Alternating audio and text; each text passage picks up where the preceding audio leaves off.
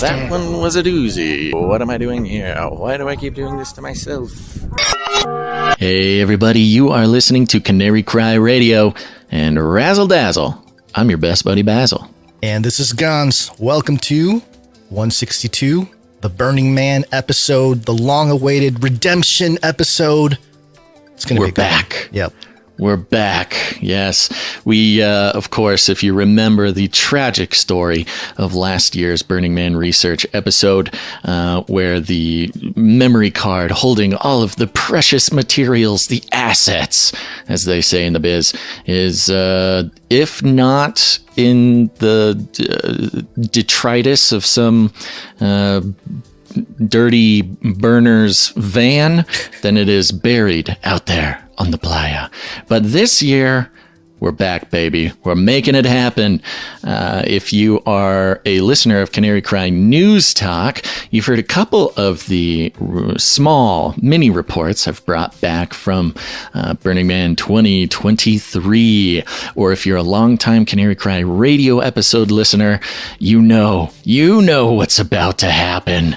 And we're excited to get back to producing some, I think, pretty high quality, high production value pieces. It's a little different than usual, Gons. We've been in the live space for so long. It's kind of nice to get back into the laboratory. Yeah, it's pretty time consuming, but it's the longevity. It's the lasting effect of evergreen content. But I have to say, before we go into anything, to all the people who have maybe said some not so nice things about Christians being at Burning Man,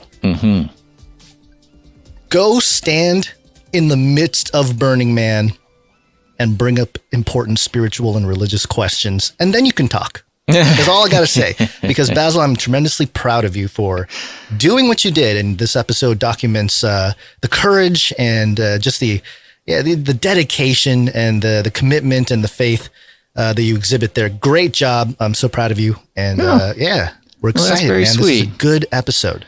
Thank you very much. Yes, you will hear. So as we've been doing these Burning Man research episodes for many years now, we want to try to make sure to bring back new and engaging and important data and material and assets. And this year was a little bit different. Of course, Burning Man as a whole was a little bit different this year, as we've seen in the headlines. But I did get in there, got down and dirty, started having conversations, spiritual, religious conversations with people who either they were standing in line for the porta potties or waiting to get their noses waxed, or you'll hear about it all. But it was much more of a sort of guerrilla warfare experience. But I think it's coming together quite nicely. I'm very proud of it, and so thank you for saying that here publicly, so everybody can know that I am trying my hardest not to drag you down, Gons.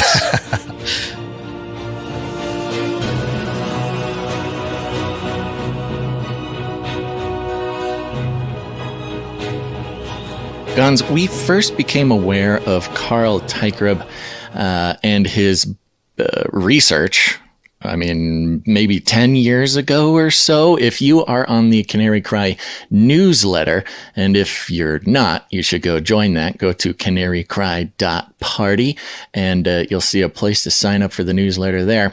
But I recently sent out a list of all of our other Burning Man research-related episodes, going all the way back to November 1st, 2014, Canary Cry Radio episode 78, Transformative Events with Carl Teichgreb. And that's when we first learned that Burning Man, counter to literally everything you hear from every other person on the internet, is not just sort of a bunch of hippies out in the desert debaucherying.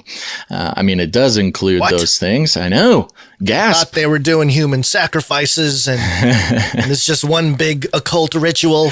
You know, if you were a sort of casual observer, or maybe even more than a casual observer, if you consider yourself hooked in with the sort of Christian truther community or ecosystem online, undoubtedly have you heard, unfortunately, the most uninformed takes on Burning Man that could possibly exist. I'm not going to name names, but you know who you are. Because there's a temptation. There's a temptation for Christians to approach a lot of things like this with a certain level of uninformedness, because, of course, as a Christian, you would never go near such a thing. But also, unfortunately, a level of ignorance as well. The idea that you would have, a sort of informed experience as to what Burning Man is sort of a repulsive thing to a lot of Christians. And I'm not saying I'm surprised about it, but I think it is unfortunate.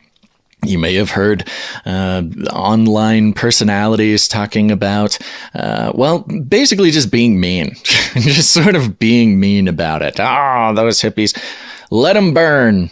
I can summarize it in some real basic clips here. We all know the guy who started Burning Man. He's a Satanist. Of course. Yes. We know that. Everybody, it's because of the problem of sin. Sinful generation! That we even have something like Burning Man. And, you know what they do there. They sacrifice babies and melt those babies into candles. Oh, yeah, I heard that episode. Well, in 2014, we learned from Carl Teichrob that there's something more to it. It is what he calls a transformative event. And in this postmodern, post-Christian, secular world of ours, there is a yearning in the human spirit to replace all of the sorts of rites of passage, the holy days, the rituals, the ceremony of religious life. And that's kind of what Burning Man has become for a lot of people. You'll hear a lot more about it during the episode. But I want to encourage everybody to approach this topic with an open mind. By no means are we trying to invite anybody to go to Burning Man if that's not what they want to do. But it is important to understand exactly what is happening, because what happens at Burning Man is more than what happens at Burning Man. What happens at Burning Man doesn't stay at Burning Man.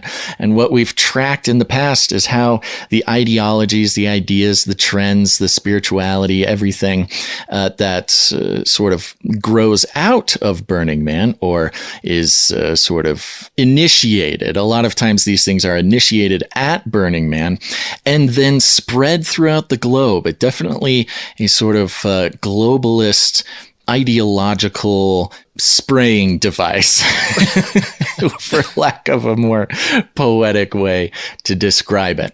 But in 2014, that's when Carl Teichrob changed our minds about it. And it has been such an essential tool in our line of work, Gons, to be able to see things coming before they happen. And Burning Man has been almost like a whiteboard upon which global, ideological, revolutionary, progressive plans are made and experimented on, and then they make their way around the globe, even up into elite circles such as Davos, as those might remember from some of our previous follow-ups about Burning Man. But go get on our newsletter. You can check out Canary Cry Radio episode 144, 137, 134, 132, and 78, as well as a couple other supplementary things on the RSS feed and Patreon there.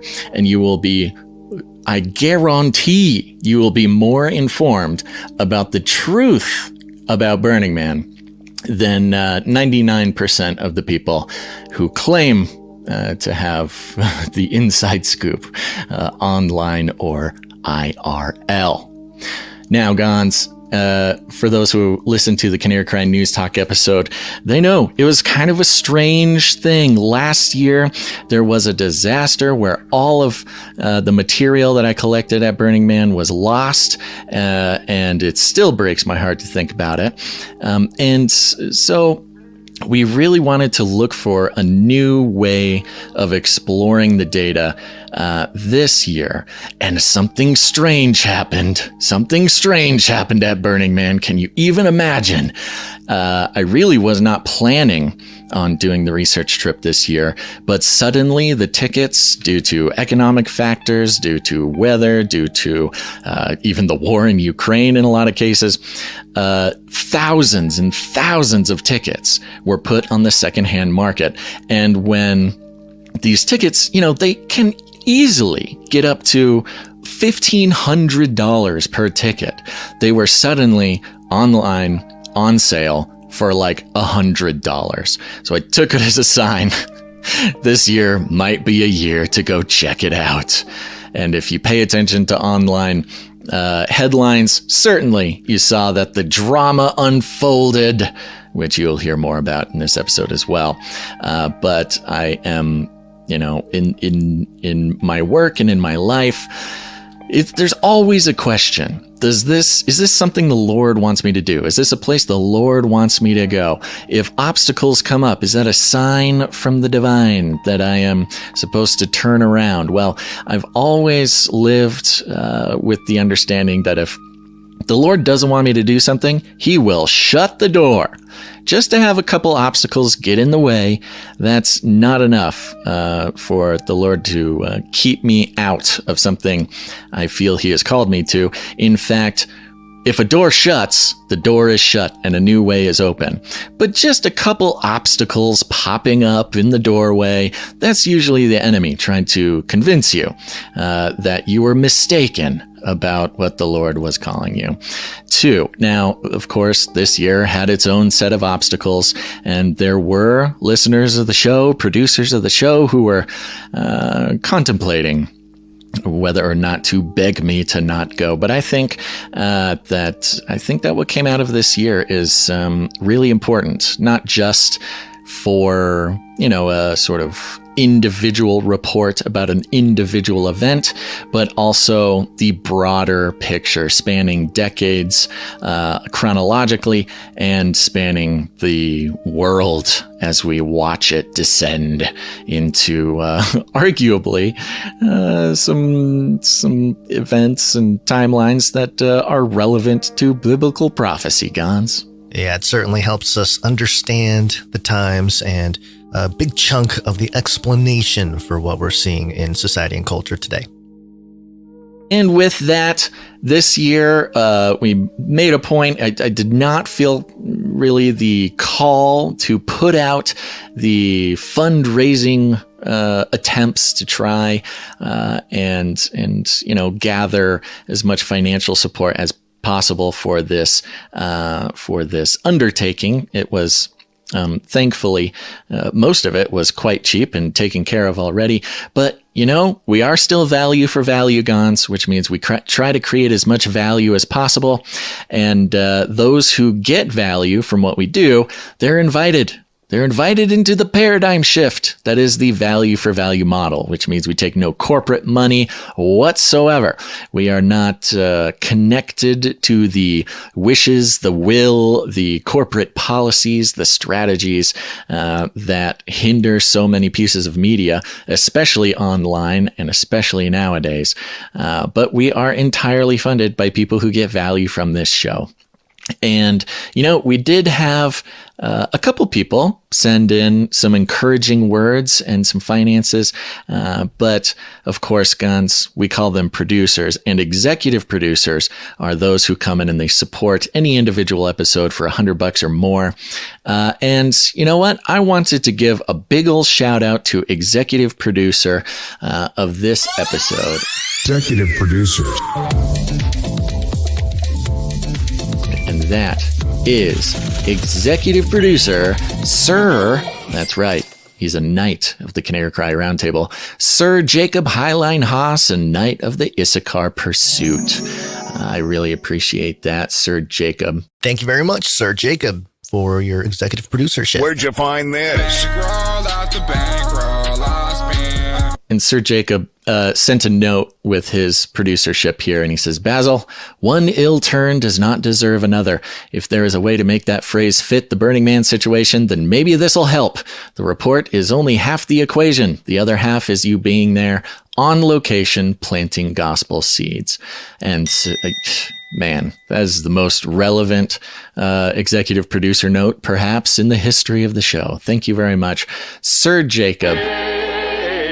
Highline Haas and Knight of the Issachar Pursuit. And if you, dear listener, want to participate in the Value for Value model, become one of the team around here, produce the show with your time, your talent, or your treasure, you can learn more about that by going to canarycry.support. Canarycry.support. Value for value. We take no money from corporations, commies, or cartels. Well, Gons, do you have anything else to say before we get into the episode here? I think the people want to get right into it. Jump in. Jump in. It's time to go. Time to get dusty. Time to get rained on. Time to get stuck in the mud, folks. But more than everything, it's time to get informed about Burning Man 2023. Let's go. Chapter 1. Basil searching for Carl and the camp of the unknown god.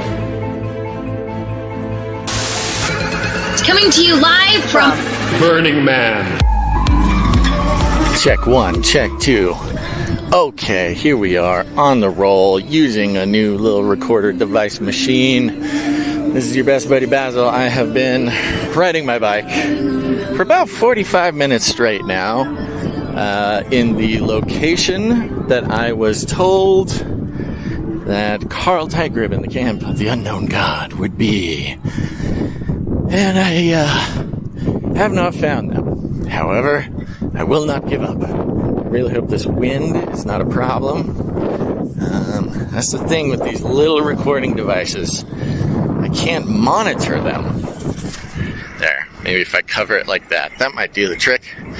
Okay, here I am. There's about a, 4-block radius that they said that they would be located. By they, I mean Bob and Carl and Audrey and the whole team. And problem is, 4 blocks in Burning Man terms, that's, I don't know, maybe a total of a mile? Maybe a mile. Maybe a little over a mile. I remember last time they had a sign, and their sign said, Camp of the Unknown God. So I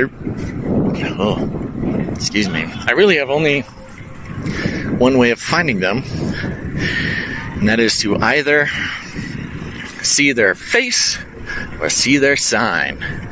I have yet to say either. So here I am, I'm riding my bike. It currently is Thursday. I arrived basically on Wednesday. Had to set up camp, get acquainted with the situation on Wednesday. Had a couple of issues, but it wasn't too bad. Sort of the normal amount of issues. Excuse me if I run out of breath, because I'm riding a bicycle against the wind. I've gone ahead and started asking the neighbors around here if they have met Carl or heard of the Camp of the Unknown God. So far, no takers. This is becoming a much more difficult task than I was expecting it to be. But I will say this, the theme for this year's Burning Man, Anamalia, which rung so many bells when we first hit it, especially when you see the sort of branding material put together by the Burning Man organization. Very, not just like, we love animals, we love deer and lions.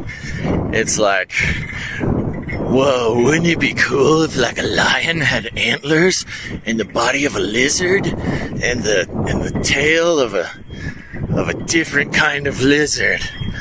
They're like, yeah, man, that's trippy. Let's go with that. That's cool. Burning Man. And so it's not even that there is like a celebration of the natural animal kingdom. It's more like, again, what's the word? It's like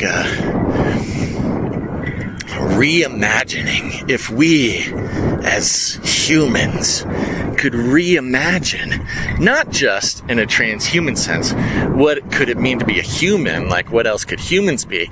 But it's almost this new thing where it's like, we know what regular animals are, but what is trans animal? What could we imagine that would improve upon the natural world? But it's sort of draped in this veneer of like love of nature, love of whatever, natural world. You get it.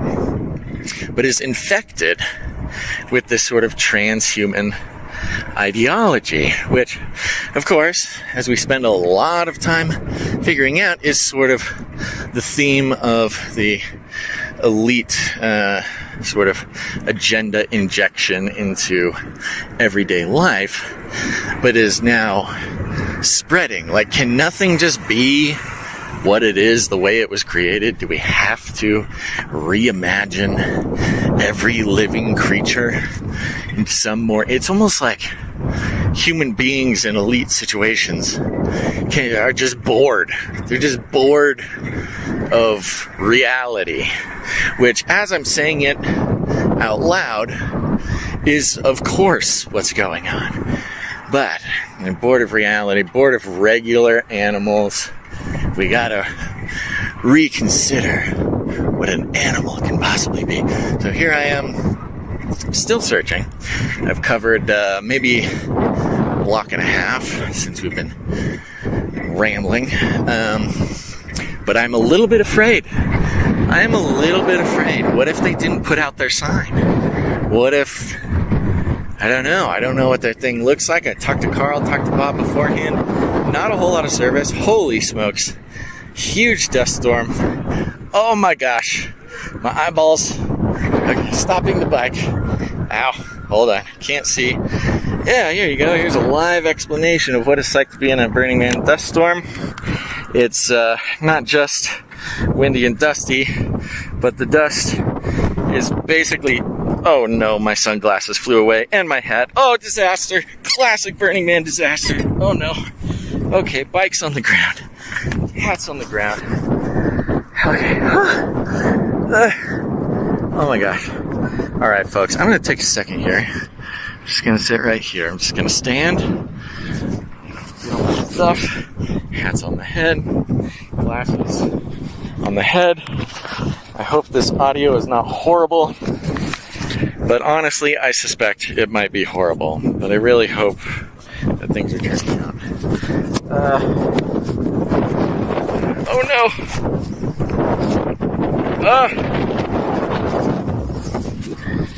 no! Okay. This is getting bad. Visibility. What time is this? About 5 o'clock in the evening, afternoon.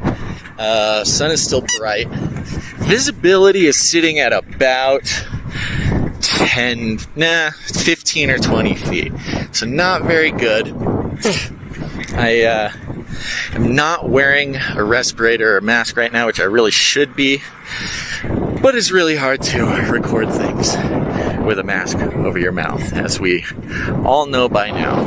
Alright, I've now made it to the end of this block, 530 and J. This will be my second time going around. I'm heading towards the outside of Burning Man in order to... Oh, that's strong wind. And I can see absolutely nothing. Okay. I'm heading towards the outside of Burning Man. I am now on the very outskirts of Black Rock City. The very farthest one could possibly go. Thank you, Carl and team, for choosing this location for the Camp of the Unknown God. However, it's not a popular spot. there's a fence, a flag fence, kind of like you see in Tibetan prayer flag type of situation. However, it's more of like a circus flag. They're triangular. And the dust, really, all I can possibly do is follow this flag fence. I cannot see anything. All right. I'm looking, though. So, can't be the unknown God. They got some cool stuff going on this year. They will actually be doing some very solid work collecting some hard data. They are taking surveys of, I believe they're shooting for 500 people to fill out these worldview surveys. Oh, here's a giant bus. Oh, good. Oh, good, yes. As if it wasn't dusty enough before. There is a point where I might just start screaming Carl's name in hopes that he hears me and comes running out to the street in this dust blizzard to meet his best buddy, Basil. Now, I am happy. I did get a chance to leave a recorder out for Bob, who is another team member.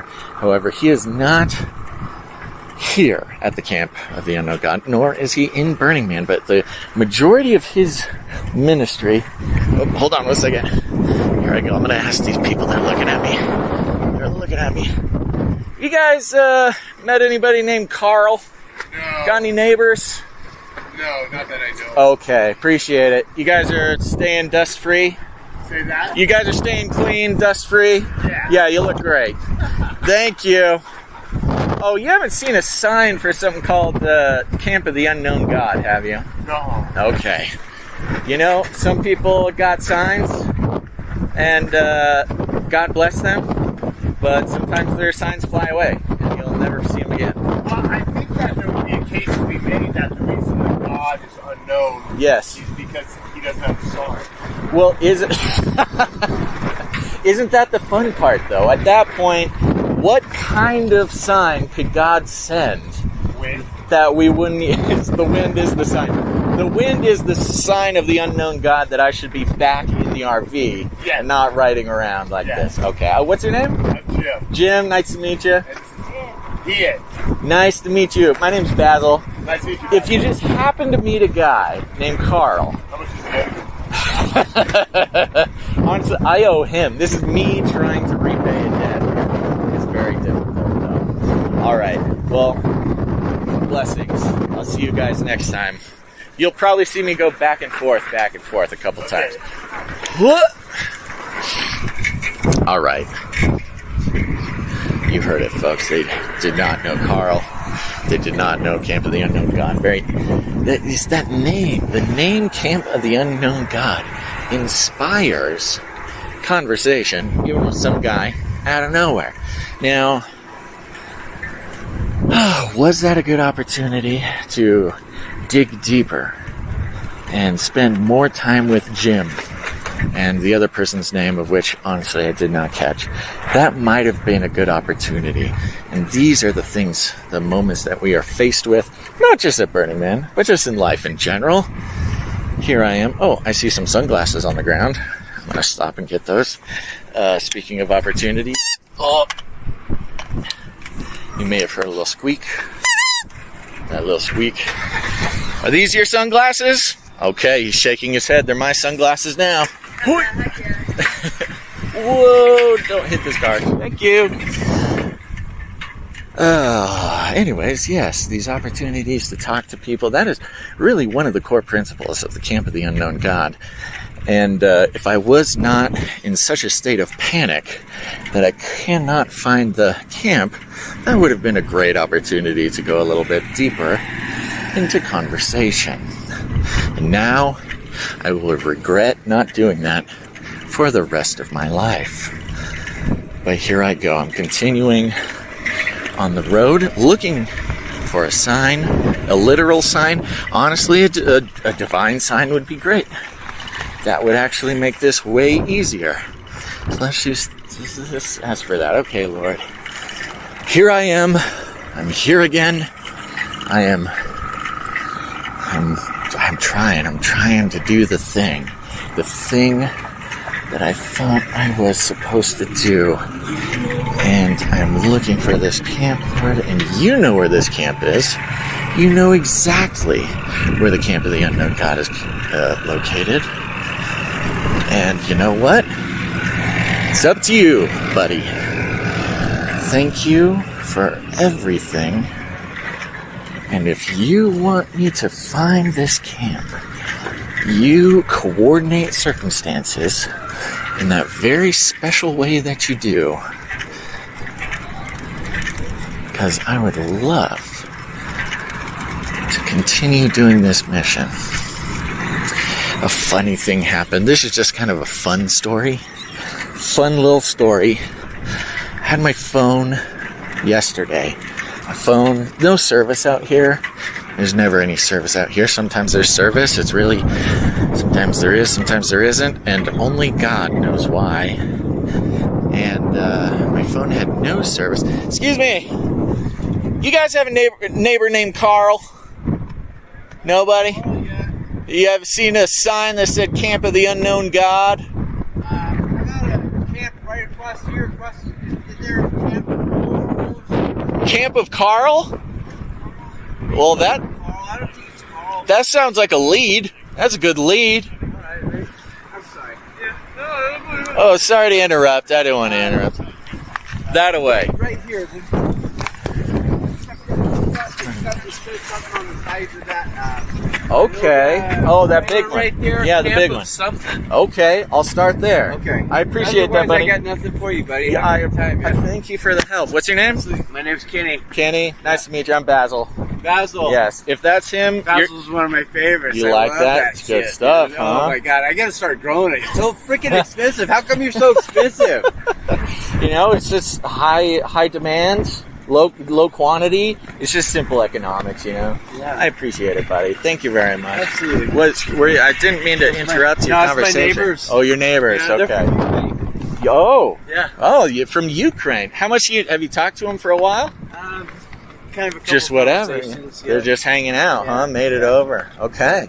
Well, good for them. That's yeah, exciting. they're awesome. They're super sweet. Yeah. If you want to just go talk to them, I made the mistake of kind of talking about what's going on over there. That's what I was wondering. Oh my god, I'm just trying to take it to other places. And Right.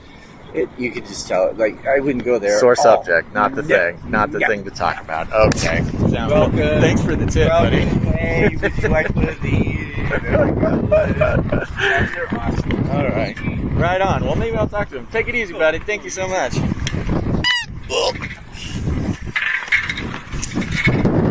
Okay. No luck. No luck there. So I was talking about, okay, my phone. My phone, totally fine, no service. But I looked down at my phone, completely black screen, tried to turn it on, no screen, not working, nothing. Dead phone, not battery, just charged it, everything's fine. Just some sort of demon crawled in there and destroyed my phone, and I started panicking. And the panic partially stemmed from, not just not having a phone. You know, there's a regular panic that comes with not having a phone because we've been programmed to have the spying device on our person at all times. But there's no service out here, so that's not the end of the world. But Carl's address, his address at Burning Man was in that phone, and the screen was black, and it was nothing. I spent like 30, 40 minutes trying to, hold down the buttons and click the other buttons and do a hard reset, all those things. Nothing worked. And I finally stopped, and I go, and I'm panicking because of the failure of Burning Man last year.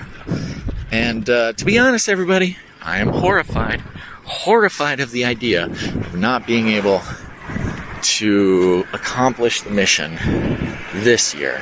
And so the phone dying, not being able to find Carl, huge bad thing.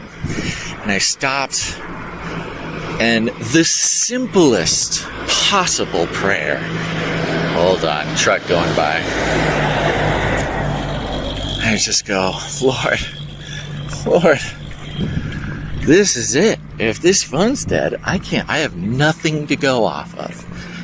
Please please, I'm here for a reason. I thought this was your reason. If that's the thing, I need this phone back. I take a second, and literally 4 seconds later, I look down, phone's on. Out of nowhere. Mysterious problem, mysterious solution. Only way to describe it is complete miracle. And if anybody tries to tell you that Jesus doesn't do cell phone miracles, they are wrong. They are absolutely wrong. So now, the Lord brought that phone back so I could get Carl's address, and we're gonna need another miracle.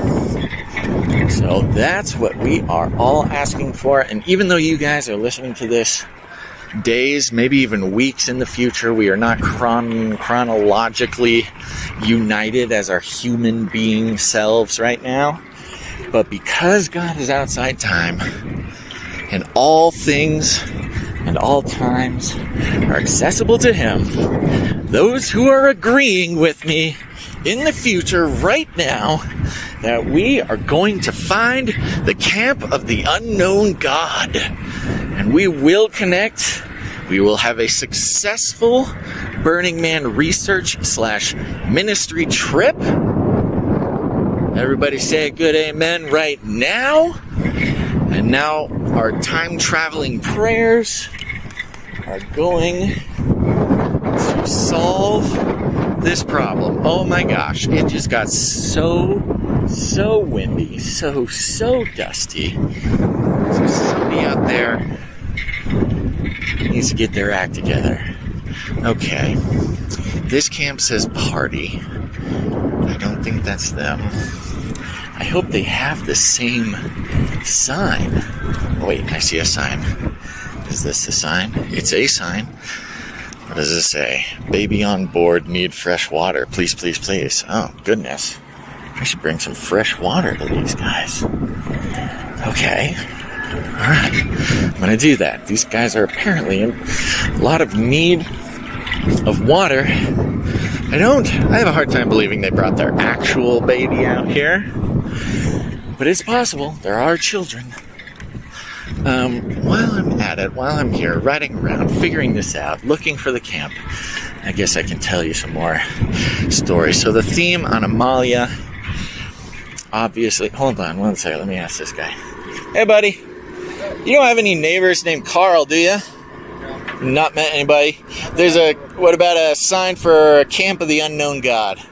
Heard of that? Man, bad addresses, dude. This is not good. Sorry. Alright, I appreciate that. If you see anybody, if you just happen to see anybody in some miraculous event named Carl or the Camp of the Unknown God, just say, someone was looking for you. Camp of the Unknown God. Yeah. The dudes with the... That car? Maybe. That might be them. I'll head that way. Yeah. Appreciate it. What's your name? Savon? Yeah. I'm Basil. Nice to meet you, buddy. Basil. See you later. Good luck, buddy. Thank you. Everybody's very nice around here. Very nice. Okay, I'm driving past the same. Guys, I'm getting worried, man. I don't even know. Carl gave me his address 2 days before it started. And here's the thing. You can have a plan to camp in a spot, but before you actually get there, there's no possible way to guarantee, oh, these guys have Starlink. I'm going to remember that. Kind of a little bitter about the Starlink thing, but I'll figure it out. Alright, everybody, I've been rambling for quite some time. Can't remember what I was talking about before I talked to that person. I'm going to have to either widen my search or start screaming Carl's name. Another Starlink. Taunting me. Well, now I know. Now I know who to ask. Wait a second. I might just ask these people.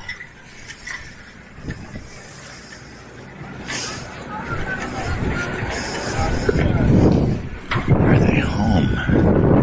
Looking at the Starlink might be worth pulling out my phone. Perhaps they don't even have is possible. That is very possible. Here I go. I'll pull out my phone.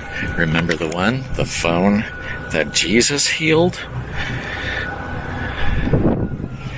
Let's see, I got 3G service. Let's go Wi-Fi. Nope, locked. Just out of sheer desperation, I'm going to call Bob. Nope, it's not even giving me an opportunity to do that. Impossible. Nuts! Alright, well, I'm going to finish this lap. I will start recording again if something interesting happens. Pray for me, those in the future, so we can have some time-traveling miracles here. Should I just start screaming Carl? I don't know. Alright, I'll start recording if something exciting happens.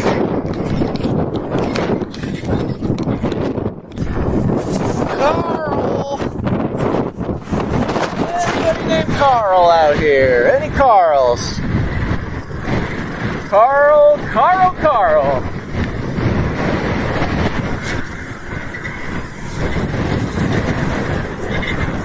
Alright, what I might have to do is find a camp with free Wi-Fi and head that way.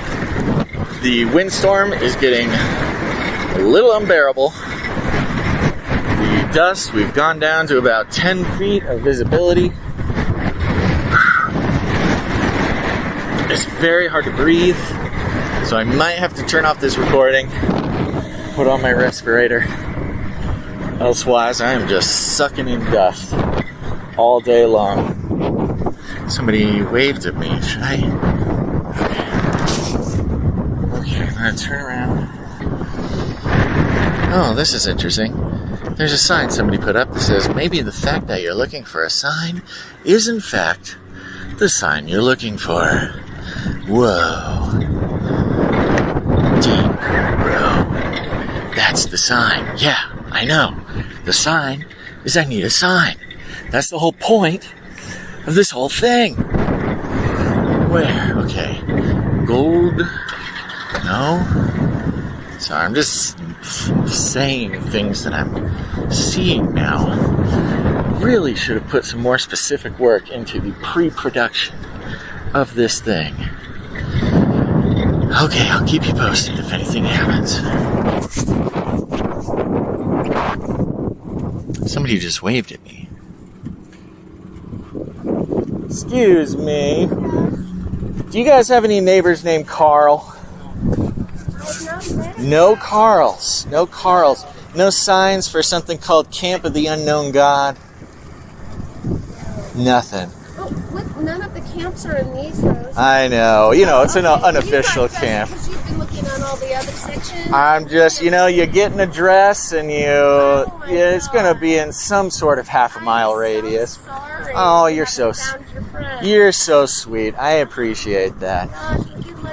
If you don't mind, can I just cut right down through here? Thank you. You're very sweet. See you. Okay, cutting through. In between the zones. This is nice. You start getting in people's sort of situation. Oh, don't run over their stuff. Alright, here I go. Oh, what are you? I don't think that's them.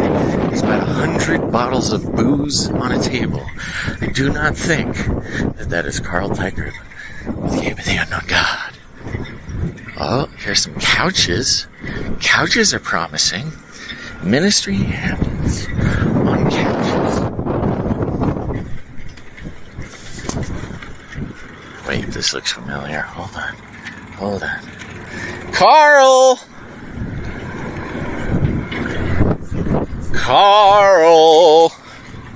No Carls. Nobody's responding.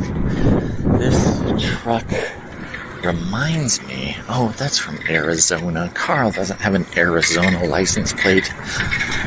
Oh, Lord. Help me.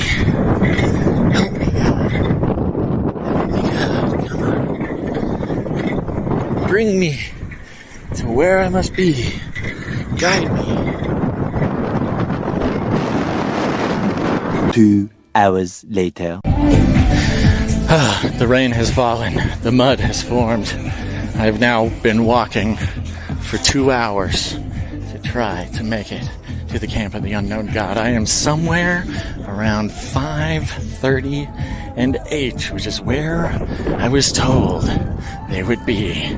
But it's always a mystery for going to be able to find them. I'm coming up. I don't know what I will do if I cannot find them. I'm looking back and forth. Let's see here. No, that's not them. Just looking back and forth. The music is still blaring. You can see I'm now being followed by an art car. It is a gigantic silver something or other. Basil survives the giant silver thingy. Chapter 2, Convo with Carl and Bob. Welcome to the camp of the unknown God. Hey, your best buddy Basil. And if you hear any weariness or dreariness, it's because we are just a couple days after Burning Man has ended and we escaped the swamp that was Flooding Man, Mudding Man, I don't know. There are so many different names given to this year, which we will get into. We've had about a day to rest, and now I am in Cedarville. Oh yeah, do you mind if I say we're in Cedarville? Yeah, okay. We are in Cedarville, California, just a mere 3 or 4 hours away from the Black Rock Desert. And I'm sitting here with Carl Tykrib. You know him well if you've been listening to us for any amount of time, and Bob Worley.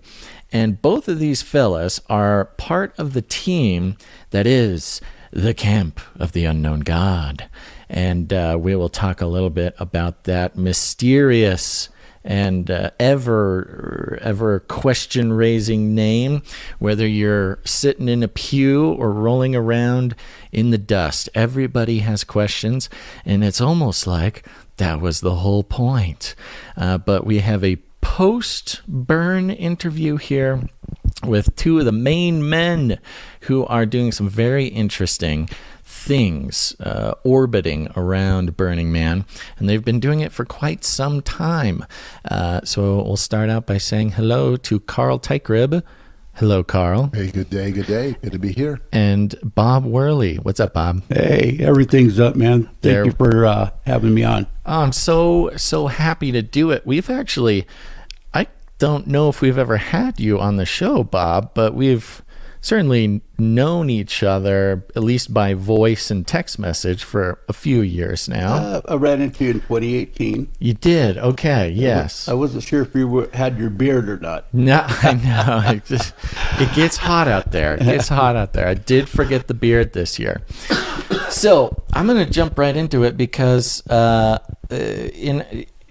in my work, the weird niche genre of Christianity and authoritarian skepticism and secular side-eyeing of what's going on in the world. When we say that we're going to Burning Man, or even if we just are talking about Burning Man, we have such an endless array of criticisms, mostly from Christians.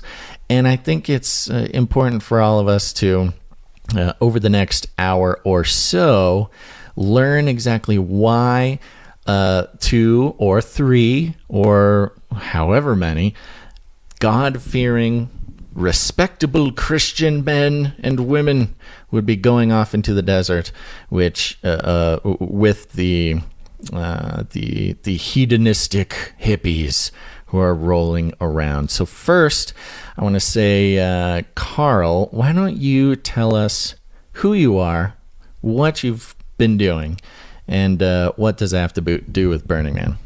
Well, first of all, there are no hippies at Burning Man. The first secret of Burning Man is there are no hippies at Burning Man. That's right. I've never run into one yet.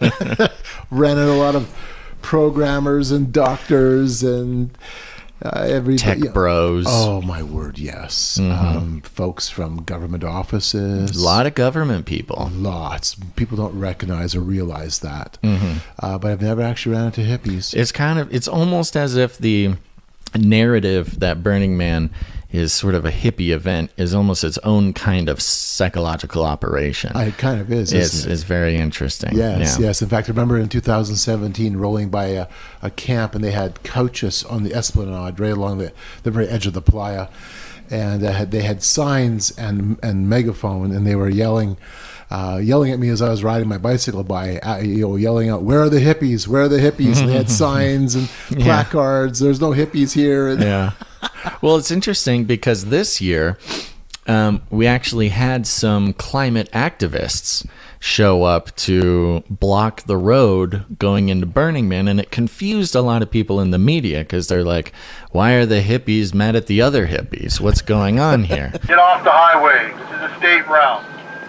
Everybody will be arrested if not. 30 seconds. Send your leader to my vehicle. Let's talk. Get off the road.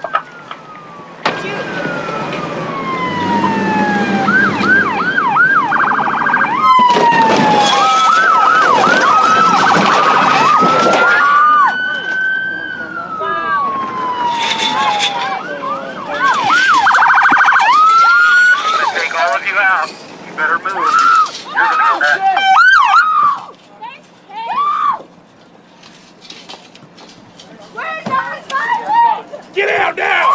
Get out! On the ground! All of you on the ground now! I just wanted to quickly interject and mention that there is a flag that these protesters are waving as part of their protest, and it is actually the flag of the planet Earth that was proposed back in 2015. I remember reporting about this because there was a lot of media attention at the time.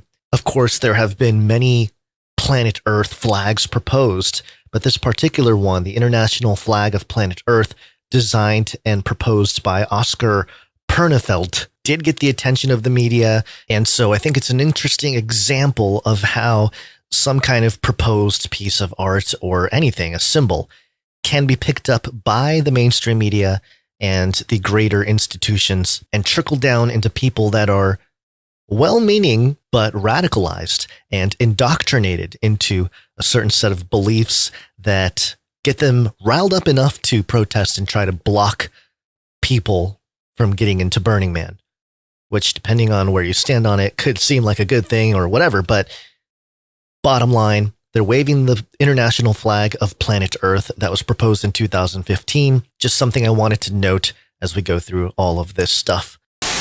Get on the ground! We're not violent! Get on the ground! Oh, we're not violent! Please! Molly, give me your last name and date of birth. So who's threatening to get the gun? No one has a gun. No one has a gun. We have no weapons at all. Officer, will you tell me where you We're environmental protesters. I was so happy about that blockade. Yeah. Okay. Tell me everything you think from about. a totally different perspective.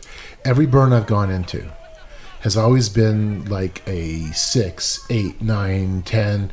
I can't remember, Bob. What was our 2018 wait in line? 11 hours? Yeah, it was 9 to 11 hours. Yeah, and I'm used to that. These long, crazy lines waiting to get in.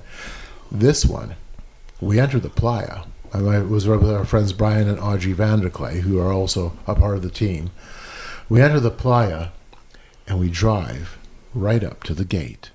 We didn't stop once. And I get there, and I am confused. I mean, I'm bewildered. Yeah, and for those who don't know, first of all, the playa is the desert. It's the dry lake bed. You go from asphalt onto the lake bed, and you're officially on the playa.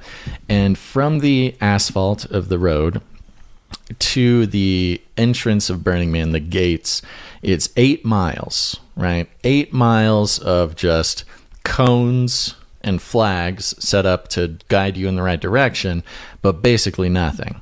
Right, and usually it's wall-to-wall vehicles. Yeah, it's an 8-mile traffic jam, and it's at least 4 to 6 lanes that they will have open. Right. 4 to 6 lanes, 8-mile Southern California, LA style traffic jam, but instead of like Teslas and Audis, it's 20-year-old RVs and all that kind of stuff. Art vehicles, name it, it's all there. You see it all. But so I get to the desert and it blows me away, as I said, because I had no weight. I get up to the gate and I was like, dude, what's going on? Like, where is everybody? Is the event canceled? Like, I'm waiting for my 9-hour wait time, So he said, yeah, some accident or something. They didn't know. And here it turned out it was the climate activists, the anti-capitalist climate activists, blockading the southern route to Burning Man, which of course brings in all the folks from Reno, San Francisco, LA, Phoenix, Las Vegas, and just kept the northern route open, which is the direction we're coming from Cedarville, California. And so it was like, we caught a huge break, which was really cool. Where were the activists? I don't know. Somewhere in your neck of the woods. Yeah, somewhere so it must have been somewhere in the Pyramid Lakes area. Okay. Yeah. Oh, interesting. Where the activists were? Yeah, is that where they were, Bob? The activists were going northbound on the 447 past the Nixon Reservation. Right. And they kept it on tribal land, thinking that they could avoid some law enforcement. Right. But turns out that tribal rangers are just as eager for action than the feds around Black Lives Matter. BLM, the Bureau of Land Management. Yeah, because I guess the story is that a tribal ranger rammed into their blockade. They had put a trailer or something in the way and actually pulled his weapon on one of them. And it's like this whole thing, which is really interesting considering, they're climate activists. And you'd think the tribal ranger would be some sort of, comrade, caricature of native, I don't know, spiritual climate thing. Yeah. Crazy. Not so much luck there, climate activists. But back to your original question. You asked who I am, what I do. Yeah, forgot. Sorry. No, that's okay. It's all cool. I sidetracked with the whole hippie thing. I'm an author. I'm a researcher, and I've been doing this full-time since 1997, dealing at kind of researching at the crossroads of culture, politics, global governance specifically, religion, interfaithism, and to some extent technology. I was one of the early Christian researchers on transhumanism. So I've been diving into the realm of United Nations and global agendas, global patterns for a long time. And then, golly, I think it was like 2007 or 2008, I was like, Carl, there has to be a cultural expression of this sense of globalization. Because I've been to the United Nations, I've been to global governance events, I've been to world government meetings, I've been to all kinds of crazy stuff, witchcraft events, all kinds of nutty things. And I'm like, what would that be? And I had known about Burning Man for a long time. And it didn't take long, and in digging into it a bit, doing some homework, I realized, okay, this is too important, and I have overlooked this far too long. And somehow, Bob, I can't remember how you and I hooked up together. You might remember. Oh, yeah, we were on a Facebook page of Jackie Alnor. I'll mention her name. Right. Because she was crucial in us meeting. And I had answered a question about witnessing to these people, because they were getting cosmic doom by some of the people posting. And you contacted me and said, wow, you go to Burning Man. And then we both ended up going in 2017 and met for the first time at Burning Man. So, Bob, you're kind of responsible for getting Carl to go to Burning Man, which probably means you're responsible for me going to Burning Man, too. Well, I don't know about responsibility on that. Carl I don't want to take responsibility. I would say that Carl and I are like in that Star Trek movie. We go where no other Christians have gone before. Yeah, right. And I've been going since 1996, and I have went back and forth over Burning Man, and I found no gospel being preached at all. I never found that. And so with Carl, we met, boom, took off. You know, it's really weird because I grew up in the church, been surrounded, done all evangelism opportunities that have ever been handed to me, been in places where I wasn't there to evangelize and was happy to see that somebody else was there doing it, you know, in my stead. And everywhere you go, you know, you see evangelists doing their thing. Sometimes they're doing it well, sometimes they're not. Sometimes you're proud to have them there, sometimes it's kind of embarrassing. But now, having been to Burning Man 4 times now, I am astounded that I have never once run into an evangelist at Burning Man, with you guys being the exception. And it's so interesting because I went around a bit this Burning Man and had my recorder with me, had your guys' survey questions with me. Cool. And I thought, I'm going to get some audio of people answering these questions. It's going to be very interesting. And these questions are, you know, religious questions, more or less. And there was one person who, the second I asked about anything religious, ran up, wasn't even in the group at the time, was standing away, ran up and said, "He's gonna preach to you, watch out, he's gonna preach." And I'm like, oh my goodness. Have you ever seen somebody, like, I have never seen somebody, evangelize, or I've never, you know, been approached. I've never seen it. I'm not going to say it's never happened there, but it's not very common. And certainly never seen anybody preaching at Burning Man. And I could see how a Christian who would already feel unwelcome in this place, if there's an ounce of fear or an ounce of doubt or something that is not 100% abandonment to the courage of Christ, this is not a place for you to be. Like, they are ready to pounce at any moment. And I think is an interesting situation to set up for what both of you are doing here, both accomplishing sort of different goals, doing things, maybe the same goal in different ways. You know, it just, that doesn't matter. You get it. But one of those things being that you really are, your focus, Bob, is the evangelism side of it. And I want to get really deep into that in a second, because we got to finish hearing who the heck Carl is, for those who have missed. I want to know who I've been hanging out with. I'm kind of curious myself. This is an NPR. It takes us a while to answer questions here. Back to who you are, Carl. Yeah, for sure. You met Bob. Bob helped facilitate your first. And you know, our first burn was 2017, and I was writing my book, Game of Gods, at that point in time. The subtitle for my book, and it was already a working subtitle, and it became the sticking subtitle, is The Temple of Man in the Age of Reenchantment, which is a subtitle I pulled from attending Burning Man, or being ready to attend Burning Man that year. Because Burning Man in 2017, the theme was radical ritual, and the man, for the first time, and it was a controversy on the playa, but then it fit very well, the man was put in his own temple.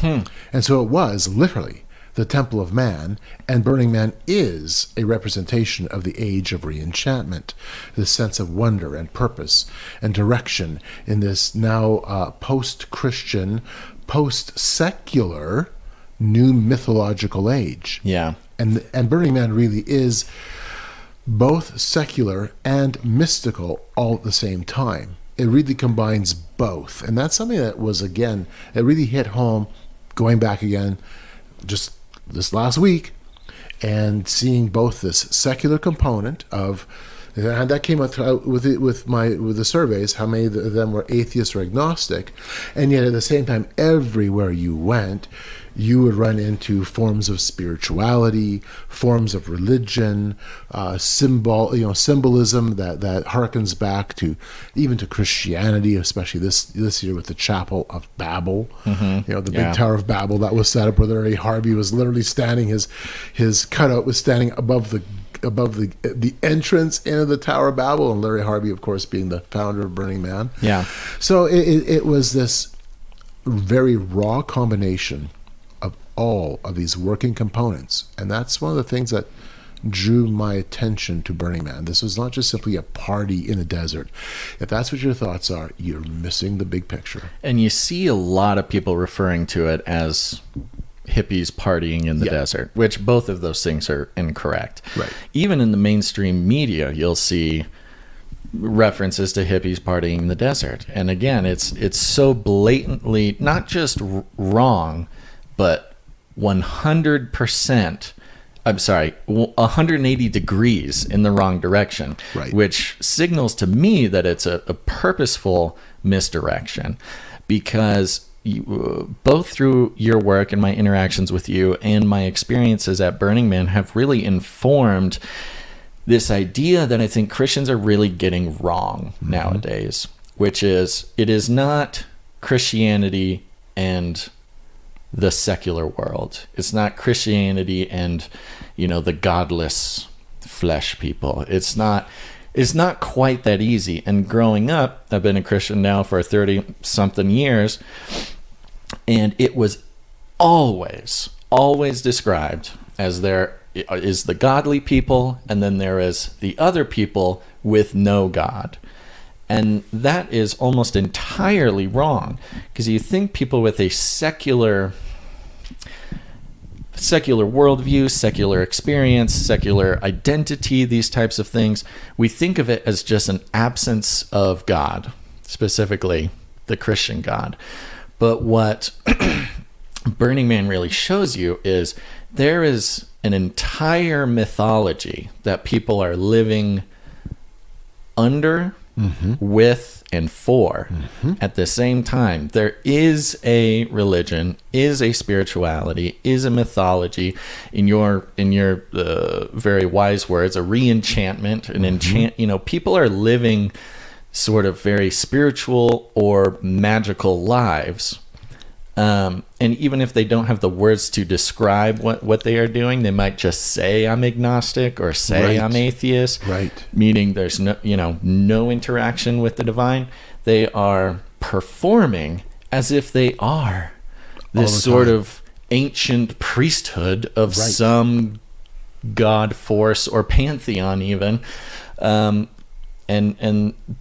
in very literal ways. Yes. They are living this sort of like ancient religious life. Right. Secularism is really nothing more, and this isn't my take. It is my take, but I didn't come up with this.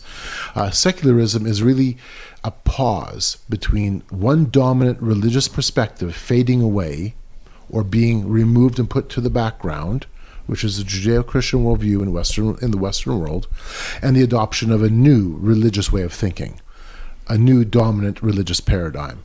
And so secularism becomes this in-between period, or this pause, where it's being wrestled through. And so Burning Man really represents this, because you see, the only thing that is mocked in terms of religion at Burning Man is Christianity. And this is something I brought up with a gentleman this last week. I was like, and he was part of the DPW, the Department of Public Works, had a long conversation, and I'm like, dude, what gives? I mean, I'm a Christian. I made it very clear where I stood. We had a good conversation, told him about my book and blah, blah, blah. And I'm like, what gives? You don't mock Buddhism here. I've never seen you not mock Ganesha or Islam or any other religion. I don't see you mocking the Baha'i. But everywhere I turn, you mock Christianity. And he was actually taken aback by that. And he was almost a little bit confused for a moment, and to the point of going, I almost now have to rethink some things, because I didn't realize that it was that in your face. And I'm like, as a Christian, it is in my face. And he's going, wow, that's something I never really noticed before. Well, of course he hadn't, because he's right in the thick of it, and he's not a Christian. It doesn't impact him. As a Christian myself, I'm going, oh yeah, they're mocking Christ all over the place, right? And openly. How can you not see this? But when it's like a virtue. Yes, it's a virtue if you are mocking Christians at Burning Man, right? Can I break in for 1 second? Yeah. Yes, I want the audience to know one thing. What Carl is saying now, it's called a discussion.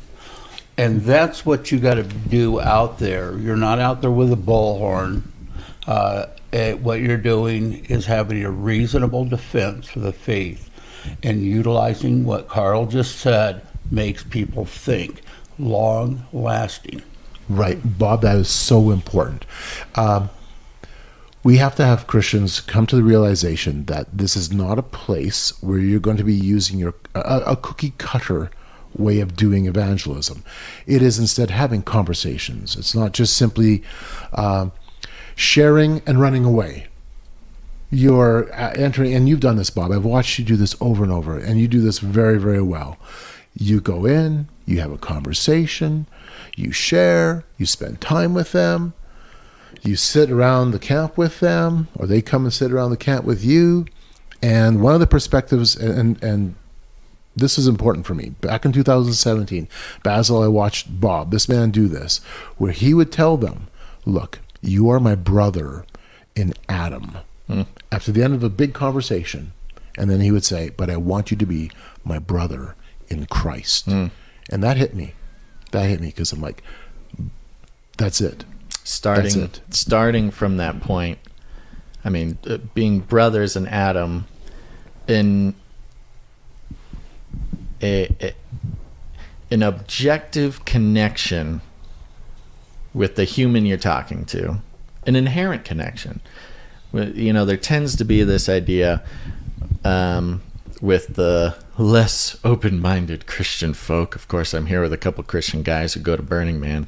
But there are Christians out there who would like to believe that they have absolutely nothing in common with someone who goes to Burning Man. And I think that is something that encourages a lot of the responses that all three of us have experienced with people who hear about the types of work that we do out there. Is oftentimes when I get the criticism about coming in contact with people out there, or the group or the event itself, what I'm hearing from those Christians is, I would like to believe that I have nothing in common, or I have no connection with the other people out there. But starting from that, we are brothers in Adam, that's something we can all agree on. And it's something that even a secular person, for lack of a better word, when they hear that, it's nice. It's a nice thing to hear, you know? I don't know what that means. I think I barely know who this Adam you're referring to is, but I think I get it. What a nice thing. And then to take it that step further as a desire of yours, instead of, you know, a risk that they're taking not accepting Christ, but like a desire that you have to be even closer with your brother. I think that's a very powerful way of doing it. Yeah. And Bob, again, Basil, I learned from Bob with this. And so I don't even know, Bob, if I told you this. 2 weeks before, I was at the Parliament of World Religions in Chicago, and you knew that. I went to something called the Cosmic Mass at the Parliament, and it was a 2.5 hour long ritual. There was communion, there was wine, there was bread. All of it was a blasphemy. All of it was a mockery. And I'm just standing off to the side. I'm not participating. I'm watching all this. I'm taking pictures. I'm documenting it. And they had different little exercises people had to do. And that included walking up to each other and then bowing, namaste, the God in me recognizes the God in you, and declaring to each other, I see you as divine. And I'm just standing off in the background. I'm not going to participate. Well, I had 3 ladies come to me, each one of them coming to me and saying, bowing and saying, "You are divine." And I took a cue from your use of that idea of, "You are my brother in Adam." And I told each of those ladies, and it shook them. I watched it shake them, like physically shake them, not in a bad way, but you could tell it hit them at their core. I would, in one case, I put my hand on one of the ladies' shoulder, and I said, you looked them in the eye, and I said to them, "I'm going to tell you something different. I see your humanity, and you are a daughter of Eve." And there was a pause, and they just shook. Yeah. Because for the first time, maybe, they just had a piece of truth pierce into them. They're not divine. I'm not divine. Don't put that burden on me. So it was awesome. Are you aware of the term LARP?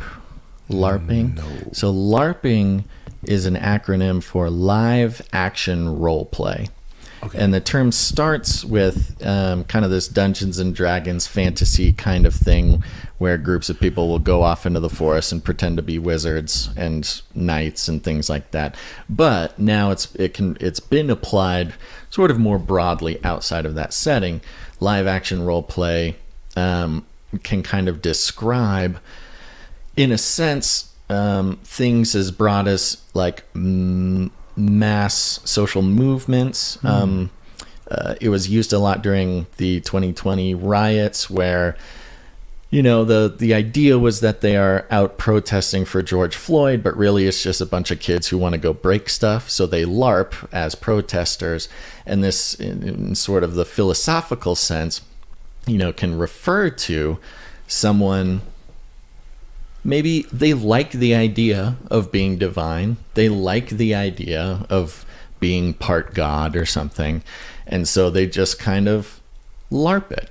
You know, they live as if it is true. They tell people it's true. It's just sort of, it's kind of this postmodernism type of way of going through life. And, you know, there are people, you know, if somebody has like devoted their life to Buddhism and is wearing the saffron robes and something, I wouldn't call that a LARP. They're very much doing that. But, you know, the teacher from Des Moines who goes to Burning Man and then, you know, drinks with their buddies on the weekend, it's a little bit more of a LARP, you know. I kind of I'm going to play this role of that I am divine and you're divine and namaste, homie. But there's this thing that, like, when you not call out, but when you refer to the fact that somebody is LARPing, or you say something that is counter to the role they're trying to play, it kind of has this glitching effect, because suddenly they're confronted with a reality that isn't the one that they've been LARPing. And so far, everybody in their life has been playing along with them. You know, you put yourself in a position, you have the friends, you tell your family, whatever, that you're playing this role, and everybody says, okay, sure, we will treat you that way, or whatever. But then when confronted with somebody who, you know, not even in a mean way or not in a malicious way or whatever, just says, I'm not playing this game that you're playing, you know, busting them out of this LARP, it kind of glitches where they suddenly have an encounter with reality that, kind of like you said, the response that these ladies was having, they're like, they don't know necessarily what to do or what to say. Right. They don't even necessarily fight about it because, you know, if you told me I'm not Gandalf, I wouldn't necessarily get mad about it, but I'd be like, what's going on? We all agreed that I'm Gandalf. Treat me like I'm Gandalf. So anyways, it's a very long explanation to give, which I think is kind of a mechanism that a lot of people are living their entire lives LARPing. Right. And to a degree, there's some of that in Burning Man. But the idea that everybody goes to Burning Man and it's not permanent makes the whole thing a little less LARPy. But, you know, there's a mechanism that is so prevalent right now that people can LARP whatever they want, and everybody around them has to agree with it. And it's so consistent that they almost never come into contact with the real world anymore. You know, you saw some of this during COVID and stuff, but that's another podcast episode. Anyways, very interesting. There's me rambling for a while. No, that's fine. But Yeah. I mean, it fit. And that was a takeaway that I took from Bob, using that perspective to remind them that there is a common humanity. And I think it's really important that we remind our fellow Christians, because as you were just alluding to, and I mean, Bob's experienced this, you've experienced it, I've experienced it on social media with people right face to face, upset that we're going to Burning Man, upset that we could even consider walking in, in amongst that crowd. And it sometimes is quite shocking, some of the accusations or some of the pushback.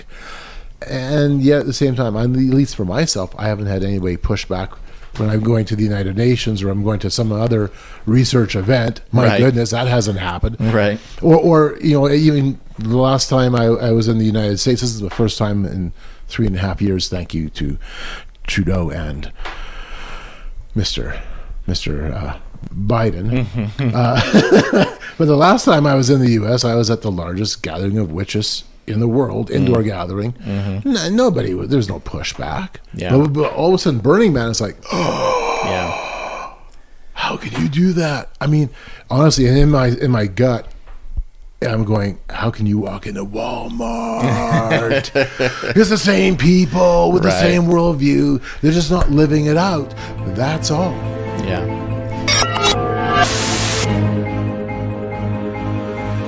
Chapter 3, The Research.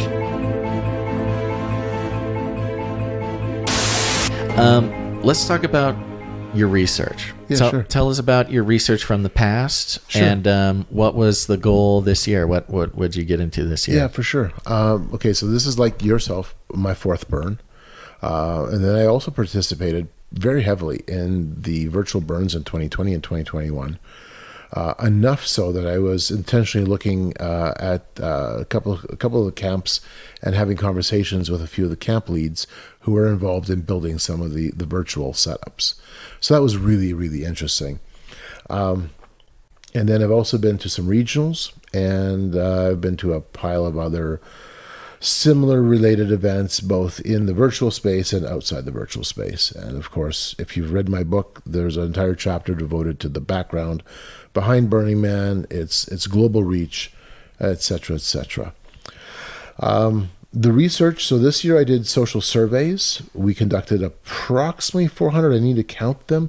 I think it's over 400 surveys. I was hoping to hit 5, but hey, 400 is not too bad for one guy and 2 assistants, that's for sure. Yeah, it was very good. Yeah, and for the most part, the surveys were very well received. I did surveys at the Man. Audrey and I did that together. Very well done at the Man. People wanted to do it for the most part. I did surveys at the airport. We did surveys, Brian did them, and I did them at separate times at Center Camp. People were far less receptive at Center Camp.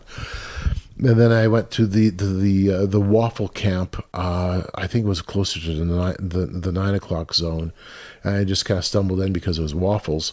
And of course, you could have stopped for waffles. And I had a big feed of waffles. And then I ended up talking to the camp lead because they had so many people coming in, like piles of people from all over. It was, again, a really good communal setting to do surveys. I didn't want to just run off to district and do surveys, because then I'd just have, a certain demographic, or at other camps that have catered to certain functions, because I wanted it to be more communal. I wanted to try to have a better representation. So it ended up the waffle camp was perfect. What was kind of weird was when I was asking the lead if I could do the surveys in his camp, the girl across from him, across the table, eating a waffle, was like, she says, "Are you Carl?" Oh, really? I said, "Yeah." I did your survey yesterday. One of your friends was doing the survey and was telling me all about your book and on and on. And she's telling the lead, even before he gives me permission, she's like, you got to have this guy do your surveys here. And you need to pay attention to this and on and on. And he's like, yeah, dude, you can do all the surveys you want. Just don't bother the cooks making the waffles. So I think I got 60 surveys done in an hour and a half or 2 hours at the waffle camp. Wow, that is great. It was fantastic. That's so fun. You know, I mean, that was an interesting part. So, I had a hard time connecting with you guys. Right. Once again, we've just we'll do better coordination next time. Which I think Gerlach can come in together. Which I think we said last time, but that's right. Yeah, we'll do it again. But my goodness, I was doing some audio versions of your survey. I'd walk up to people and just to get some flavor, and everybody was incredibly enthusiastic. Loved answering these questions, loved talking, loved getting into it. And I mentioned like Camp of the Unknown God, taking some tracking some religious and spiritual trends of Burning Man, this kind of thing, stuff like that. And they were just so excited. Again, you could see that sort of civic responsibility. They want to participate. They want to participate. Right. People want to tell you what they're thinking. Right. Yeah. They're probably there more than ever, but I mean, and especially when it was about this material, religious and spiritual material. Yeah. And I designed the surveys in such a way that didn't give away a certain perspective. I don't want that. I actually want raw data. Yeah. I'm doing research. Basil. I'm so sorry. Gons, strike that out. You're the man with the editor. Yes. I'm so sorry, Basil. I've done that to you before, too. And I've done it probably the Gons with your name. Oh, my goodness. Anyways. But that's what real research is. Yeah. This is not just reading something off the internet. That's information. This is taking the time to find something deeper behind the information. Right. To dig into what they're actually thinking. And so it was good. I mean, in terms of percentages, of course, I need a much higher percentage for me to really feel good about the survey. But even 400 plus isn't too bad. Yeah. Earlier this summer, I did surveys at a regional burn and surveyed 10% of 1,000 attendee regional. And I did find regionals to be more, even more enthusiastic and more friendly towards the surveys. I had a number of people turn me down, though I had by far more people than not who were super excited doing it, and even expressed afterwards how this made them think. Yeah, which was really cool. But there was one group, worse than sparkle ponies, one group who I wanted to chastise, and I wanted to walk to the Rangers headquarters and chew them out, because I approach Rangers a number of times when they're off duty, when they're on duty, and then when they're even in the process of changing, and when I know they're not doing anything. Right. Like I'm cognitive, I'm watching them. Every single Ranger turned me down, whether on duty or off duty. Whether they were, now I never approached them when they're ever busy. Right. Always did it when they were sitting down, taking a bit of a break, doing whatever. I'm sorry. There was no immediacy, no participation. Right. The 10 principles, dudes, you all got Fs. Interesting. Yeah. I mean, I thought to myself, I would have more problems with the sparkle ponies. And some of the sparkle ponies just turned their nose up and kept walking. Right. But I also had them stopping as well. It was the Rangers who I found out are the real sparkle ponies. You gotta define sparkle ponies. I've been holding myself back from jumping in and defining. All right, Basil, go for it. Oh, you tell us. No. Okay. So sparkle pony is a name. I think it's contested whether it's derogatory or not. It can go both ways. Yeah, it's kind of the name for someone who shows up to Burning Man with their outfits and that's basically it. Yes. They're not. And usually they're hot females. They're usually hot females. It's kind of the influencer types. Yep. Somebody is listening here. You see the pictures of the Instagram influencer types at Burning Man. Those are the sparkle ponies. They're not necessarily holding to the 10 principles. They're not necessarily self-reliant. They don't really participate in their civic responsibility. They're kind of just there to take pictures. And they're usually staying in an RV provided to them by some rich guy. That's right. For the basically. most part. Yeah. I've run into sparkle ponies at Gerlach wanting to get in, and they'd come up to me and they'd say, "We would do anything to get into Burning Man." Yep. And I said, start witnessing to them.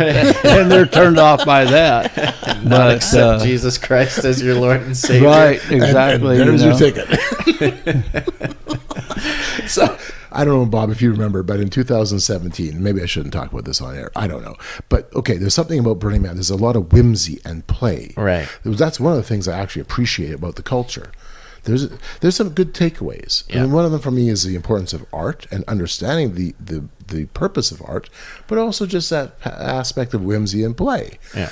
In 2017, we had a guy come up to our camp, and I still have the bling, and he gave me a sparkle, I can't even say it, a sparkle pony hunting permit. That's hilarious. That is very funny. Oh my God.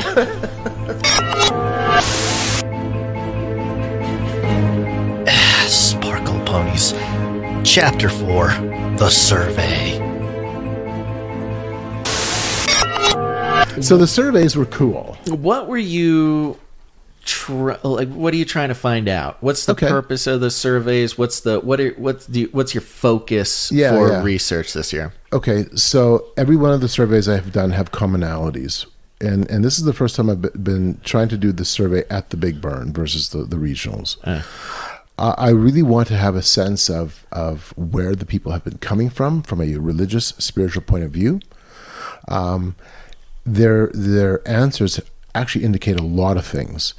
I want to understand their core worldview positions on a few topics. And then on the backside, some I'll just quickly read off a little bit off that survey. Yeah. Number one, of course, you have your basic demographics. Gender is male, female, or other. Age, all the way up to 65. You have little boxes you can check off. And by the way, this is an older crowd. Hey everybody, your buddy Basil here. I'm here.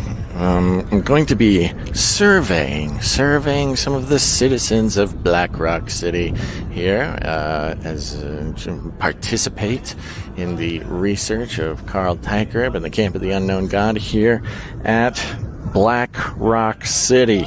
I have here the questions on the survey that will be conducted, hopefully, on about 500 people. And I figured I should probably see if I can get some answers to the survey myself. Now, where to do this? That is the question. I've gone through many iterations of how exactly I should do this recording. One of them is just random people on the street, walking to and fro. The other is go to an event or a hangout or a bar or something here at Black Rock City. Problem is, it's very loud, not very good for recording, and people are not necessarily in the state of mind to give clear answers on some of these survey questions. So I have done the impossible and found the perfect place to find survey participants, and that is at the porta potties. Yes, the porta potties, the subtle silence, the peace that comes from standing in line and to use a row of porta potties, 50 porta potties long. Now, people obviously are arriving with some sort of urgency, but when they're done and they are so relieved that they are no longer inside of the porta potties, perhaps that will be the time to ask them to participate in the survey. We will see. This is going to be a very interesting experience. I'll set the scene. It is currently 11:30 in the evening, 11:30 on Sunday night. There's an air of disappointment in the air because neither the man nor the temple have been burned due to the rain apocalypse paired with a mud apocalypse. That's right, it's a double pandemic of unfortunate situations. I'm gonna go over. I'm currently sloshing through a couple inches of mud. Extraordinarily uncomfortable walking conditions. I do have my boot has rubbed a hole straight through my foot. I am limping like some sort of injured animal. And hopefully this will inspire enough pity for people to stop and talk to me. So, here we go. How to spot the willing participants is the question. Let me see here. It is pretty much pitch black. Everybody around me is wearing their lights, colored lights, dancing in front of the porta potties. We've got Christmas lights, we've got LED lights, we've got headlamps, we've got everybody with a singular purpose, and that is to use the porta potties. Let's see how this goes. Excuse me, guys. Do you got a second? Yes. Just 1 second. My name's Basil. One. That's no. Hey, I didn't know we had a Basil. counter. Well, you asked. You specifically said one. I appreciate the you sort of actually straightforward. So I'm here with a research team actually, and I'm just doing some quick surveys, and I got a couple questions for everybody. First of all, how many burns have you been to? Like, is this your first time? Are you veterans? 11. That's a high number. Okay, here's a question. How many burns have you been to? Is this anybody's first time? 2 first-timers. Three first-timers. Your first time. I wouldn't have guessed. Okay, 10. We got a 10 years here. 4 here. Very good. 1, another. Okay, first timer. Here we go. How many burns have you been to? 9. 9. Okay, so kind of know what you're doing. Some days. Some days, yeah. I mean, you've got this staff that has lights on it, and This is Bob. Bob. He's got his goggles on. Oh, he is a skull. He is a He is a skull. So this is your husband. I don't want to assume. Yes. Pretty much. Okay, Yeah. Bob looking good. So you can answer for Bob if you want to.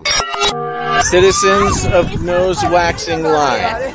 My name is Basil. I am here with a team of researchers. We come every year. We track the spiritual and religious trends of the Burning Man community. May I ask you some questions? Would you like to talk with me? An official Burning Man. No, I'm not official Burning Man anything, but I'm here to ask questions. Okay. So, first of all, how many Burning Men have you been to? Newcomers? Virgins? First timers? I've been to 11. 11. Second. Okay, 11 is a number I hear so often doing this. That's crazy. Yeah, I guess it magic makes number. sense. Hello. Hello. Yeah. Everybody thinks this is all 18-year-old kids. No. 18-year-old kids can't afford this. Right. Yeah. You know, that's the Say bottom line. Probably, what do you think? 40 plus on average? I think 30? the medium is 36. 36? Okay. Yeah.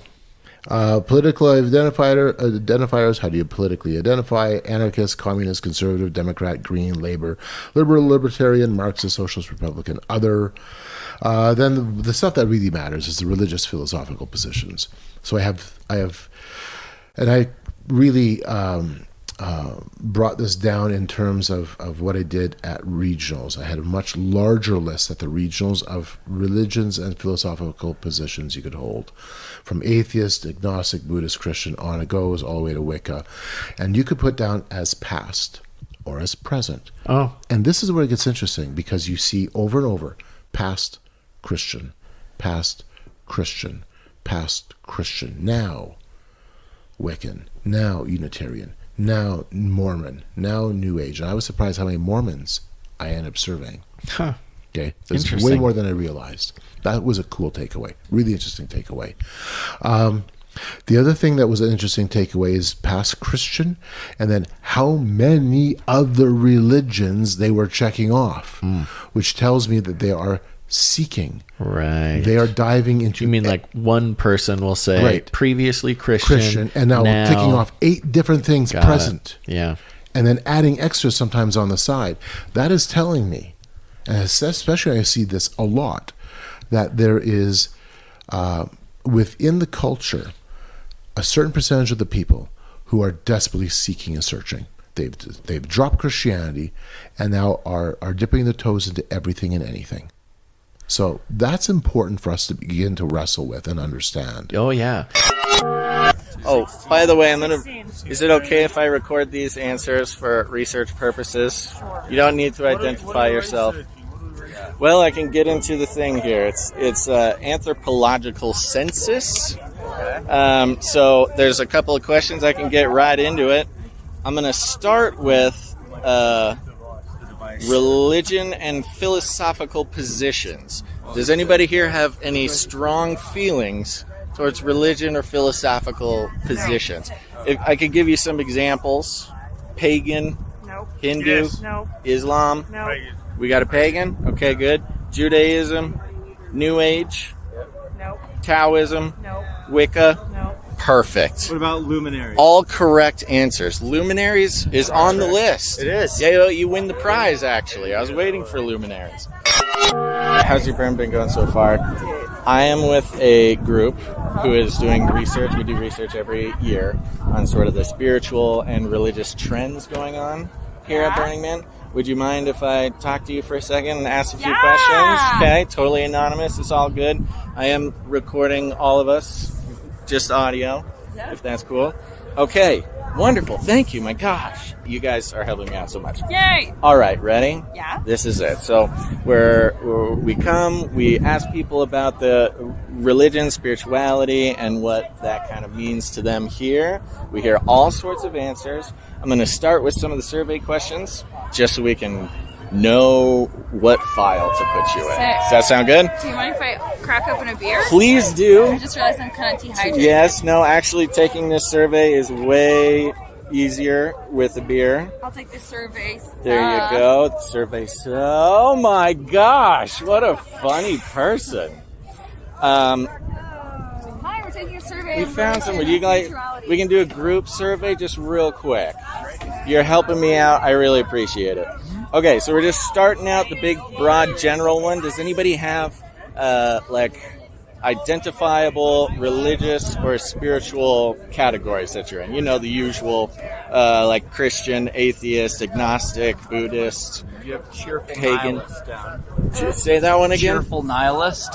That's on the list. Yes, that's a good one. Okay, you're going in the cheerful nihilist category. Anybody else? Kind of like a pantheon kind of a vibe here. Okay. Yeah. Pantheon, like an ancient pantheon or like a pagan Exclusive pantheon? Greek gods. No, more Oh. like a pagan. Like I believe in the universe and all the gods that have been before. Yeah, Kind of a thing. love it. Okay, Yeah. perfect. As far as spirituality or religion, is there a defined category with which you identify? The usual Christian, Islam, Judaism. We've also got Wicca, Unitarian, Transhuman, Taoism, any of those sort of identifiable things. Not religious. Okay. Spiritual. Spiritual, not religious. That's a category. We got her. What about Bob? Bob is, I think, Divine? That's definitely. what he is. He's For divine. sure. Yeah. Does anybody identify as any, spiritual category? Sorry, religious category. I do not. This can be agnostic, atheist, Christian, Jew, Hindu, all those types of Technically Jewish, but agnostic in belief. Like a secular Jew? Yeah, I guess so. If you want to put it that way, yeah. Wonderful. Yeah. Sorry, I didn't mean to. No, I don't just know if hopeful that's agnostic is the way I would put myself down, but Hopeful- raised hopeful Jewish. agnostic. Are you I love reading it. a I love it. scripture? No, I'm not. I'm taking a survey. Are you interested in taking it? About what? Well, hold on. You can listen. You'll hear all about it. Yeah. Anybody else So have... maybe you're preaching to a secret. Hindu, I guess. Hindu? Yeah. Cool. That's the first one I've heard. Love it. How about you? Hello. Also, none is I'd say- also an answer. Yeah. Maybe agnostic. Probably atheist. Pagan, agnostic. Wicca, I'd say agnostic. Okay, perfect. Atheist. Why didn't you ask the atheist? You didn't ask the atheist. Are you in? Okay, hello. Hello. Do you categorize your religious and spiritual beliefs 100% atheist. as 100% Yes. atheist? Uh-huh. How refreshing. Can you believe it? I love it. Okay, so I'm going to be coming back to you because we've got one of those weirdos on. I'm just kidding. I'm just kidding. A real quick insert here is that, I'm watching the deconstruction movement with, a lot of the youth, leaving Christianity. Yeah. And I got some thoughts on it, but it's not for here. But this type of survey probably testifies to that. And I've had a lot of people say, yeah, I was a Christian. Well, I don't know what that means because First John talks about the seed of God being in you, meaning, you're getting a new nature, right? And so I think we got a lot of, people that really have never made that true commitment. Yeah. And so I want to ask Carl a question. And Carl, I know what you could do with this survey, but when you take the survey, how can the audience, how can the people out there benefit from your survey? I think one thing it does demonstrate to the audience is that the so-called Christian community is our own mission field. Yes. Okay? I think that's a big part of it. It demonstrates that, all right, and I've seen this when I've gone to Wiccan events. So many, the majority, I would say, and I'd like to do some surveys in some of the Wiccan events I've gone to, or that I would like to go to again. So many times, they are former Baptists, Methodists, they come out of Presbyterian backgrounds, they come out of Anglican backgrounds, Lutherans, you name it. And I mean, we have the term Christian here, and some people have actually said, well, I'm a Catholic. Yeah. And I said, well, you can put that down as other. Yeah. And they'll do that. Yeah. So I'm not sure yet how to go through the data and really to begin to analyze it. I mean, I haven't even really had a chance to sit down and sort out what's happened. Yeah, you got to do some data entry. Right, because it's only been a day and a half ago since we drove out of the crazy place. Yeah. So this is all fresh. But this is telling. This is very telling that within the Christian community, we ourselves, I think, need to recognize that the mission field is right within the church. Yeah. It was interesting when I was walking around doing audio versions of your survey, I ran into, lots of people who would fit under that category. But one of the most interesting fellows I talked to was a gentleman who was on track. I mean, honestly, kind of reminded me very much of me. He was Christian his whole life. He was on track to become a pastor, was going to seminary or was going to go to seminary, and then through just life events and time, and some very specific life events that happened, found himself outside of the church on purpose. And it was very interesting to hear. I actually did quite a long interview with him. It was quite interesting to hear how, he had everything that I had. He had every opportunity that I had. I mean, I think it's a miracle, honestly, that I'm still Christian, considering my peers, considering everything. I mean, I think it's a miracle anybody my age right now, millennials specifically, are still, that there's any Christians, because apparently, not only is it not guaranteed, but it is more likely that you will go off and start checking other boxes. Absolutely. And very interesting fella, you start talking to these people, but what occurred to me is that is what makes it so difficult to evangelize in a traditional way at Burning Man, is because most of them have spent decades as devout Christians. Right. They've already had at least some Christian influence along the way at a personal level. Yeah. So some of the other boxes they could check off, and this comes around to the issue of oneism and twoism. So I my hat's off to Dr. Peter Jones, because he's the one who really developed that methodology. Oneism is the dominant worldview that says man, God, and nature are essentially the same. And that is by far the view you see at Burning Man. And then the other position is that no, it's not oneism. The biblical position is twoism, God as distinct, exalted, a unique personality outside of creation, and then all the rest. Right. So interesting, an interesting way of looking at it. And that becomes a touch point in a lot of the conversations, and it happened again this last week. I use that 1 and 2 fairly often.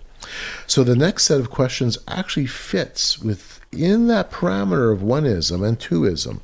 So you could either disagree, somewhat disagree, be neutral, somewhat agree, or agree on 4 main points. Religion and spirituality are the same. And I have that there more or less just to be, that's the opening. Yeah. It's the next 3 that's It was important. a great opener. You put those in set. I loved the way that you set these questions out, because especially in the vocal act of surveying somebody, like people are looking for what is the angle, what's the thing, where are you leading me with these questions, right?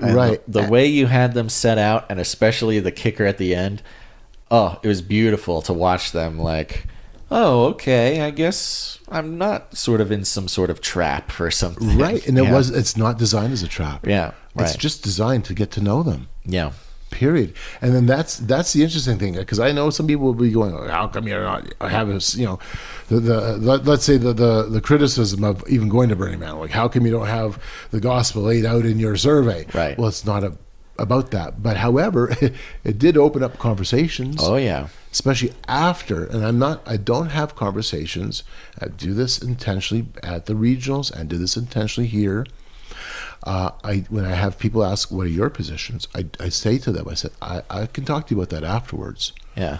But not before. Yeah. Because this if is I talk science. to you, I can't taint I can't taint this. I can't taint the data. Yeah. And I take my research seriously. Right.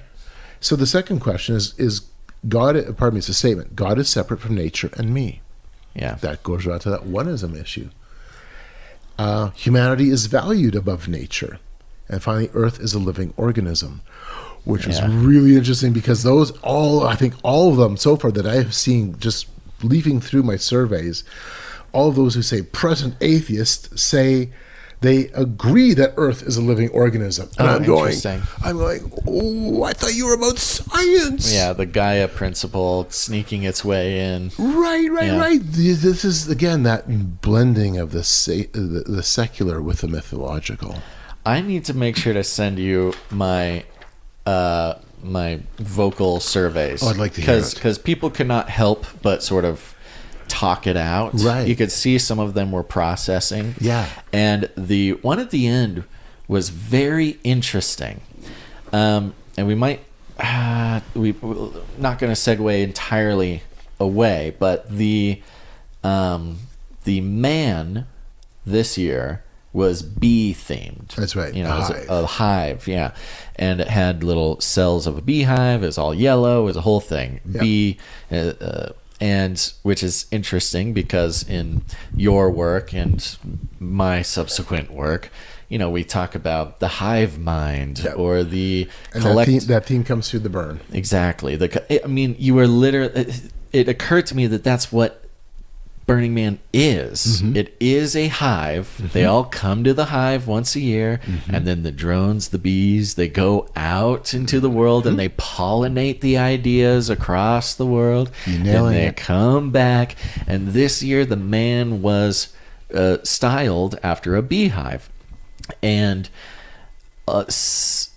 with a few of the people who I gave the survey to, they would look at that question and it would stump them for a second, because you could tell they wanted to say yes, but they didn't know why. And so they would kind of vocally work through it. Cool. And they would, many of them came to kind of the conclusion that maybe they don't think that the dirt, the rock of the earth is alive, but that the earth is operating as an organism.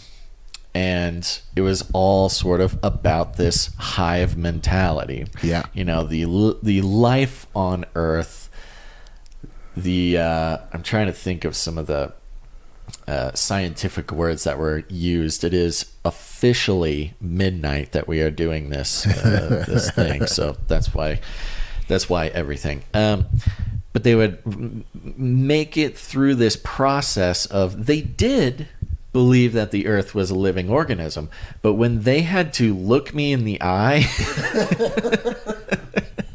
I know, and tell me face to face that they thought the earth was alive, they had to do some processing. And that is awesome. And it really, many of them got into this sort of hive principle, right? That they think the earth is a living organism, but it's because we're like a hive mind type of thing. Yes. Which was very interesting given every data point leading up to that, and including the hive man, the literal beehive that was the man. So, you know, I had a very special experience giving this survey to people's faces and having them answer. Okay, I'm going to give you some statements, and between disagree, somewhat disagree, agree, you know the thing, the 5 stars. You could just do 5 stars too. Let me know what you think about this. Religion and spirituality are the same. Disagree. Disagree. There we go. Consensus. God is separate from nature and me. False. Tough question. Right. There you go. We got a couple waiting for answers. False. Okay. Here's a good one. Humanity is valued above nature. False. That's good. Well, I think it is. Currently it is. Yeah, I don't agree with it. Yeah, right, okay, good. That's a good... I will edit the survey for next time. Okay. Earth is a living organism. Yes. There we go. Just a couple more, actually. Nope, actually, that's it. Yay. Are you doing research for something? Yes, yeah, we're doing an anthropological sort of survey type of thing. With who? Yeah, it's Camp of the Unknown God. Okay. You heard of them? They're way over there. But they come every year. They've been coming for many years and keeping sort of census data on the spiritual trends of the time at Burning Man. Cool. Religion and spirituality are the same. Disagree strongly. Disagree. Strongly. Pretty serious, pretty quick. Okay. God is separate from nature and me. Disagree. Disagree. Yes. Somewhat agree. Okay. Disagree. All right. A little somewhat unsure.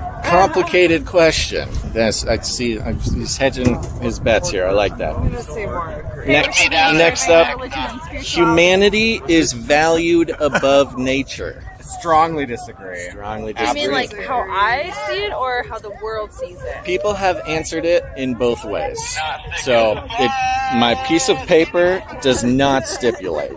We reject the premise of the question and try to submit our own format for response. Rebel. Yeah, there you go. Bureaucracy, take it down from the inside.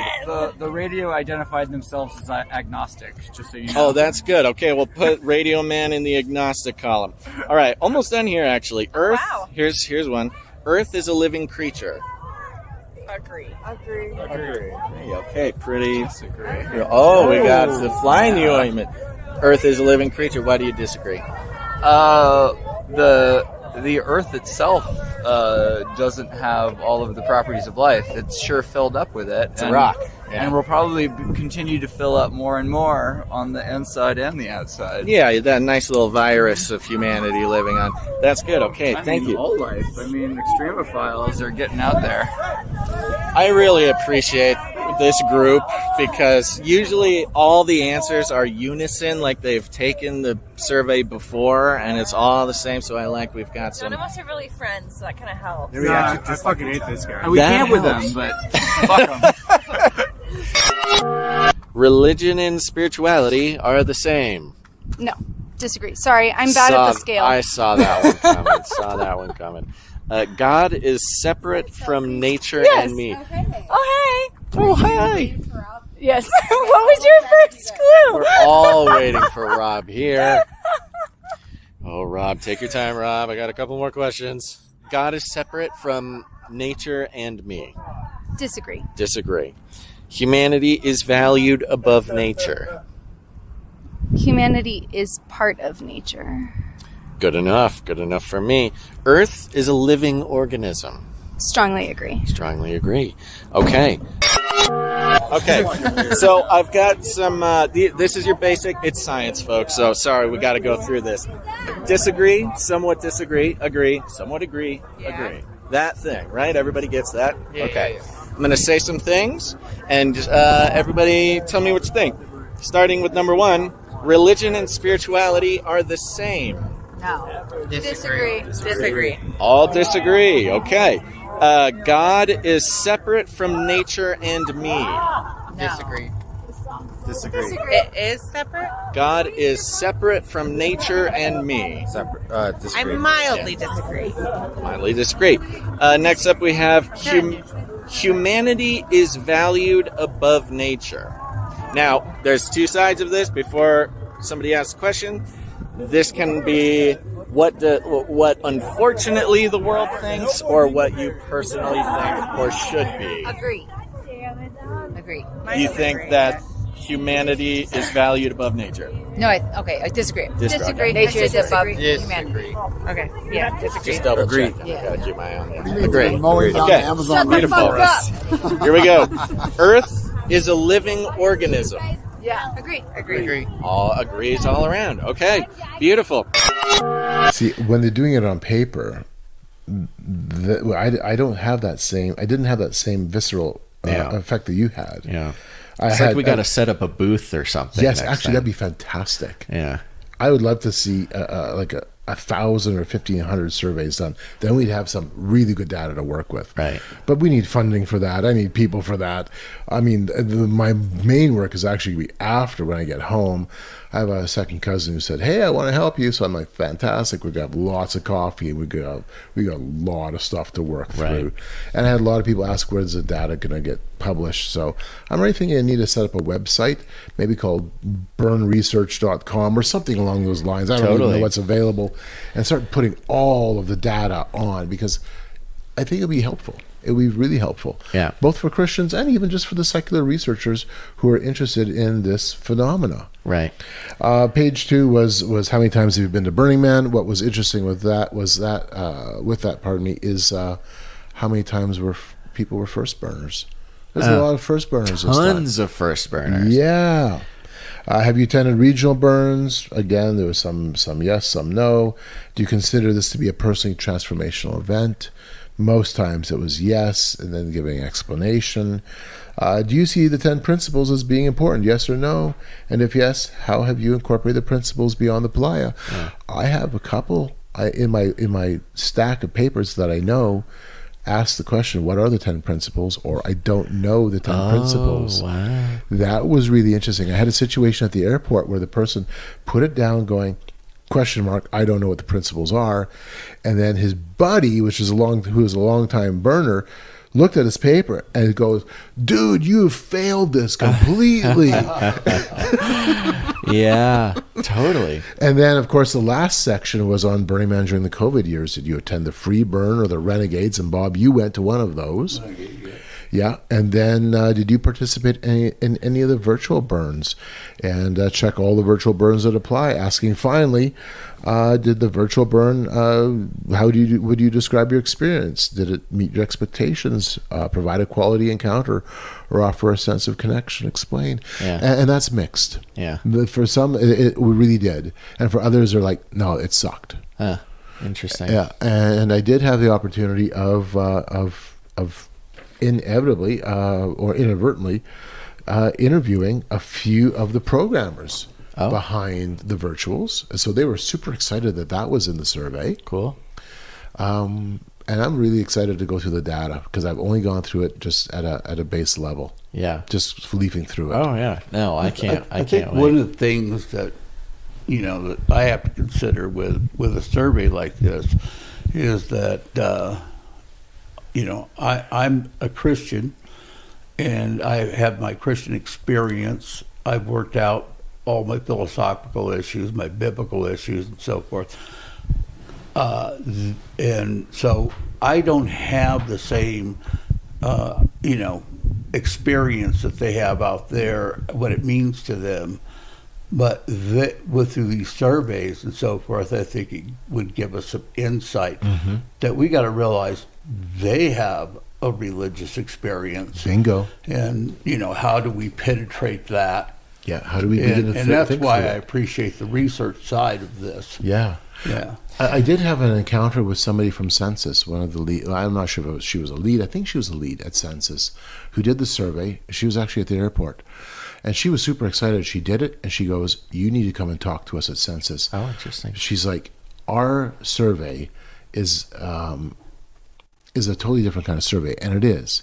And she's going, "You're old school, and you are now literally walking up to people."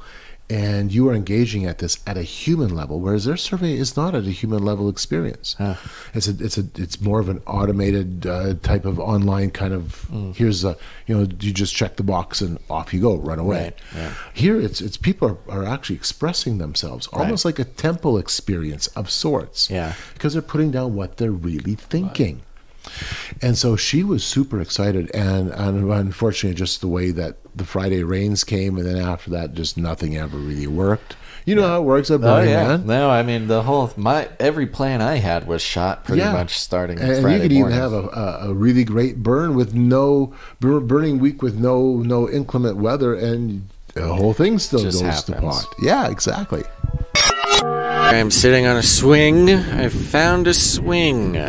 My foot has been hurting. It's been hurting more than it should hurt. It's been a pretty rough day in the mud. Been walking around talking to people at the porta potties, at the nose waxing station, and I finally found a place to sit down here in Black Rock City, where the thought on everybody's mind is, am I being detained? Chapter 5, Anamalia.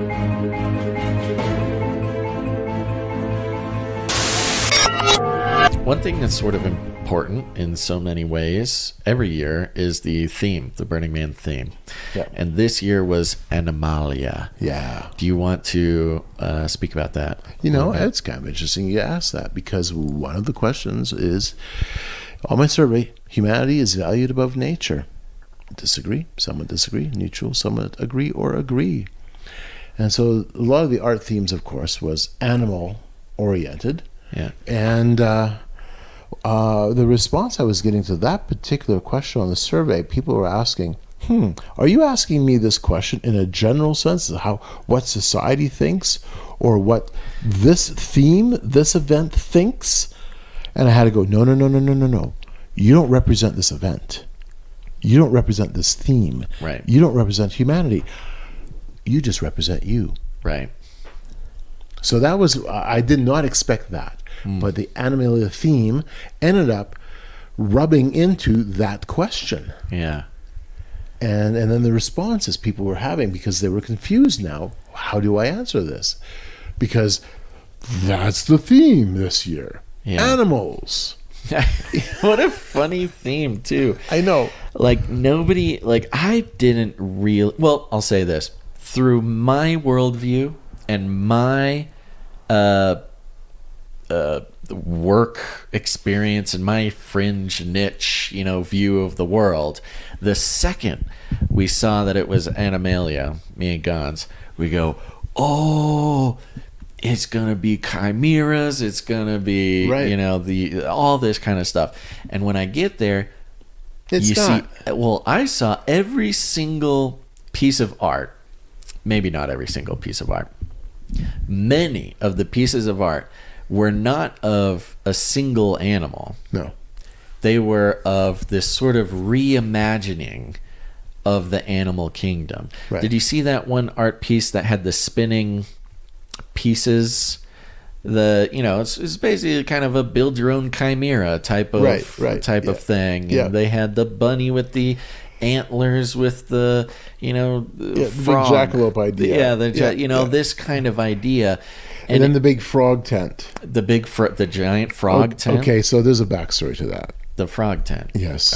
Okay. Did you go to it? I didn't go inside of it. Oh, it was really well done. Oh, okay. Super, super rich. Great. Okay, so the person who set that up is the founder of Cirque du Soleil, the famous circus. Yeah. Out of Quebec. Okay, my country. Oh, interesting.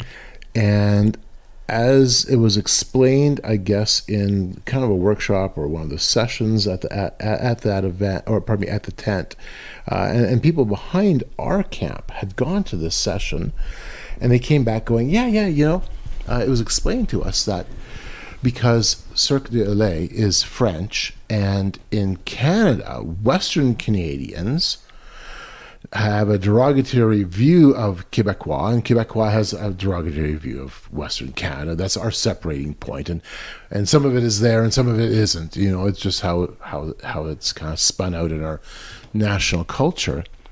That if you're French, you're a frog. You're a froggy. Yeah. And as it was explained, what was interesting was the people camping behind us are American. They don't understand the cultural connections here. Mm-hmm. And the people they're talking to in my camp, we're all Western Canadians. Brian and Audrey are from Alberta. I'm from Manitoba. We are killing ourselves laughing because all of a sudden we realize that the culture war in my country between East and West, specifically Quebecois with Western Canada, and this complete tension that's been going on for decades and decades and decades, that plays out in our parliament, that plays out in our culture, that plays out in our economy, is now being represented right here. Interesting. With the frog tent, intentionally as froggy, and doing it in such a way as to almost stamp on Western Canada. Interesting. And we were like, oh, we now want to make an anti-froggy camp. There's wonderful folks in Quebec. Wonderful folks in Quebec. But that is, of course, our political tension point. That is so interesting. Yeah, all this was now being played out at Burning Man. I would have never even known. See, I didn't even go in there. I didn't know what was in there. Yeah. What was it, like a circus or something? No. They just had a big bar set up on one end, and then they had a great big stage on the other, and then they had little side rooms where there was lounging areas, and it was just basically just a zone. Big zone. That's all it was. That is so funny. Yeah, the Anamalia thing was very interesting because it was something in the copy. I don't remember what the copy exactly said, but it was something like, we're celebrating the animal kingdom and nature's beauty and stuff like that. And I go walking from art piece to art piece, and everything was like, that's the thing about art, is you're having to sort of reimagine something. If you're trying to do art about frogs, say, you could make just like a frog, but then you're sort of walking the line of arts and crafts. A craft is creating something well. Art has this it has an interpretive element. Yeah, it's this interpretive element. It's got this sort of ethereal thing. Art can be, you can just have a green blob and call it a frog, and that's that's a frog art. Yeah. So there's this interesting thing. So I understand. If anybody out there is listening and you're thinking that Basil doesn't get art, I get art. Okay, I get it. But if the whole thing is sort of centered around celebrating what I would call creation, celebrating creation is something. Mm-hmm. But then to reimagine, and quite literally, almost every single piece of art was like a chimera type thing. Even if there was an art piece that had an armadillo and an eagle and something else on the other side, but it was sort of made robotic and lit up in a strange way, and kind of had this other thing to it, which was, it gave me the impression that, like, yeah, we're here to whatever, we might say we're celebrating the animal kingdom, but really what we're doing is reimagining. We're actually breaking down binaries. That's probably what it is. We're breaking down binaries. We're breaking it down into that onist perspective. The postmodernism, right? The oneism, twoism. Right. You know, I don't have a creative bone in my body, so when I hear you guys talking about this, right, I'm thinking of maybe the symbolism of old Babylonian, eagles and bears and whatever that they had, right? And it's almost it reflects to me like that. But again, I'm not an artist. So an interesting art piece, Bob, that you would have found fascinating, period, even if you're not interested in art, is a certain chapel that was in deep playa or deeper playa, just kind of off to the side of the temple, and it was a chapel of Babel.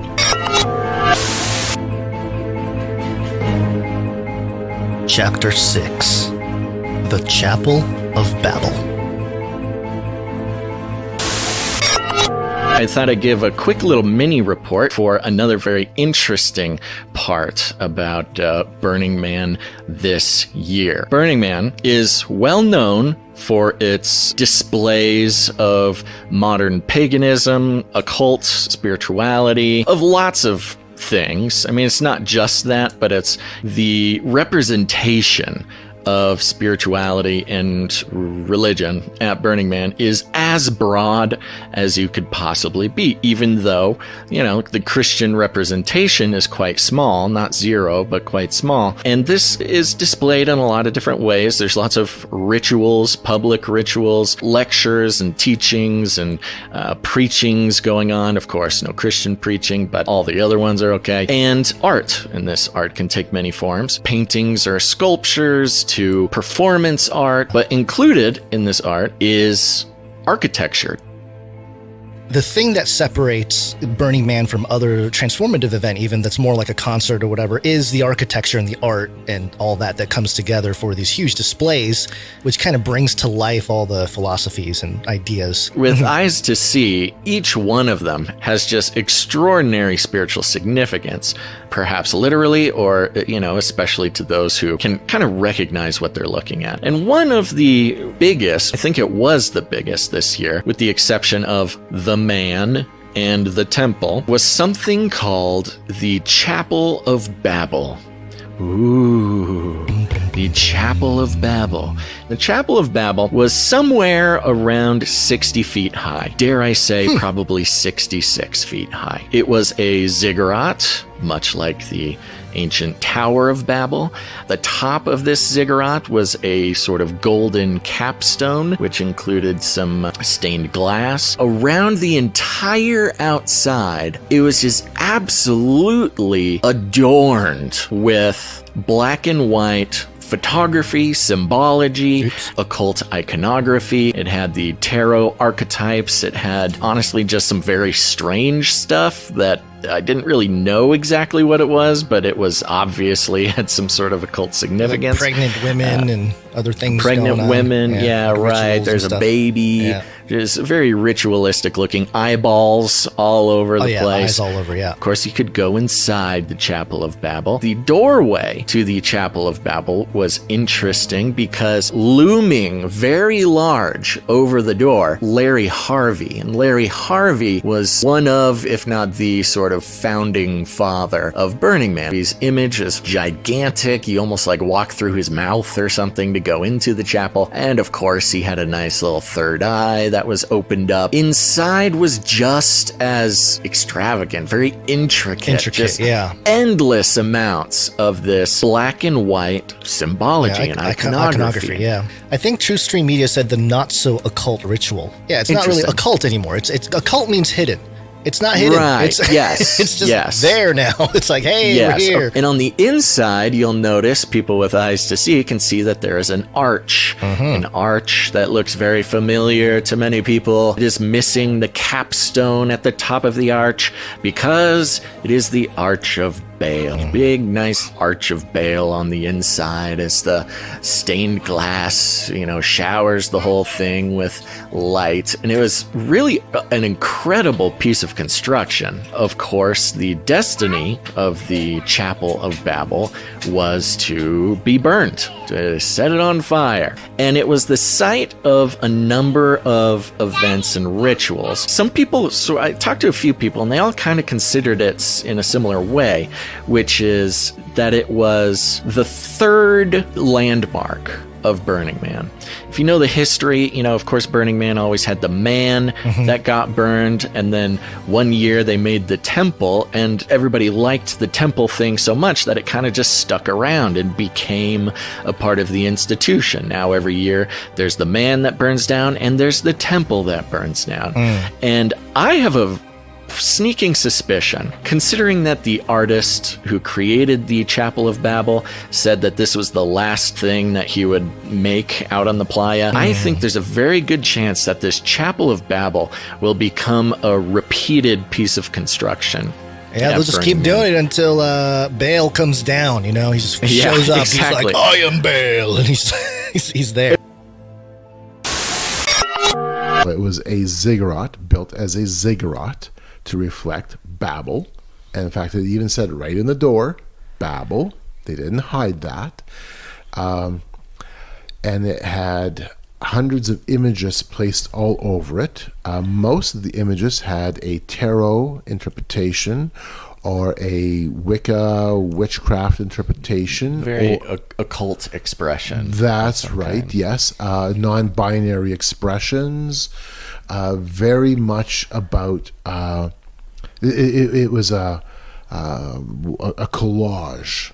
The whole building was a collage of these base occult ideals. Yeah, archetypal. That's right. And then when you walked inside of it, you had a triumphal arch in the very middle of it, which was fascinating, if you understand the meanings of the triumphal arch. Right. And then the interior of the Tower of Babel, and I'm going to call it that because that's what it was, even though they call it the Chapel of Babel. Then you can see the interior, the ziggurat design going right up to the very top.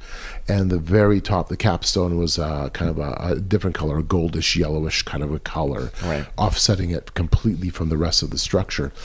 The entrance to going into the Chapel of Babel had a cutout of Larry Harvey, the founder of Burning Man, who now stood above everybody walking into Babel. Right. Oh my word, the symbolism is through the roof. And he had, I think, didn't he have like a third eye? Yeah, yes, there's third eyes all over the crazy building. Right. Yeah, it was really astounding. I'm a little disappointed in myself because I didn't learn that that's what that was until it was too late. They had already closed it down. Oh, stink. One of these things that they were planning to burn, they were planning to burn it earlier in the week. That's but right, the Friday. rain, Yep. So it was kind of before I could go on the inside, so I did miss it. But I got the outside, and I got the picture. I can show you pictures of the inside. Yeah, I'd love to see that. And a video walkthrough. Yeah, I would love to see that. Yeah. Because really, it kind of had, when I saw it and when I learned what it was and when I saw it, I kind of got the impression that, this is one of those things that could, might start popping up again. Mm-hmm. Like it could start popping up as a repeated structure, kind of like how the temple started that way as like a project, but then became a thing. Yeah, I'm wondering. That would be interesting to see how that would develop. Now, having imagery of Babel, what did you take away with it as far as from a Christian worldview, that were these guys looking at it as a good thing?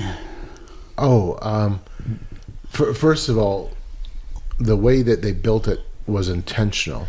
Oh, they were very informed. Oh, yes, very, very informed. And so Bob, have you seen pictures of it? No. No? Okay. No, yeah, one of the things that my wife and I, as we watch secular movies, we find out that some of these movie people know a lot more than what we think they know about Christianity and the symbolism and the subtleties, and so it's fascinating to me to see some type of imagery. So there it is, Bob. Oh, wow. Okay. Yes. I've got lots of pictures to show you yet. Okay. Sorry, Gons. No. Yeah. Yes. Well, no, I think that's a good thing to point out because there's the inside. Oh yeah, there it is.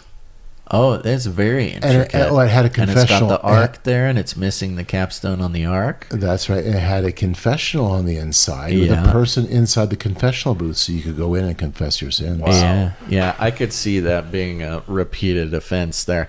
Well, the interesting thing is a true modern occultist is very knowledgeable about the Bible. Oh, yeah. They're very knowledgeable, especially about things like the Tower of Babel, Babylon, stuff like that, because as a good occultist, you do recognize some deity that identifies it as Yahweh. You might be a little bit more on the Gnostic side, where Yahweh is the demiurge and not to be worshipped, and there's a higher God above Yahweh, that kind of thing. But when they talk about Babel, they identify with Babel in sort of an affectionate way, because the Tower of Babel, obviously, being a rebellion against the wishes, the commandments of Yahweh. It's sort of a humanist symbolism, because it's the ascension of man into the heavens or whatever.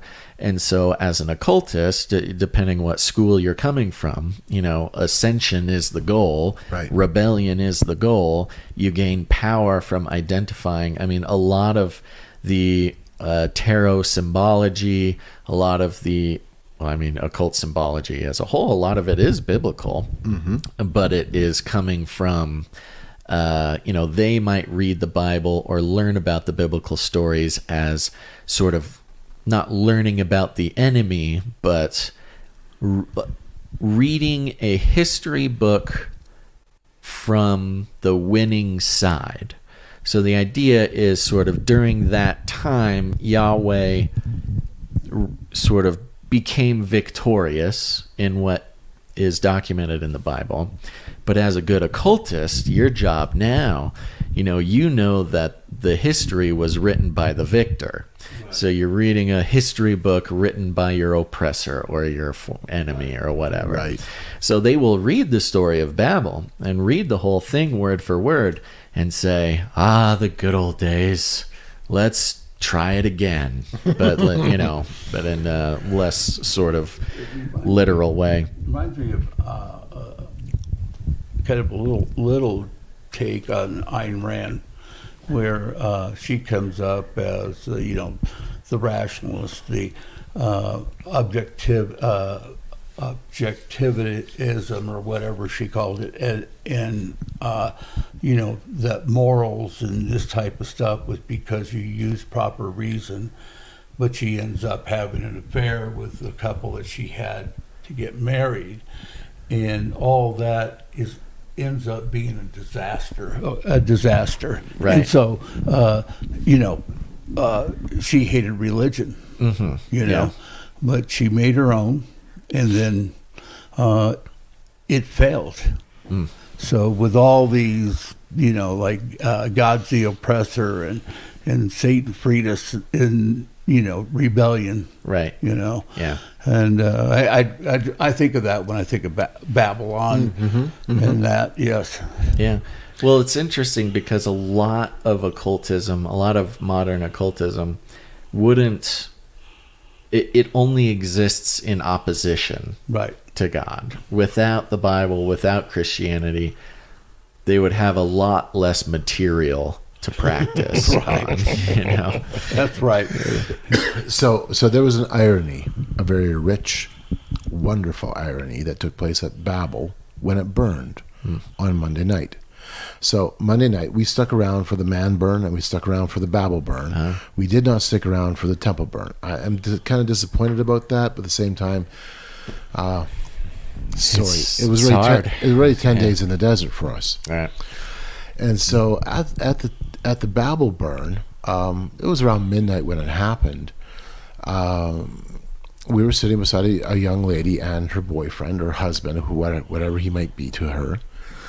And she had struck up a conversation with Brian. Now, Brian was exhausted. We're all exhausted at this point. Brian just wants to basically have his eyes closed, wait for the fire, and then we'll walk back to camp. Yeah. Okay? And but she strikes up this conversation with Brian. And this seems to always happen with Brian, by the way, which is kind of cool. And we bug Brian about that, which is also kind of fun.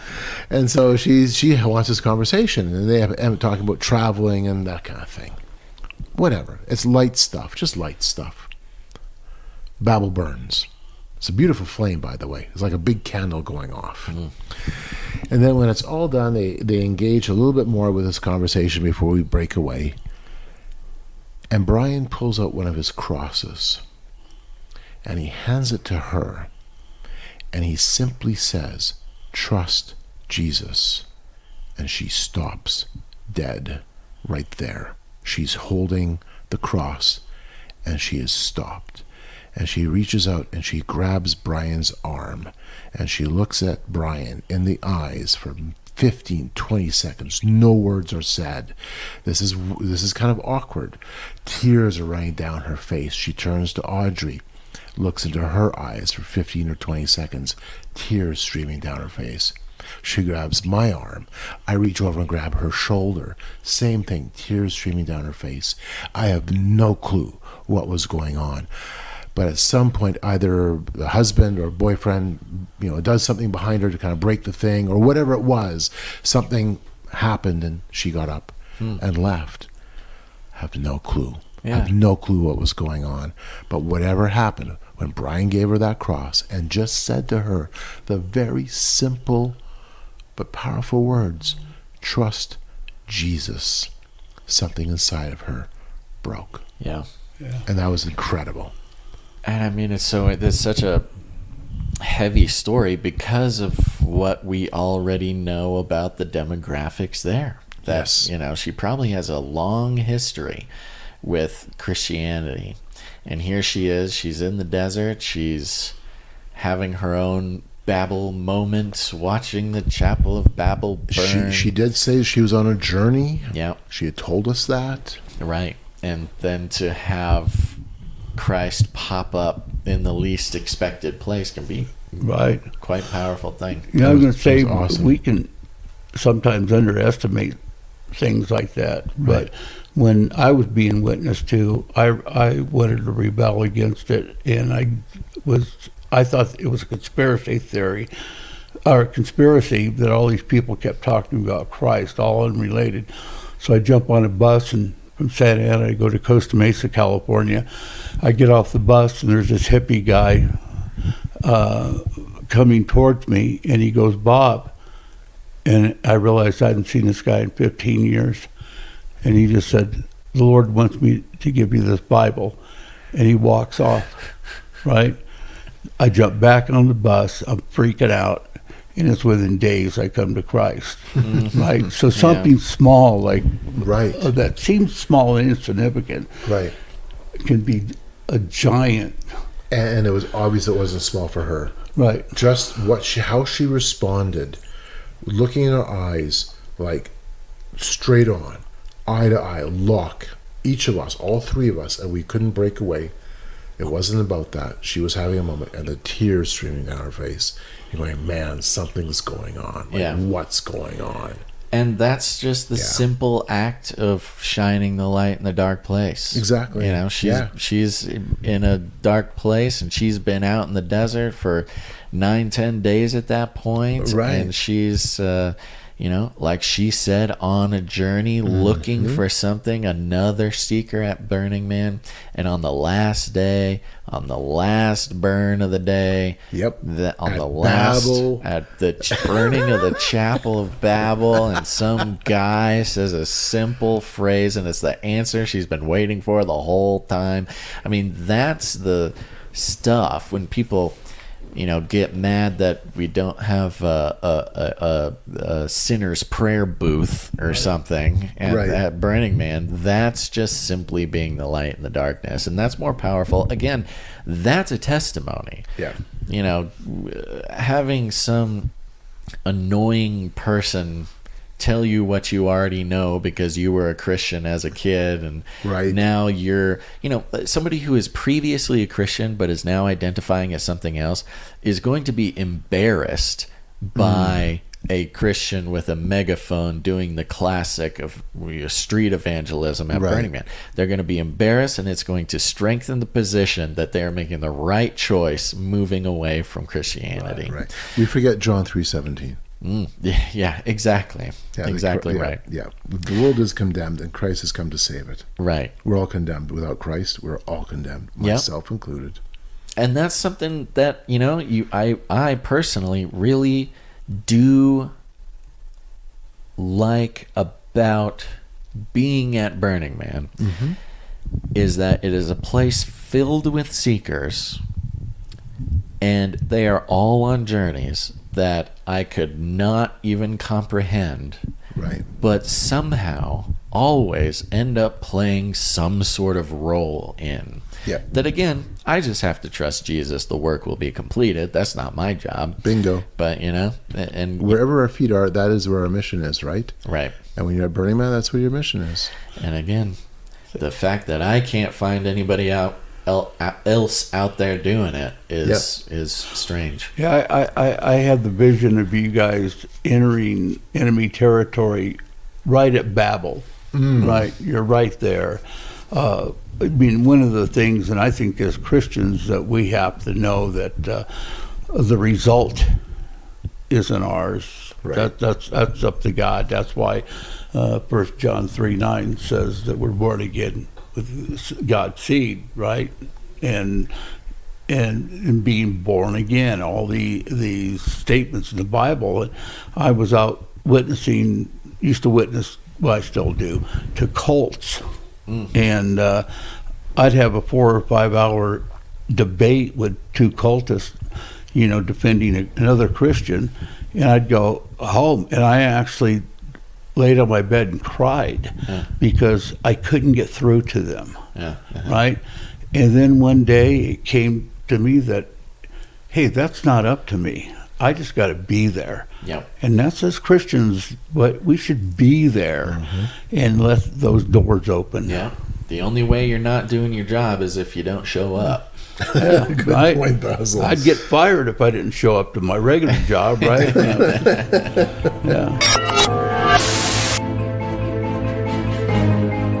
Chapter 7, Pharmakeia.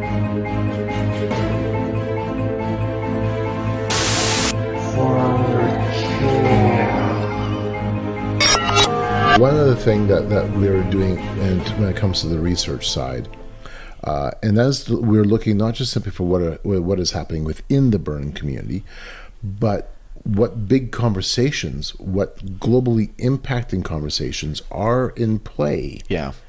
So we ended for whatever reason ended up at a lot of workshops on psychedelics. And of course that fits within the burn culture to some extent. But we tend to forget that at Burning Man, you have the creme de la creme of the psychedelic community. You have people like Rick Doblin. You have representatives from various. So just lost my train of thought. Sorry. You have representatives from various other psychedelic subcultures. They're all there. And of course, Rick Doblin is kind of like the Secretary General of the psychedelic world globally. So we ended up at a workshop, and this dovetailed with one of the presentations I was at the Parliament of World Religions 2 weeks ago. I was at a presentation at the Parliament on the introduction of psychedelics within Christianity, at the level of engaging in psychedelic spirituality at chaplaincy levels and within seminaries. Yeah. Okay?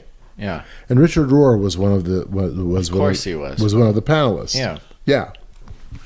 And these are all quote unquote Christians on this panel talking about how now we are having to, now that we're into the psychedelic renaissance, it is time that we engage with seminaries, with colleges, to bring about a new psychedelic spirituality within the Christian fold at an institutionalized level. So back to Burning Man, back to just last week. We're going to a workshop on Jesus and psychedelics at the other camp that claims to be Christian, which has a very interesting name that I'm not going to repeat on air because this is a family channel. Yeah. Yeah. You know, I was actually in contact with them last year. Okay. I did. I stopped in and did some talking with them. Yeah. I did a little interview. Yeah. With them, and sadly, all of my material from last year got destroyed or Oh, got no. lost. Yeah. My bike got knocked over, and my memory card that was in there went flying, and I panicked, and I put everything back in there. It was one of those moments. I put everything in my bag and got up and got going, and it wasn't in there. But I got in contact with them afterwards, and actually have some contacts, and was gonna do some more stuff, but I didn't do anything. I've got their older worship book. Oh yeah. Very interesting. Oh, very interesting group.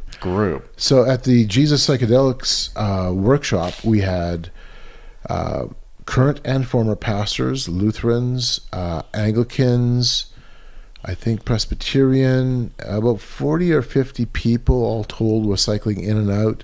Some non-Christian, everybody else was pretty much identifying in some way, shape, or form as a Christian, Christian seeker, Christian mystic, Christian by name or by birth or whatever, or I actually attend a church.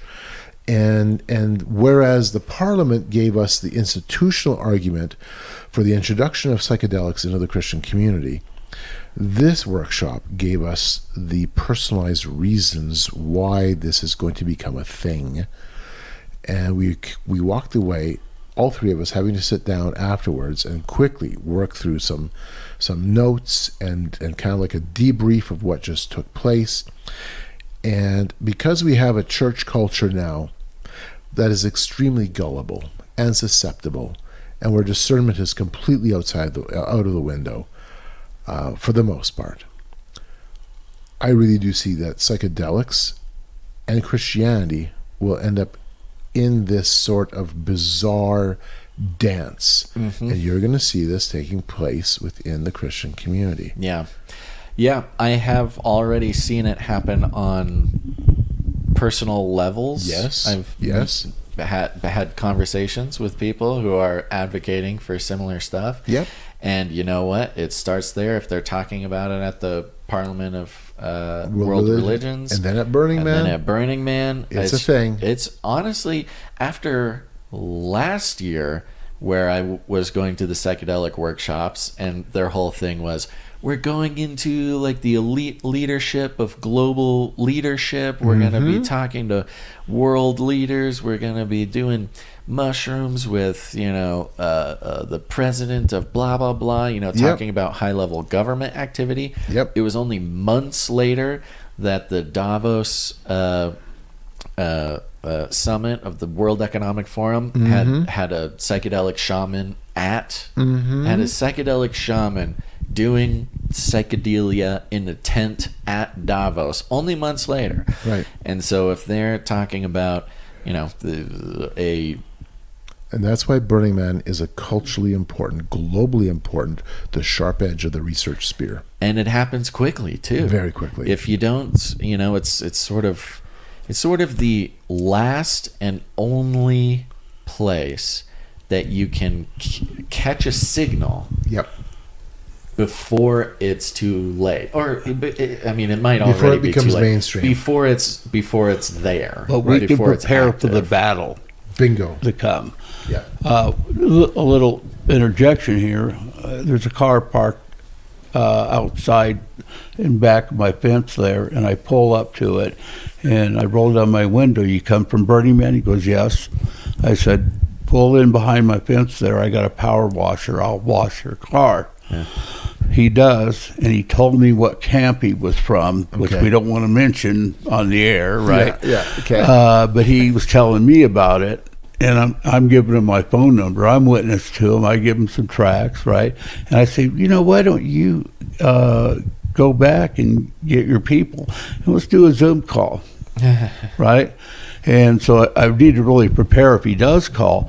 But I just find it interesting is that, I showed Carl this morning David Wilkerson's debate interview with the Jesus people that were taking LSD back in 1967 or 8, right? Yeah. And so we do have a church in California that's an LSD Christian church, allegedly. Yeah. Right? So I believe it. I think that's another thing about Burning Man. We're going to learn what's coming down the pike. You bet. Yep. So, Yeah.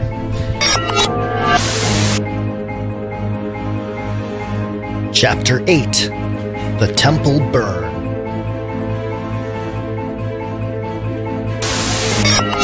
I was not planning on going this year. That was not the plan. Just wasn't in the cards. Finances, everything just didn't occur to me that Get was that. the thing. And suddenly, everybody was selling their tickets. Yep. Flooded. There was thousands and thousands and thousands of tickets. I got my ticket for 10% of what I usually would pay for the ticket. And it was odd. And I would say live on air, like, I don't know why. I'm very suspicious. I don't know what other people know that I don't know. But for this price, I can just buy the ticket. And if I don't go, it's not the end of the world, you know? And I was just very interested in what was going on. Why were these tickets available? So available that I was sort of spiritually, I felt obligated to buy a ticket. Do you know what was going on? I don't. Do you? Okay, yeah, I do. I have a little bit of an insight. Yes. Okay. Yeah, I have a little bit of an insight. Okay, great. Because I do have some interactions with some of the individuals at different levels within the organization, or not necessarily directly inside the organization, but within the folks who have some influence. The orbit. Yeah, the orbit. That's a great way of saying it, Basil. Thank you. A few things were taking place. Number one, the economy is hurting. Right. And people bought the tickets early on, a lot of them, and now all of a sudden they're in a tight spot. What do? You got to dump the tickets. That's a part of it. It's actually a perfect storm of a bunch of different things happening at the same time. The organization themselves restructured tickets this year to try to alleviate some of the scamming that was taking place, and allocated more tickets to certain theme camps. And all of a sudden there was an imbalance of theme camp tickets versus main sale tickets versus FOMO tickets versus OMG sale tickets, and there was this crazy imbalance that took place. And all of a sudden there was theme camps going, we don't have tickets, and other theme camps were going, oh my goodness, we've got 10, 15 extra theme camp tickets. And you added all that in, and all of a sudden people were like, all right, we've got, I know of one camp, I think they had bought 20 or 30 extra tickets and didn't have the people show up because of their own personal economic situation. Yeah, right. And now they're dumping them because they have to try to recoup some losses somehow. So it was this perfect storm of all kinds of things, from the organization restructuring the ticket scheduling system to the economy. And one of my interesting takeaways with this year's burn was how many international attendees that were there. There always is people from all over the world. It seemed like much more. A lot. Yeah. And all of a sudden I realized, oh my goodness, it's the Europeans, it's those from Central America, it's from Latin America, it's from Argentina, who are affording, from Japan. I talked to a gentleman from Japan who are now coming to the burn because they maybe have more disposable income than the average American. I kept running into French people. Lots of French. It seemed like everybody was French. I was like, what are all these Frenchies doing Lots here? of Mexicans. I mean, I get you got a lot of problems going on right now. And those troublesome folks above the border, those Canadians. Those Canadians. Oh, I ran Canadians everywhere, which was actually a lot of fun. So there was this interesting perfect storm that was taking place within the ticket structure. So there wasn't like a secret No. super secret weather report that went out a month before where some oracle had divined that the rain was coming, and so everybody dumped their tickets. No. That was one of my theories. Yeah, there was other things that were taking place. Okay. More practical That things. makes sense. Yeah. That makes more sense than my thing. Including the organization screwing up with their ticket scheduling, which they have done a remarkable good job of screwing things up at previous burns before. Yeah, right. I've had that encounter myself. So, yeah. This year's burn, of course, was unique. Very unique. We had less people attending, roughly 70 to 73,000, and that includes the volunteers. Mm-hmm. So the total number of probably paying attendance was roughly 60,000, which is down about 10,000 from other years. Yeah, right. The big art didn't show up, not the way we had it in other years. We did have some big art, but there was a noticeable lack of certain art cars, certain art pieces, or at least the size of art pieces. And of course, the Mind Warrior art car didn't show up because it burned on the road this summer. Right, yeah. Which is a $3.5 million art vehicle that just went up in flames. Lots of theories about that one. Yeah. There's stories about, the cartel had built that one, and the fire may have resulted in quite the insurance payout or whatever. I know. But I did notice that there were basically no giant art cars. No, the only one that was out there was the one that was emulating the iceberg of the Titanic. I'm trying to think what the name of it was. There's something along the line. I didn't even see that one. That's it's out there like two or three times that I caught it. Right. Of course, we also had 3 rain days, so it didn't go anywhere. Well, because usually there's about a half a dozen gigantic art cars, and Mind Warrior kind of was the anchor for a lot of that. Yeah. Do a lot of link ups. Mm-hmm. And this year, that dynamic was missing. Yeah. Really missing. That's interesting. Yeah. Yeah. Was that a result of the weather, or was that just again, I think the economics of it. The fading. Yeah. I guess that is kind of the big thing. Yeah. Okay, so you have this perfect storm of sort of global world events being reflected. Right. And also last year, how harsh last year was, turned a lot of longtime burners off saying, I need a break. Yeah. That also was a part of it. Which, again, back to the global sort of reflection, you've got the climate change cult, whatever you want to call it, whatever the climate change thing happened, and it was I read an article from Wired, I think, this morning, talking about how climate change is killing Burning Man. How last year it was too hot, now this year there was a hurricane. They kept using the word hurricane, which is silly. And so you've got this, when we talk about Burning Man, as the sort of, as a hub for ideology, psychological operations, all sorts of things, sort of to be a reflection of the broader world into one singular point, and then something happens there, and then it gets exported back out to the rest of the world. Bingo. So you can see all these global things happening, whether it's economic issues, whether it's war in Ukraine, whether it's climate change frenzy, whether it's whatever, being so concentrated in one place. And you almost have to assume anything that happens to Burning Man is a reflection of what is globally or what will be globally. Absolutely. So it is an international event. Mm-hmm. It has international cultural importance. Yeah. I could be mistaken, but I don't think the Jehovah's Witnesses ever got a spot in the Renwick Gallery with the Smithsonian in Washington, D.C. Right.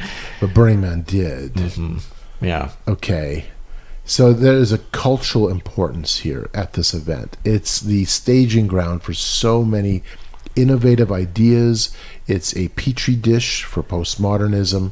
It is a setting where, and you just described it as a psychological operation, it is a setting where you can engage in social experimentation. And it's very openly discussed there.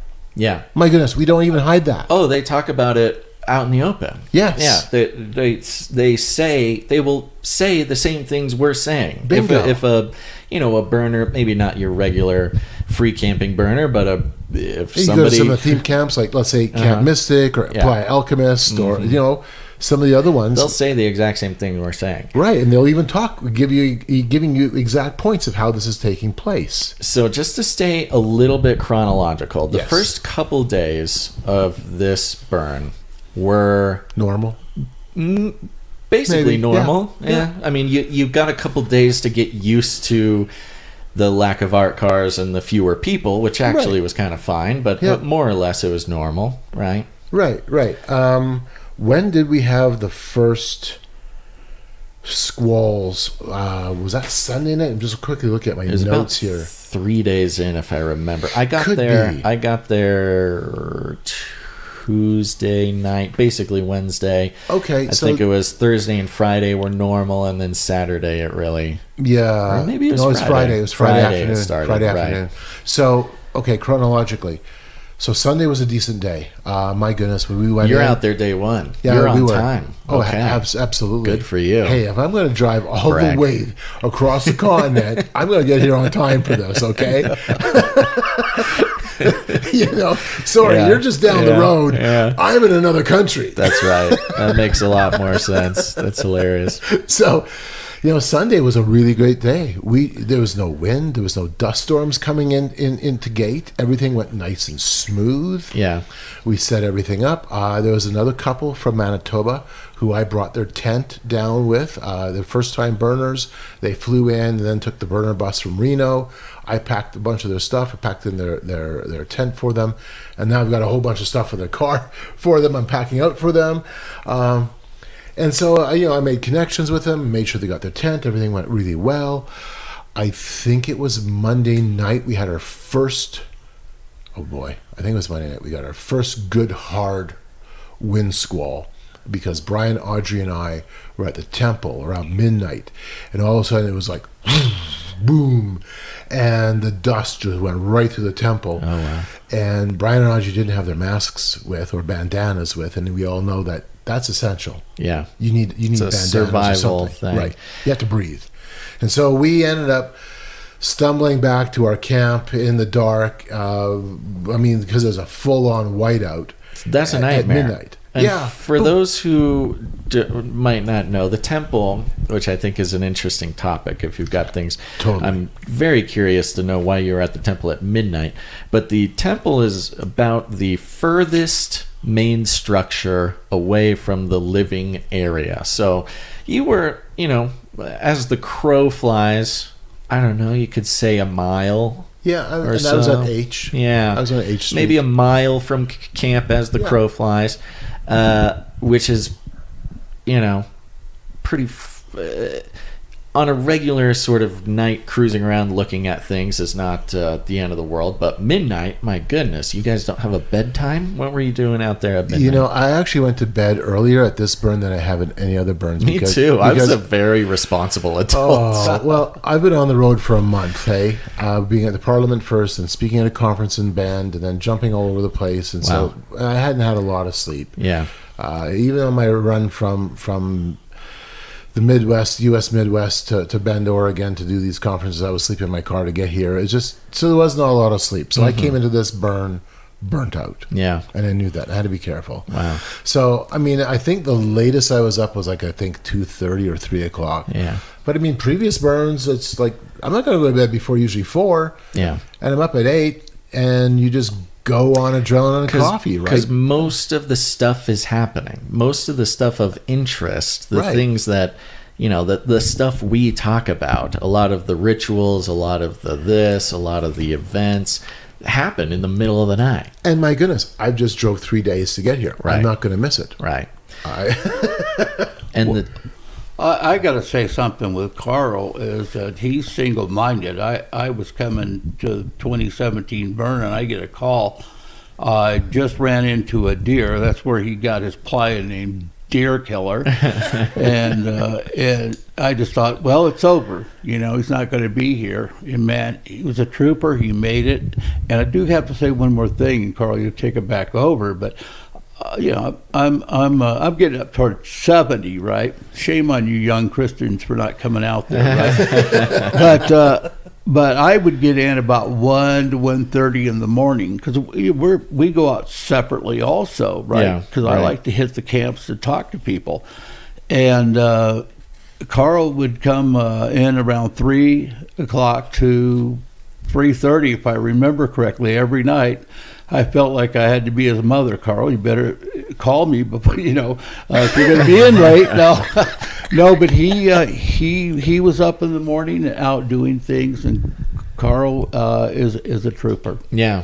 No, he's an animal. He's a machine. Yeah. Whatever. I guess it depends what the theme for the year is. It depends on the bags underneath the eyes after a while. That's what it does. I feel them. They're strong. So tell me, let's talk about the temple just a little bit. Sure. Because you were at the temple. Fascinating building this year. Very ornate, very large for a temporary building that is planned to be burned. Right. Extraordinarily large. One of the best ones I've seen. And absolutely sort of magnificently intricate. Absolutely. This year had 900 panels, laser cut plywood panels on the roof.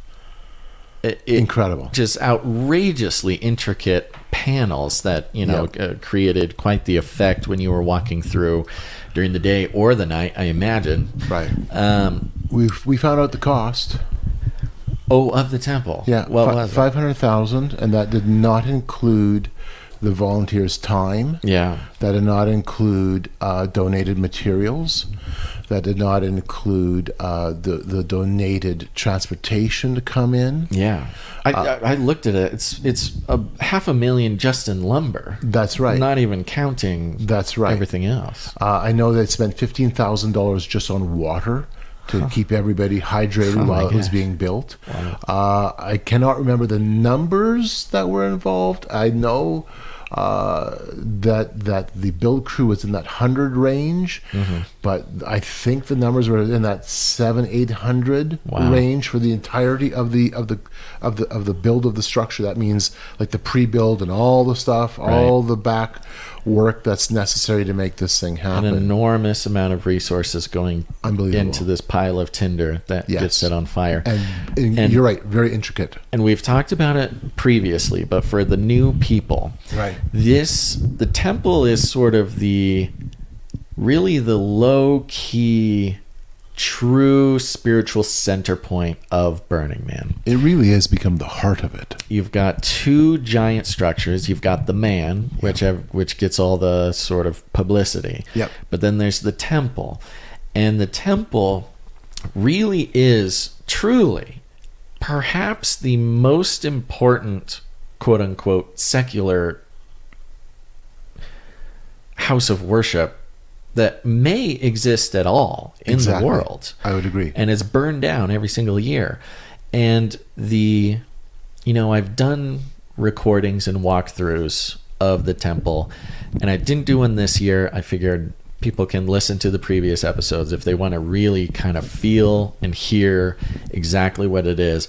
But there is true spiritual weight happening inside of that building, and you can't walk in, especially a couple days in after people have come and left things of their dead loved ones, hung wedding dresses from failed marriages, left dog collars of their dogs who have died, pictures and photo albums and the journals. Entire inside of this temple a few days in is completely plastered in the sorrow and the grief of 80,000 people plus, whatever it is.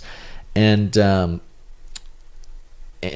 there's a common idea with sort of normal Christianity that, like, I don't know, a church or something is kind of a holy place, and other buildings can't quite hold the sort of true spiritual weight that one can find in a cathedral or whatever. Right. This idea that there is spiritual weight to things, if you ever doubted that there can be a sort of secular center of spiritual gravity, they need to walk into this temple. Absolutely. You almost can't.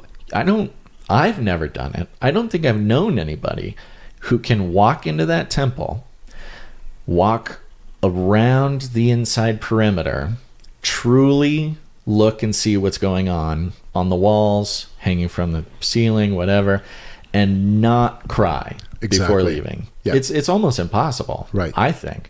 I mean, unless you just don't pay attention. Well, I want to say something with this temple thing, and I'll make it short. You go into that temple, or you're around people that are crying because they lost their son, their 16-year-old son, and their psychiatrist told them to go there and put it on the temple. You go into this temple and you see the sadness of these people, and the real people that are going out for this means something to them. And as a Christian, I say, this is why I'm here.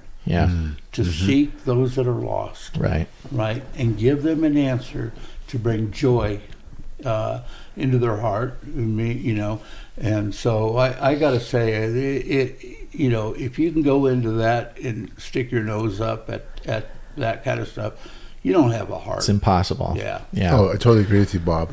Because I mean, they're pouring out their guts, they're pouring out their heart and their soul, and I mean. All right, I don't know, Basil, your story. I know a little bit about yours, Bob. My own has a fair amount of death in my story, with my family, and I walk in there and I empathize immediately. Oh yeah, and it just hits me. All of a sudden, you see a dog collar. That's every pet you've ever owned. Oh my goodness! You see the wedding dress. That's every relationship you've ever had. You see the death notes for the person's brother. The pictures of beautiful people who have just died that year from cancer. Some of them just weeks before. That's right. right. You see on some pictures, they're like, it's got the death date as like August 13th or something. Right. I was reading a suicide note that was placed there after the person had committed suicide, and his friend had I guess done the person a justice or an honor or something, however you want to look at it, by bringing the note there. And in the note, it even had it was even expressed that I want my note here after the fact. Yeah. Like, wow. Oh, and it's a good time to take a break. I'm also tearing up just thinking about it. Jeez. You know what? Hold up that 1 second. Yeah, for sure. I gotta go to the bathroom. I'm gonna keep this recording. Let's see if I can finish before this song ends. Oh. You gotta. What time of course, is it? before we get off, you've got to go through all the things that the media and everybody was saying. Oh my! Especially the human sacrifice. Yeah. Oh my goodness! That's so crazy, Bob. It is so crazy. Yeah. I know, and how the Christians buy it. Yeah. Oh yeah. I'm hearing ministers out there that are saying that every year they put a man in there. I'm thinking, well, why doesn't law enforcement get involved with this unless they're all in on it? My right? goodness, I mean, you and I both spent time with the man builders. I have. Nobody's doing that. No. It's absolute insanity. Yeah. It demonstrates Christians. How do I put this? Our insatiable desire for the fantastical, right? And then to place some type of moral elevation on our fantastical opinions. I'm going to tell you, just before we get started again, is just that there's enough sensational stuff happening in this world. Oh, absolutely. To start making up stories of human sacrifices. It has become Christian superstition. Yeah. You talk about at Burning Man? Yeah, how everybody says, there's a man, and they put bodies in there and people in there and all that nonsense. I mean, I've never been inside the structure. Who knows? Oh yeah. The only reason I'm here is because I escaped when they threw me in. Right? Well, next time, Bob, I'll push you harder. Yeah. Okay, so we were talking about the temple. Yeah, it's a very powerful place to be. Right. Whatever you may think of what is spiritually happening there, it is at least a hyper concentration of grief. Absolutely, and it is an honored space because of that. It's a sacred space for the burners. That's right. And so the people we need to, and again, this goes back to our previous part of the conversation. It's that recognition of their humanity. Right. Yeah.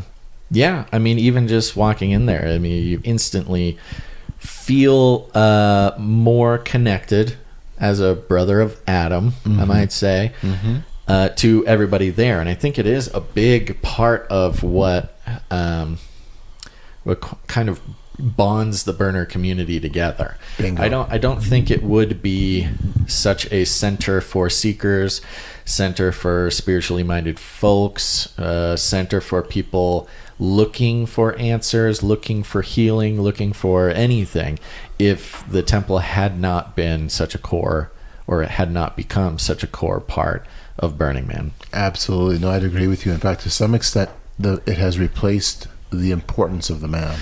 The man doesn't seem that important really anymore. No, exactly. Now it is the temple, and is the sense of community that has been built within the city, and the man is just nothing more than the anchor that holds it together. Right. That seems to be what it is at this point. Right. It's the branding. It's the branding. That's right. The man is the branding, but the temple is really why people come. Exactly. Yeah. So this year, Brian brought some. He does blacksmithing. Yeah. So Brian brought some crosses, and we hung up one cross in the temple. We put a box around it, drew a box around it, and then in quotation marks, put down "He wept." And we did that in one spot, and then we did another spot where we drew a cross. Brian didn't have a second one on him at that time, so we drew a cross. We did the same thing, put a box around it, and then in quotation marks, "He wept." And somebody come along and put down underneath it, "So did I." And so interesting how you're going to see it. We put it in places where people would see it. Right. And that was just one little itty bitty tidbit of, there's a Christian witness here. Well, and interestingly enough, that might be a better articulation of what I was trying to say earlier. Walking inside the temple for me, I think brings me as close as I can humanly be to the feeling behind Christ's sorrow for us. You feel suddenly overwhelmed with the sorrow that can come with being a human. Right. It's a 7-day, 24-hour funeral. Yeah. Yeah, and funeral barely even touches it. I mean, I've been to plenty of funerals. Yeah. But yeah, it might be like 10,000 funerals all happening at once. Might be kind of the thing. That's a good way of looking at it. And they have temple guardians because people are breaking down and people are losing it right there. I've watched it happen. I actually over the years we've intervened a little bit with some of that. Yeah, actually, right now, Gons would be a good place to play that file. I brought the recorder and had it going. Oh, perfect. Just for some ambience. Yeah, and then just the most sorrowful sound I'd ever heard. Somebody just losing it, and then I lost it, and I'm like, like gonna lose it right now. Just thinking about it, like you don't living your life. If you've heard someone lose it like that, you are probably, later on in life, had some time for horrible things to happen. Yep. Or had a very sad situation early on. I mean, it is really hard to listen to.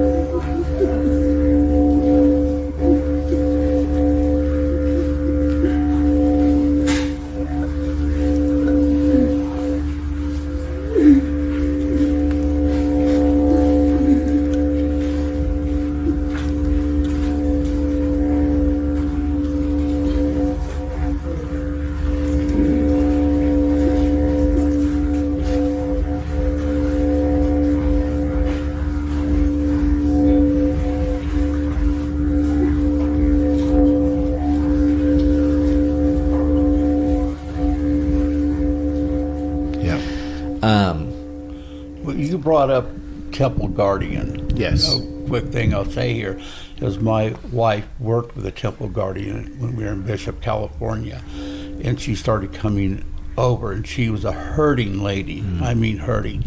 And that temple, she looked forward to it all year to throw her sorrows upon this temple. And of course, we're trying to share Christ, that it's Christ that we do that too. Right. And we touched her because we, as far as, talking with her, and she came with her temple, artifacts, and she gave me these sacred artifacts of years of being a temple guardian, right? And so I received them, and so I don't want nothing like that. No, I received them, and so the door was open, and we shared. And I don't know where it's going to go, but that was a temple guardian. Well, that's a very meaningful thing for her, for you to receive that. It was. Yeah. It meant a lot to her. Yeah. Yeah.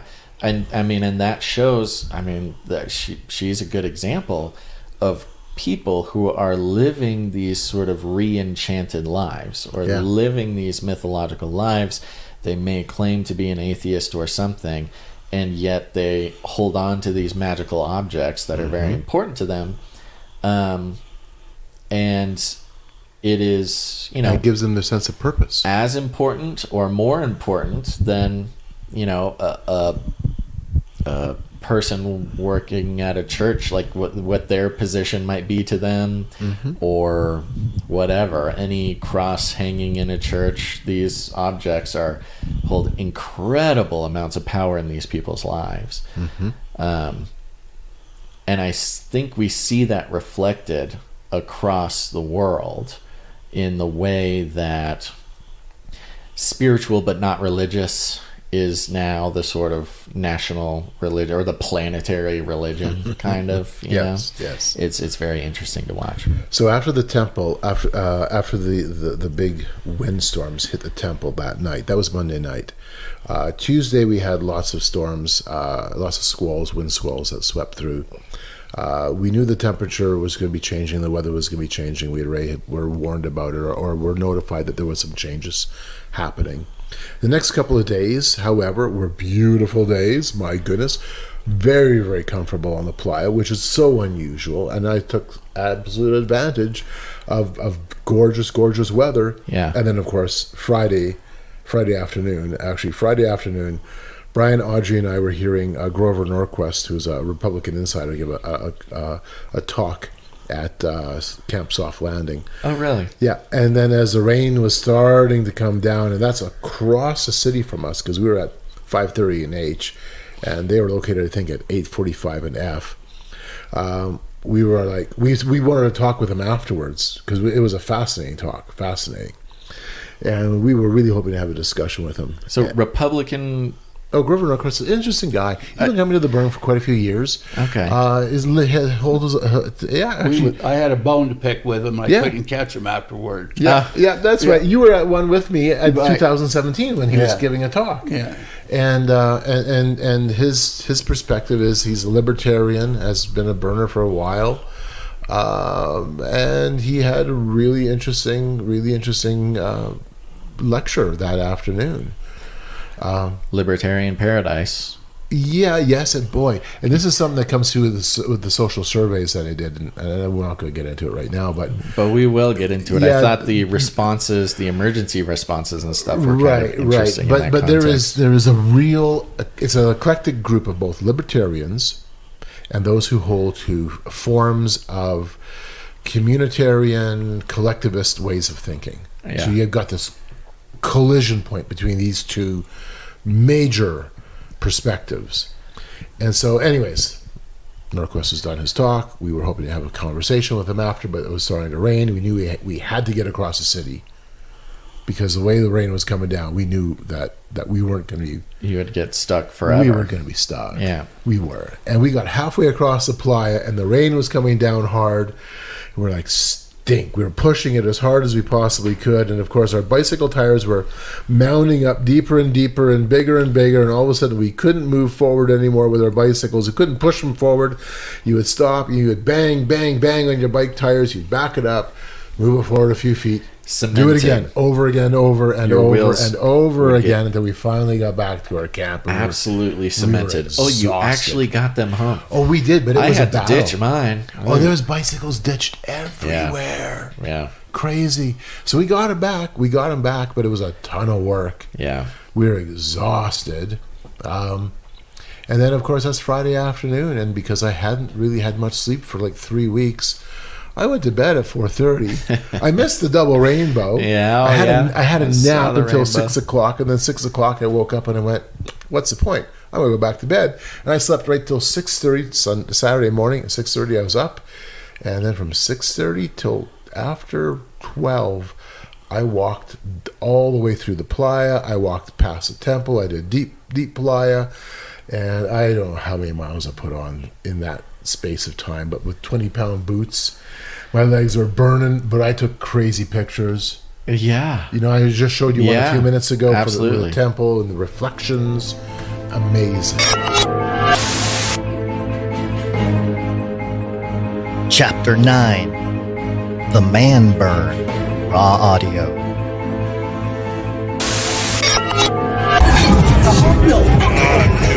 It is Monday night, and the burn is officially back on. The playa has, for the most part, dried out, and everybody has gathered. Those who are left have gathered around the man, and the circle of our cars has begun. There's fire. You can tell there's about 100 different songs playing all at the same time, which creates sort of a King's Cup, if anybody remembers high school. A King's Cup of madness. Very cool, very stimulating, honestly a little bit overstimulating. All of the themes and the ideas that have been presented over the week are present. There's some classic art cars, but it's sort of the culmination, the seal, if you will, to circle around the man and surround the man with the ideologies of the week to finish the spell.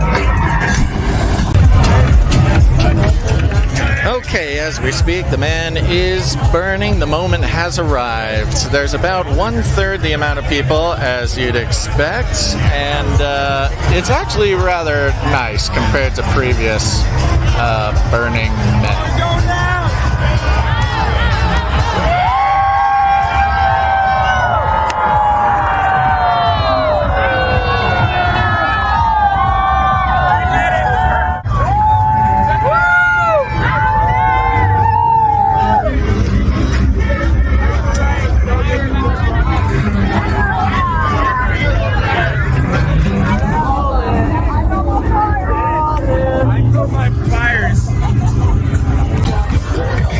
It's official, the man has burned, the man has fallen, and the beats go on. I kind of wish that they didn't, and people think I'm a cop talking into the recorder. I'm getting lots of interesting looks. Apparently it's a crime around here to do a podcast while you speak. I texted my coworker. Oh, there's a group hug going on. And, I don't know what else to say. However, there is definitely a sense, there's almost a confusion going on. The people can't figure out if they want to dance. They cannot figure out if they want to mourn.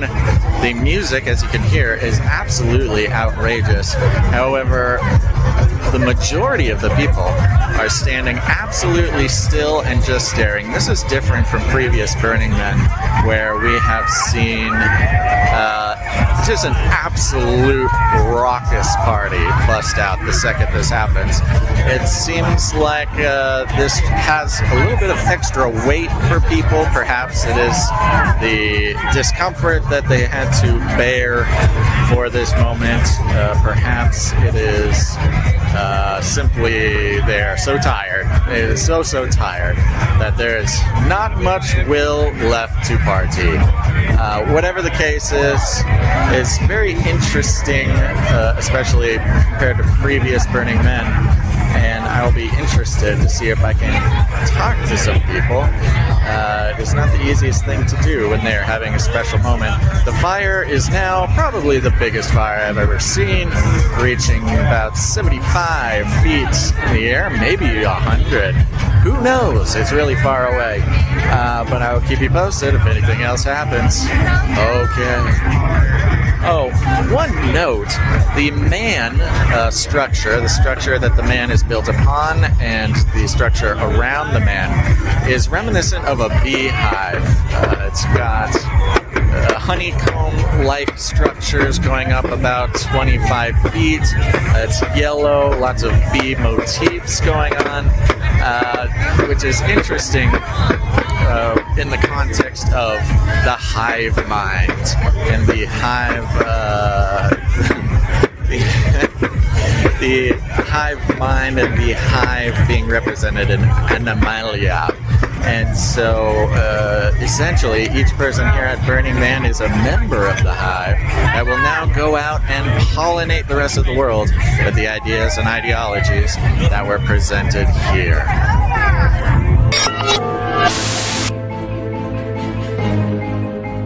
Chapter 10, The Media Psyop.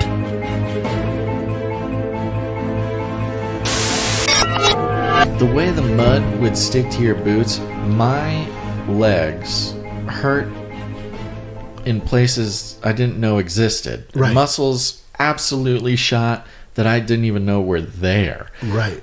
Just like literal 20-pound weights on your legs. No hope of rescue. And you weren't going to be running from anything. There was no running at all. It was absolute. I mean, let's talk about some of the coverage. I mean, I had GONS. By the way, the Wi-Fi situation was horrible. My personal story, I had a neighbor. I was going to bring my Starlink. I got Starlink specifically for this. Oh, sweet. 2 days before, I was testing my Starlink. Doesn't work. I open a support ticket. They say, yeah, it's bad product. We'll send you a new one. We understand that this is very important and we're rushing it and it'll be there in 6 days. So I didn't have my personal internet that I wanted to send out all my reports so we could do some live stuff. Wasn't going to happen. My neighbor had a Starlink. He let me on it. I gave him some tacos. He let me on his Starlink. Fantastic. I got out one report. It was awesome. It was right after the rains where people were starting to kind of freak out a little bit. Right. And it was starting to get kind of, actually, I was calling it pre-apocalyptic. Mm-hmm. There was sort of a pre-apocalyptic feeling. There was. Where people were kind of like, okay, how gnarly is this going to get? Right, especially if you consider the fact that there was some talk that we would have the same amount of rain on Sunday as we did on Friday and Saturday, and the potential for rain also on Monday. And we knew that if we had rain into Monday, then there would actually be serious issues. Then the porta potties would be overflowing. Yeah. There weren't. There were. I think there may have been a couple overflowing. Maybe there was some or something. But most of them were just right to the top. We knew then that if it would continue on beyond Monday or Tuesday, we would all be stuck for a full week. Yeah. We probably would have had the water and the food we needed because we all over-prepared. Everybody was talking about FEMA was coming to drop there was such in crazy Ebola, rumors. This and that. Yeah, in fact, today on my Facebook page, I put a little blurb up. I said it's been a day and a half since emerging from Burning Man, and I've gone through posts and messages and videos on the event, and my goodness, now I understand why folks were especially concerned for us. Apparently we had an outbreak of Ebola, an unknown disease causing everyone to vomit blood, a condition causing horrible skin boils, sinkholes, FEMA setting up a quarantine fence around the event. Hint, there's already a 9-mile trash fence around the site. The National Guard poised along the desert edge, waiting to advance. The emergence of ancient playa shrimp arising from the muck, and more, and more. Cannibalism. And of course, cannibalism. I forgot. Yes, I should have added cannibalism. And of course, all of this is incorrect and hyper sensational and overblown and false. And that was what really got me on the psychological operation train. Because the way that it was being talked about in the media, a lot of it was not stipulating that these were rumors or that these were blah, blah, blah, or that they were being reported as fact. Right. And more, honestly, and more. And it was really incredible. And it kind of had some parallels with some COVID era stuff that you'd see, where the experience on the ground was not the experience being reported. Right. And if we think more broadly, so, consider Burning Man as sort of a petri dish for all sorts of things. I think emergency response is perhaps one of those things. If we're talking about social engineering. There's a little bit of stuff going on there. Yeah, I know there is. If we're talking about social engineering, if we're talking about whatever, all these things.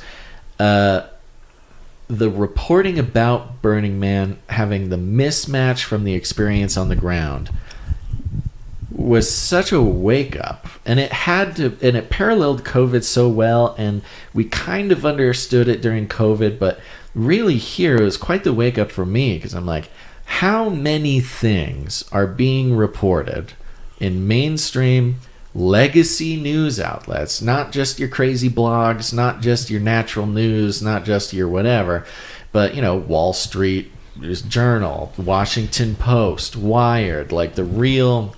Kind of have the world effects from the old radio broadcast where people went out and shot their water tower full of holes because they were told that the invading army was coming. And I've always known it. I mean, it's my job. My whole job is based on the fact that I know that everything in the legacy media is, at the very least, broadcasted with a larger purpose. Mm-hmm. At the very least, whether what they're saying is true or not, is perpetrating an agenda. Somebody's, whether it's whatever, call them whatever you want, the elites, the lizard people, the blah blah blah, or simply the highest bidder, whoever's paying the bills, the advertisers, really. Right, clickbait. Yeah, whatever it is, clickbait. It could be anything. Right. But it just dawned on me, so I physically felt the sensation of, oh, this is everything. Everything is, at least at the very best, ambiguously true or false. Mm-hmm. You might never know, and it might never matter, but the world view that is being projected onto the mass population is, or could be, entirely fictional. Right. Entirely fictional, or at least fictional enough to be mad about it. Right. That you literally cannot trust anything it says. Right. And then it demonstrated the incredible gullibility of non-thinking people. Everyone. And you think about, and again, start at Burning Man, expand globally. Yes. What else is going on? We're getting, the war in Ukraine, the Maui fires, the everything that has ever happened that gives me something to talk about on the internet. My job is to spot the illusions. Right, and now you're right in the middle of one. And I'm right smack dab in the middle of one of the sort of grandest illusions. Right, and international. And I'm thinking to myself, for what? Why? Yeah. What is the purpose of this grand illusion being sort of broadcasted out about what is essentially amounted to, like pretty muddy, pretty annoying. We got our tents wet. Yeah, you were in an RV. People are wet. I was in a tent. Whip-de-doo. Fine. People got stuck. Some people panicked. Some people tried to get through the gate. Yeah. Got stuck. I mean... But the panic was real with some people. Oh, I know it was. Yeah. I know. I watched Brian, Audrey, and I on Saturday night went out to gate, and we watched the people trying to get through and slipping and sliding and getting stuck. We were out there with DPW. DPW was yelling at them, go fast, don't slow down, Right. because they knew that they had to be committed. Right. Otherwise, your car is sunk. Yep, and it's done stuck. right there. And we had RVs stuck, we had trucks stuck, everything was stuck. For days, too. They were stuck for days. So, I mean, people went crazy. Not a lot, but some. Enough to make it definitely an interesting event. They really we did. watched it. You saw people, and I think it was the people who had internet who were seeing the headlines. Right. Were the ones panicking the most. Like my neighbor. Because what was very sad about my neighbor, nice guy, letting me use his internet. I thought, finally, my whole project is saved because my neighbor has internet. On the day after the rainstorms, he tears off in his RV and took away my internet. And there was also people who had international flights. Yeah. That they didn't want to lose that. Right. You know, there's stuff like that. There's stuff going on. But you could see, now I was on the outskirts, and I'm wondering if you saw any of this. I was on the outskirts of the free camping area. Yeah. And then I think it was the night of the big rainstorm, after that first big one. Everybody's talking about FEMA camps. I'm walking around. Everybody's freaking out. People are tearing down the mud, just like in their cars, trying to escape. Stuff's starting to feel really weird. Yeah, people getting stuck in the middle of the street. Yeah, stuff is getting real weird, real wacko. And I go back to my camp, and off in the distance, I see some like cop lights going on. I'm like, oh, okay, that's weird. Somebody's doing something. I look away, I look back, and they are right there. It was about a half a dozen fresh off the lot, freshly painted police UTVs, off-road vehicles, just tearing it up in the mud. They cruise past the flag fence. They enter Burning Man. All their lights completely lit up. And the one in the rear had spotlights, 5 billion lumen spotlights on the left, on the right, on the front, and the back. Just absolute making a show. I have no idea why. I you watched would them even do something need that. very similar in Esplanade. And they just tore around. I climbed up on an RV and I watched them. Yep. And they were 20 miles an hour, like really fast. Yes, because it's supposed to be 5 mile zone. 5 mile zone. You're not allowed to drive fast. These guys were tearing up the streets in this new squadron of freshly painted police UTVs. And I sat there and I just watched them. I'm like, uh-oh, something must be happening. Right. What's going on? Crime. Go fight crime. Right. Something bad's actually There happened. was no crime. Earlier today, probably around 7 o'clock in the evening, this is on Sunday night, there was a line of 4 or 5 completely lit up police side-by-sides, UTVs, off-road, little dune buggy guys, but completely lit up, lights blaring, no sirens. And one of them even had a rack of spotlights facing in every direction just to kind of blast everybody's retinas as it drives by. Very strange. I'm a little curious about what the purpose of that is, besides just making a statement. Perhaps some sort of facial recognition camera behind the spotlights. I don't know. But since then, they have just been cruising, just absolutely cruising down each street, patrolling the streets, going significantly faster than the 5 mile an hour speed limit. They don't seem to be making any stops or, I don't know, any sort of blatant activity. They're just cruising very fast, lights blaring the whole time. Now, it was earlier announced on the Black Rock City radio that law enforcement would be showing up. They're not here to apprehend anybody. And don't worry, hippies. The cops are not here to bust you for marijuana or something. I mean, I'm making a funny voice, but it's Black Rock City Radio. Come on, that's what they sound like. And so they continue to just roll on through. I'm going to be asking around, listening to the announcements, seeing what I can find as far as what kinds of activity the police will be performing here. The sort of implication given by the official announcements is that they're just here to generally help keep the peace and make sure people are cared for and served and protected, given the sort of emergency circumstances that we found ourselves in. I will see if I can gather any more information. It does give a rather strange vibe to the whole thing.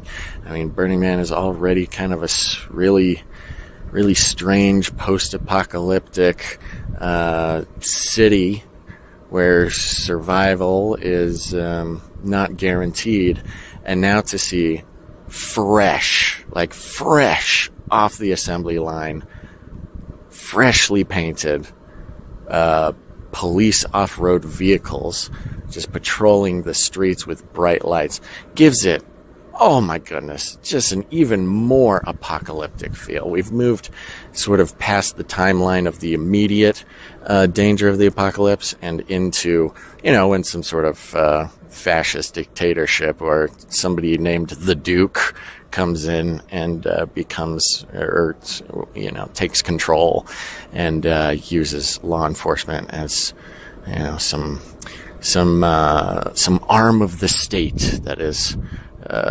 heavy-handed and particular,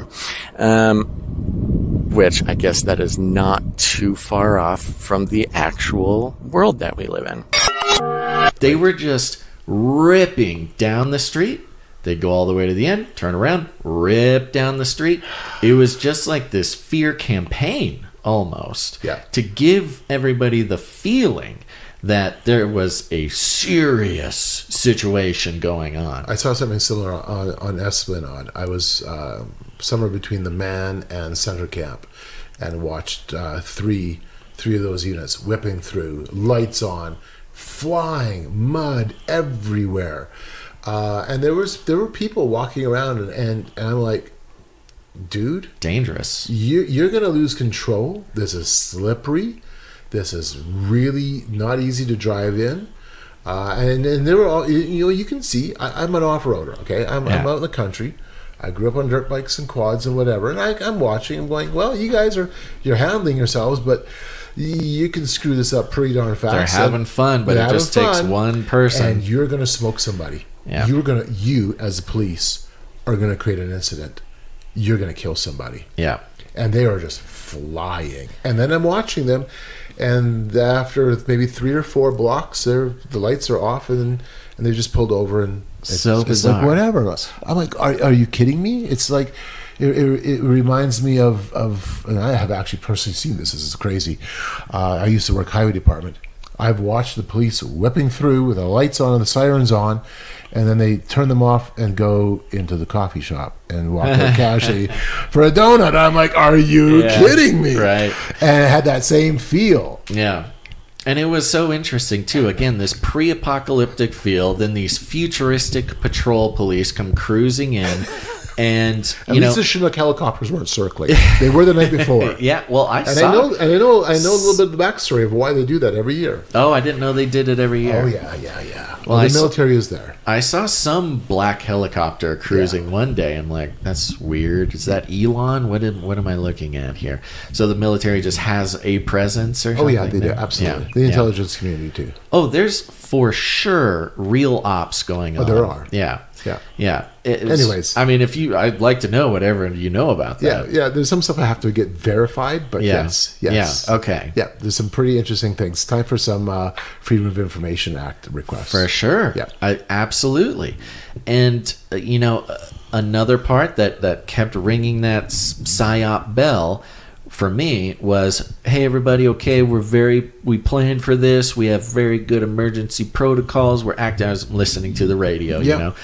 BMIR. Right. Yep. BMIR. If you feel like passing the time, come find me at 12 in Esplanade, where I'll be generally grumpy and complaining a bunch. Ugh. X-rated Yoda is here to tell you these messages. We need to count on one another, and patient we must be to create safe conditions for the departure. Listen, we do not currently have an estimated time for the roads to be dry enough for the Jedi RVs and vehicles from the Republic to navigate safely. Late in the day Monday would be possible if weather conditions are in our favor. It could be sooner. Stay tuned for BMIR FM for up-to-the-minute information that you will have. We will be opening for Exodus on Monday morning, September 4. We will inform the community as soon as we make the decision by 9 a.m. Please stay off of Gate Road. Rain and mud will make it impassable at the moment. We have created alternative routes. If you exit on Monday, you will be flagged to the best area to drive across. Ladies and gentlemen, event operations are functional and responding to evolving conditions. Our communication systems are up and running, as are our power grids. Sanitation trucks are moving through the city, ensuring portable toilets are functioning and clean. So, no rush to get out of here yet. Yeah, I hear Voice of the man. They're doing, where we've got these protocols. We're so proud of the org. It's kind of showing off how well organized they are. Yeah. We're so proud of them. They were ready for this. We're wheeling out some free Wi-Fi in these locations. We're bringing in some cell towers so you can change your plans or whatever. And I'm like, okay, great, wonderful. Let's do this. And I go to each of the Wi-Fi locations, each of the cell towers, absolutely could not get anything through. The cell towers, absolutely zero data could go through it. Yep. It was like just enough to make you feel like something was happening, but completely useless. Now, I don't know, Basil, if you know this or not, but the man sitting between you and me, Bob, has insights regarding cell towers. Yeah. Oh, you got some insights. Here we go. Yeah. I want to say one thing that usually people don't know about it. I was one of the first ones to train in the Los Angeles area on cellular telephone and trunking systems. And when we were being trained, it had the first cell towers and had 666 cells on it. Oh. And within about a month or two, they put it up to like 670 or 680 or something. Right. So you have these cell towers like that will only take, less than 700 calls. Oh. And you got 50,000 people. That's nothing. It's not going to work. Well, last year, they'd put a new cell tower in Gerlach so we could get through from Gerlach. And then out on the playa, we could get through off and on. Yeah. Right? So you're looking at maybe 1,400 channels that you might be able to get through. But now you've got what they call the backhaul. You got to get that information back, to the network. And so there's a microwave system, and I happen to know the guy that owns it. And so that has so much bandwidth, right? And if they're trying to put it up through satellite, not only do you need bandwidth, but if it's overcast, it can affect it. Oh, yeah. So there's a lot of things going on there. Right. The Burning Man used to bring in stingrays, which, and have 2 stingrays there, and that helped. Yeah. So and then at one point there was they were only analog cell towers that were up there on the mountains, and so the data type of stuff wasn't nothing. Going to make it through.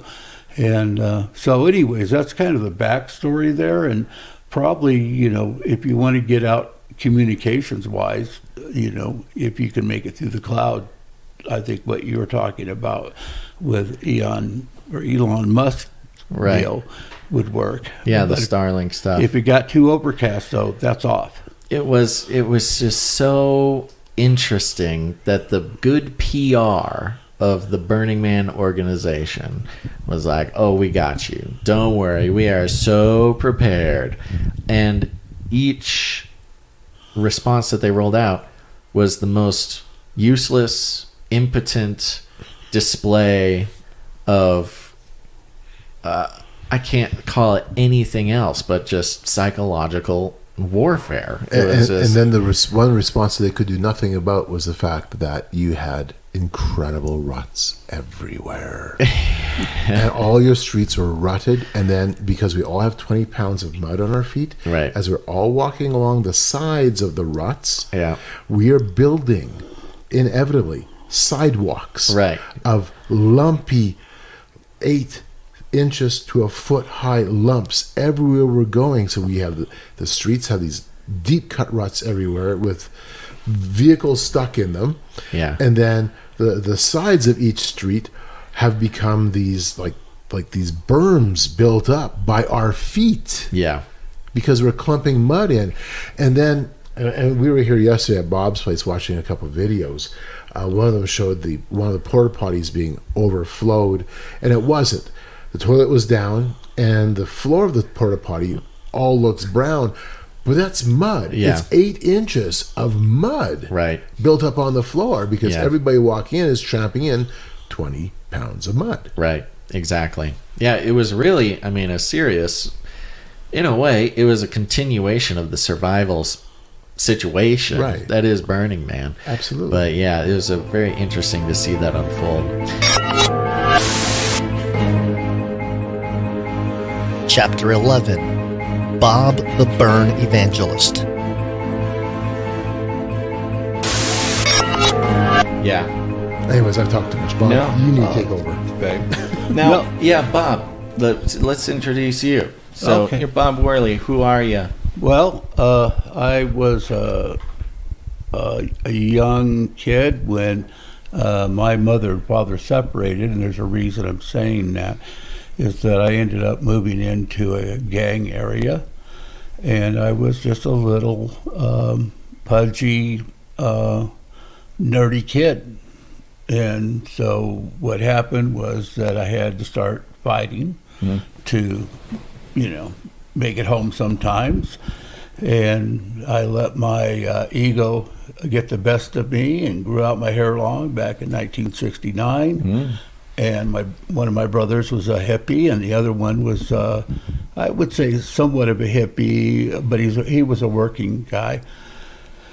And so I couldn't see that there was any purpose to life at all. My brother and his wife got divorced, and my sister got divorced. I mean, just nothing really made any sense. So I went out the deep end, and by the time I went to a continuation high school, Thug High, cut a lot of school. I went enough to pass, but I'm actually bringing you through a real quick overview of this. By 18, I had, went through the LSD experience and the magic mushrooms and drugs A to Z. And so when I was 18, I was joining a 1% bike club, and I got kind of beat up and kicked out of it because they said I was too crazy. I guess we had a little too much window pane, and I went nuts, went to fight cops. So I got in jail, and they put me in the gang tank with half Hispanic gang members and half bikers, and it was a blessing because one of the bikers knew me and knew my brother, so it was, I didn't get beat up or anything weird. And I realized, I'm going to, I don't want to be in prison, but I can play guitar, so I'm going to be a rock musician, right? I'm going to change my path. And so by 22 years old, I had ruined my life. I was into heroin and other drugs and that type of thing. And so I know the culture through and through, and I'm in the LA area, right? So it's a happening thing, and knew some rock stars. I played with a few, and I realized that there were, I went to work to get some money for my studio time, and there were these Christians there, and they shared with me. They didn't preach at me, they shared with me. And I started realizing that they're the only ones that cared about me out of all my friends. So to make a long story short, I'm flat on my back, high, And I look up and I said, Lord, come into my life, unconditional surrender. I ruined my life. And so I ended up being transformed, and the sanctification started. And so I ended up meeting my wife, Mary, and I said, I'm going to have to learn how to, take care of her. And so I got into a career. But nothing really leaves that experience. I might have cut my hair and gained some weight at the time and looked like a pudgy white boy or something like that. But I used that to my advantage, and I had really a heart to evangelize, to go out and talk to people. And I mean, actually, conversations and talk. So by the time, I'll go all the way up to 2017, and I met Carl. Carl was the guy that didn't do any of this stuff. I'm the guy that did all of this stuff. And it was the perfect match. Nobody could say, don't knock it till you try it or anything like that. No, I can go toe-to-toe with anybody at Burning Man. Yeah, right. And and I'll give you a quick story, and then I'll get to the Burning Man part. But I was out at camping outside of Burning Man. We had a camp right off the road, and we had a big sign, and we put these Israeli flags up that I knew if I put a Christian flag up, nobody would stop. I put these Israeli flags up. Everybody, I should say, a lot of people were stopping. We gave free ice water. We helped people with their cars, and the Burning Man management wanted me gone, so they called the sheriffs on me. Sheriffs came out, and one of them was a Christian. And he said, how can you go out on that playa with all those disgusting people? How can you, as a Christian, be here, right? And I said, officer, all due respect, go back to Reno and go to church, dot your I's and cross your T's. But for me, I'm going to go into all the world. These people is like where Paul went to in Acts 17. Now some of them might be naked and painted purple, right? But I've done a lot worse. Let's hold on 1 second while this finishes up. Okay. I know it's, actually I love this song. It's a huge Sound of Music fan. Yeah, that's... It might confuse the robots that are editing this show.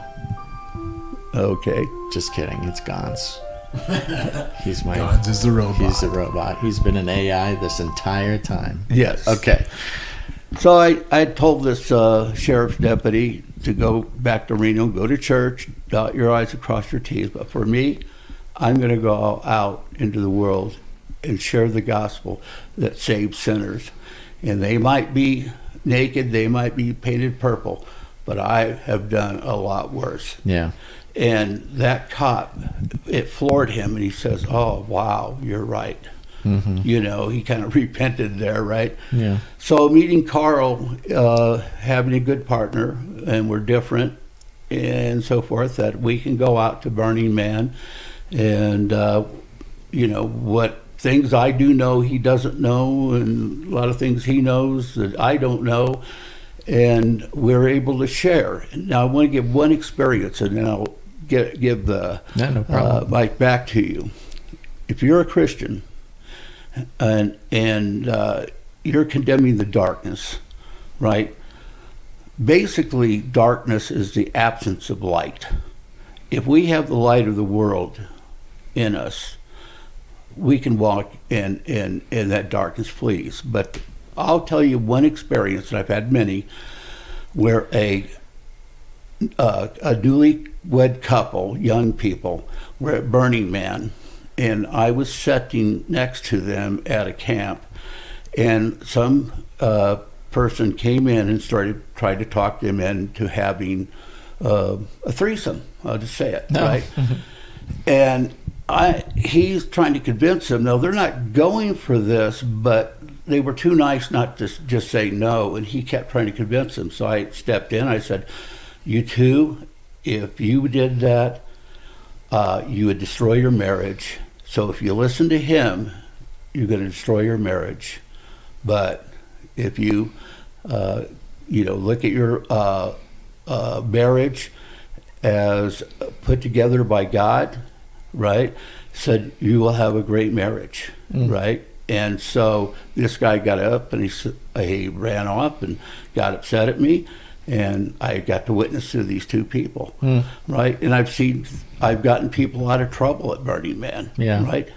We're Christians, right? We got the words of eternal life, and so I'll let Carl or you get back to the interview here, but I do want to say it takes different gifts that people have, and I don't get intimidated by the worst things they do out there.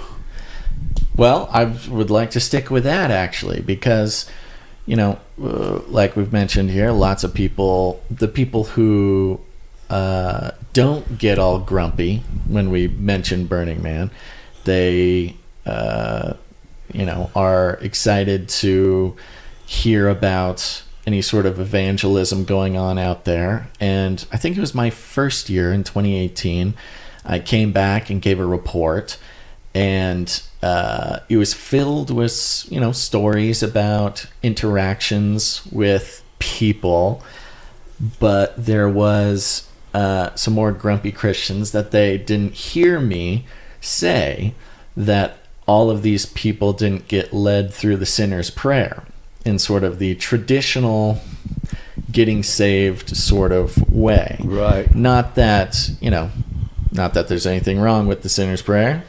It was been effective for a lot of people. But the evangelism that you do out at Burning Man, whether it's inside Burning Man or outside Burning Man, looks a little different from the evangelism that you learn,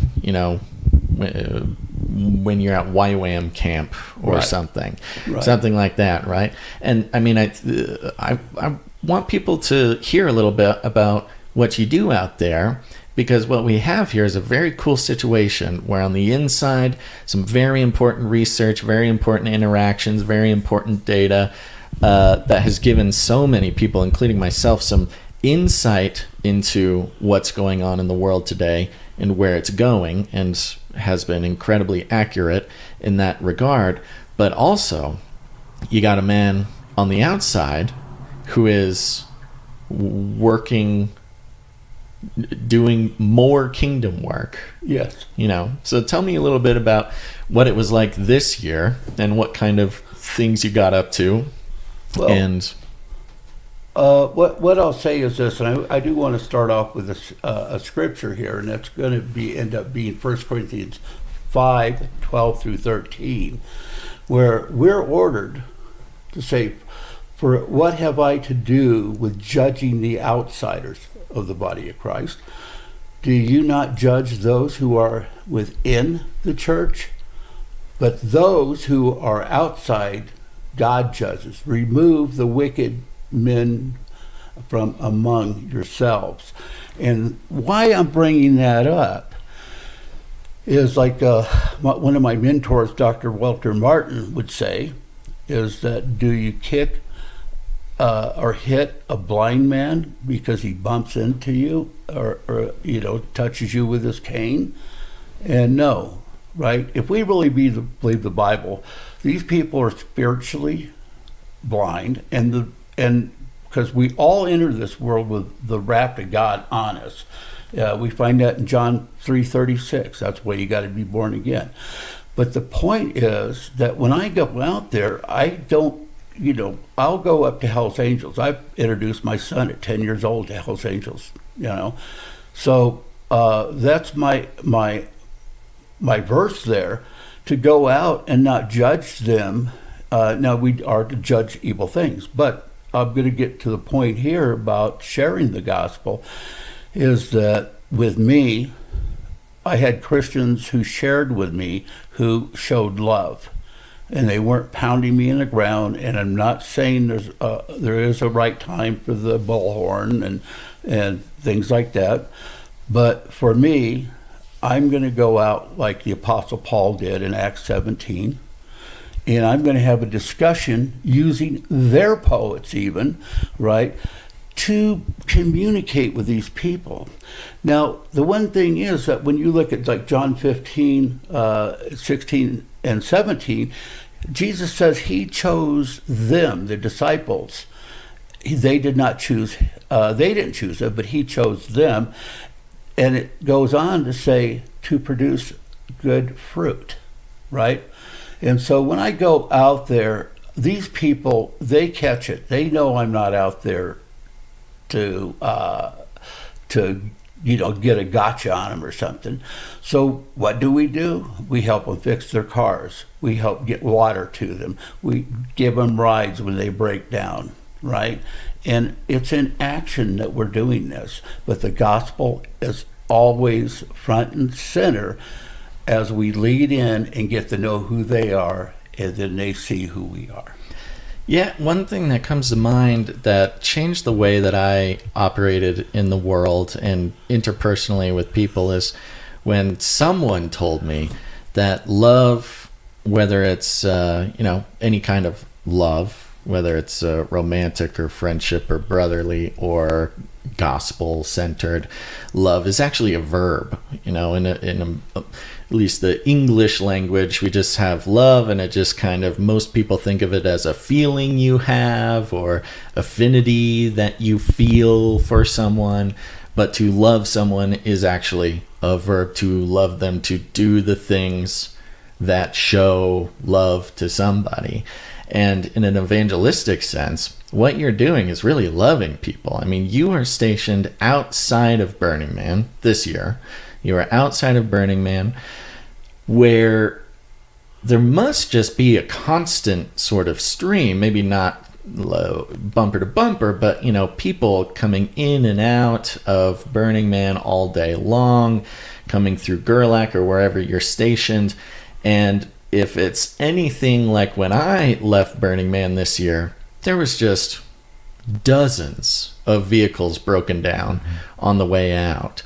And each one of them was in need of something, I'm sure. You bet. And well, God bless you for going and showing them that love, because I was too tired and too hot, and I was not ready to get on the ground and start fixing burner tires, that's for sure. So tell us a little bit about what that looked like on the ground for you during your ministry this year. This year, and there's been a number, I brought burners home that their cars broke down. Driven them home, picked them up. I picked them up. We had a Christian that used to have a tow truck here, and we'd tow him in, and the Christian was a mechanic, and I'd buy the parts and he'd fix it for free. Wow. And of course they were trapped in my house, right? They can't get out, right. And we feed people and we're kind to people. And again, this is not like, well, we're going to become your best friend, but it leads up to what the gospel is. Now, we have a methodology that I do, and Carl's is maybe a little different. I'm kind of more of a fundamentalist type guy, but he taught me about oneism and twoism, and I would like Carl to tell you that when he gets on the mic. But we found a bus that had come from Seattle. Mm-hmm. And it had broken down, and this battery was dead. So I get my jumper cables out, and it took about 30 minutes to charge it up. And it was a diesel, so he needed a pump. I didn't have one. Next time I will have one. But we flagged down somebody that was going to the burn, and they got a bicycle pump out and gave to them. And I started talking to them. I said, told them, this is your first time, watch out for certain things at Burning Man. And I said, here's my phone number, and if you get in trouble, call me. And I did it with people in the bus. I did it with other people, right? And so I shared the gospel with them, and in a way they could understand it. And I gave them, we have a big money track from Ray Comfort, the chlorination, King chlorination track from Ray Comfort, and we have little pennies that have the 10 Commandments. And we go through a few of them with them. Well, these people were really receptive. They break down 44 miles south of us. they had an estimate from a tow truck company, $800. And I said, they called me, and I said, number one, you can stay with me, but I'll get your car towed. And so I found a tow truck driver that had a better price, that ended up knowing a mechanic, and they ended up going to fix it for real inexpensive, and they're not going to be paying $800. Oh, so this was after Burning Man. They called you. After Burning Man. Oh. Before Burning Man, they were going to it. Right. After they break down. And so they called me up, and they kept thanking me, if it wasn't for you, this wouldn't have happened. If it wasn't for you, this wouldn't happen. And I said, you know what? That's what I'm here for. If you come back through, stop in, stay a night with me. And I said, well, we'd like to do an interview. And they said, when we get back to Seattle, rest it up, we'll give you a call. And they gave me their phone number, of course. Great. And it was unbelievable to them. So you have this action, like you said, as a verb, right? You're sharing the gospel in a way, right, that they can understand. Because we're in a society that you say, Jesus died for your sins. In our society today, that doesn't make a lot of sense to anybody, right. Postmodern people, Yeah. right? And so we use a methodology, and I, like Carl, just start out with the one-ism, two-ism, but I use, if we're chemical machines, and that's all we are, and I haven't had anybody deny it, I said, then helping a little old lady across the street or pushing her in front of the bus is the same thing, right? And I said, show me on the periodic chart where love is. It's abstract, right? And once I get them thinking that way, I use a presuppositional argument. But anyways, Carl turned me on to the one-ism, two-ism, and so that's what we do. That's just one example. If you're not ready to go out there for that, right, and you're just going to go out with a bullhorn, you're in the wrong place, right. Number one. Well, that's one thing you can say about burners is, they're used to this community, and it's even one of the tenets of Burning Man. I forget the actual wording, but sort of civil engagement, civic responsibility. Civic responsibility is a big thing where everybody's kind of expected to help everybody, and people are is for people not in sort of a religious community. Well, now we know Burning Man is a religious community, but there is such readiness for the most part to help each other out, and then also to receive help. They're sort of primed to accept help and to give help in any situation. It's kind of part of the social fabric that is Burning Man, because a lot of times, if you were to, it depends, but there is a world in which you walk up to someone who's having trouble out here in the regular world, and you walk up and you ask them if they need help, or you offer some help, or you just offer them a sandwich or something. It's very suspicious. There's a little bit of like, okay, what do you want? There's an expectation of transaction. Right. But burners, they're a very special group of people because they are so primed to give and receive help in a sort of non-transactional manner that it almost makes them much more susceptible is not the right word. Ready. Can I say something on that? Yeah. You hit the nail on the head.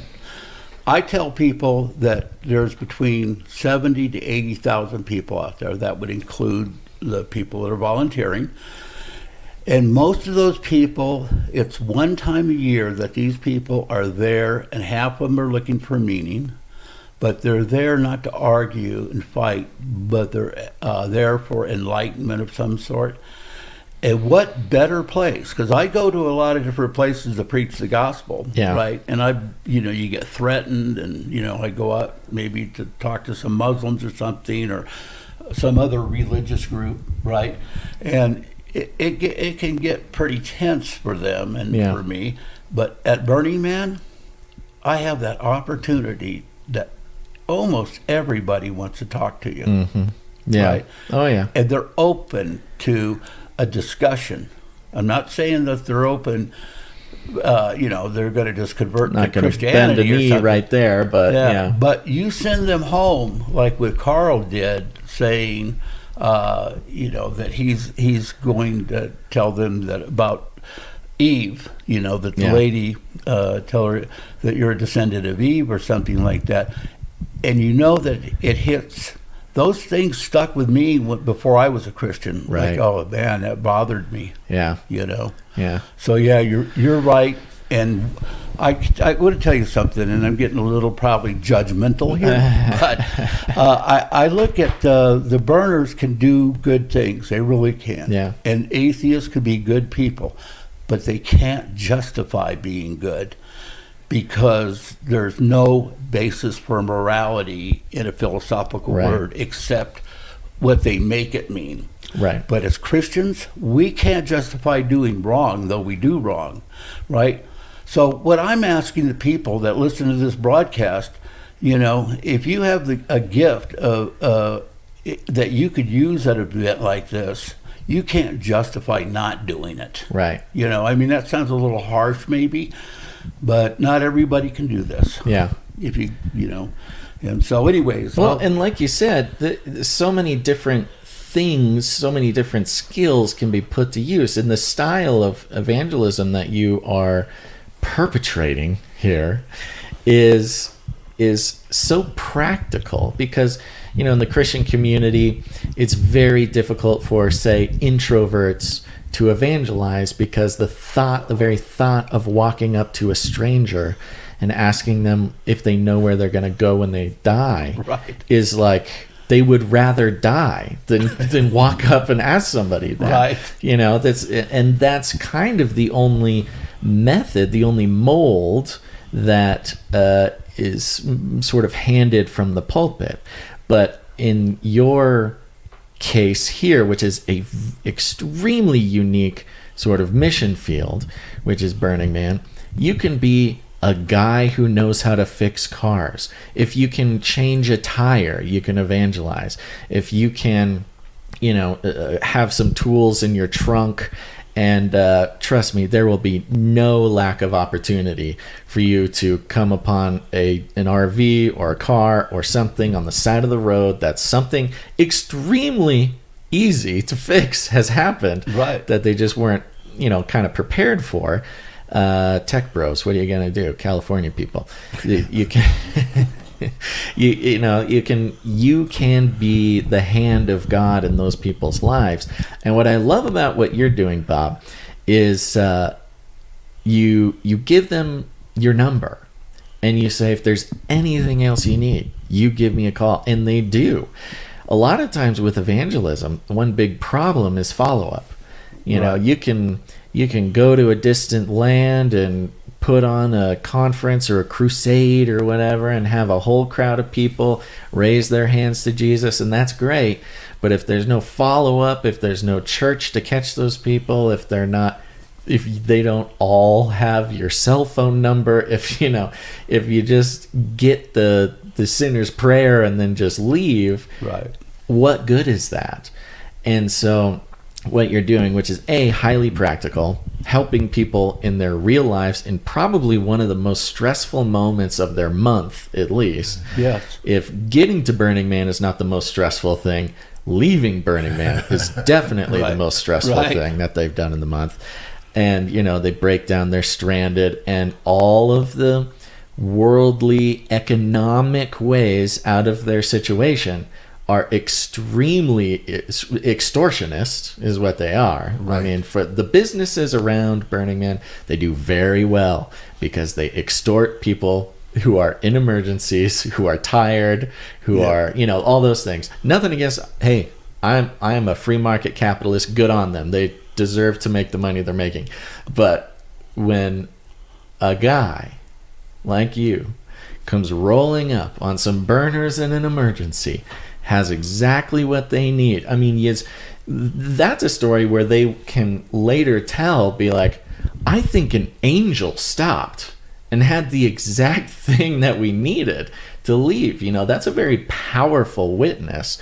It's your interaction with them then becomes a testimony that they can use, that is a sort of stepping stone on their path to Christ. Not just, I was walking out of the grocery store with my groceries and some guy came over and told me I was going to hell.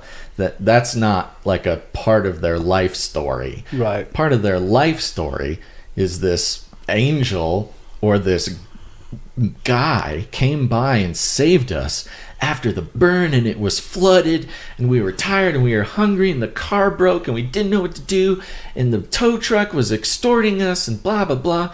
Then you come along, you act out of love is what it is, a godly love, showing it to them, shining the light, and then giving them your phone number so they can call when they're like, I think that guy was an angel. Well, the angel gave me his cell phone number, so let me see what exactly. Okay, I guess it wasn't an angel, but it's a guy who has some more things to tell me. So I love that about what you do, and you're doing it in America, which for Christians in America is about the scariest possible place to do it. Anyways, I wanted to tell you all that nice stuff about that. So the point being, I'm sorry, I got on my tangents again.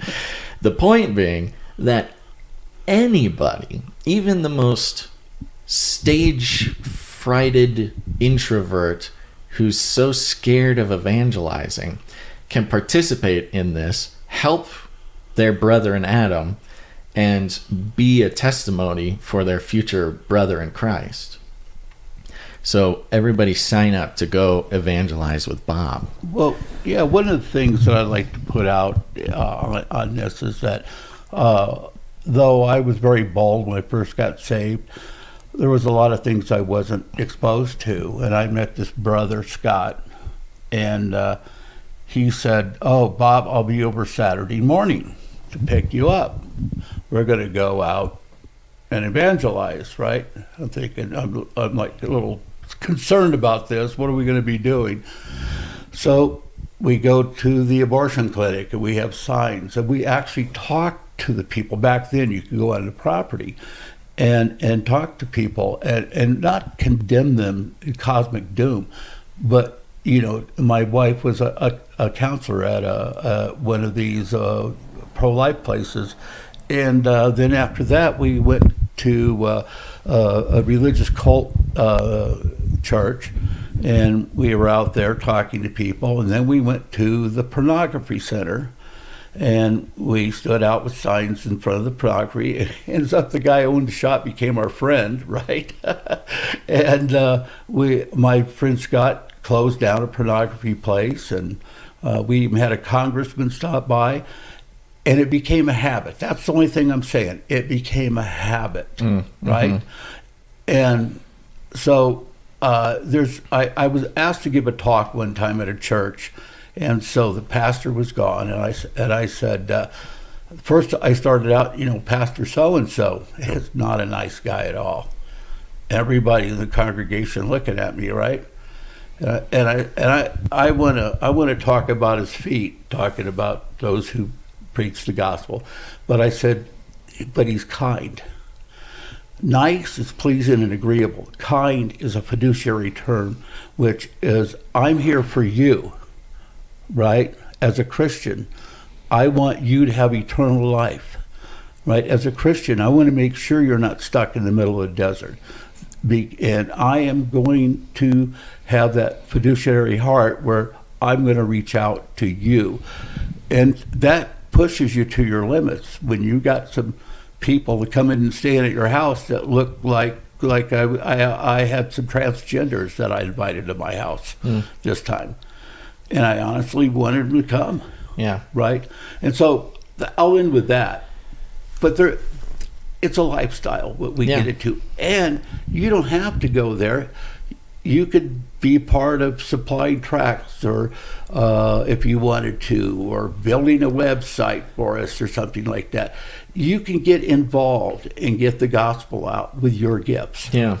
So. Tell me, do you have another story from this year's Burning Man that you could tell?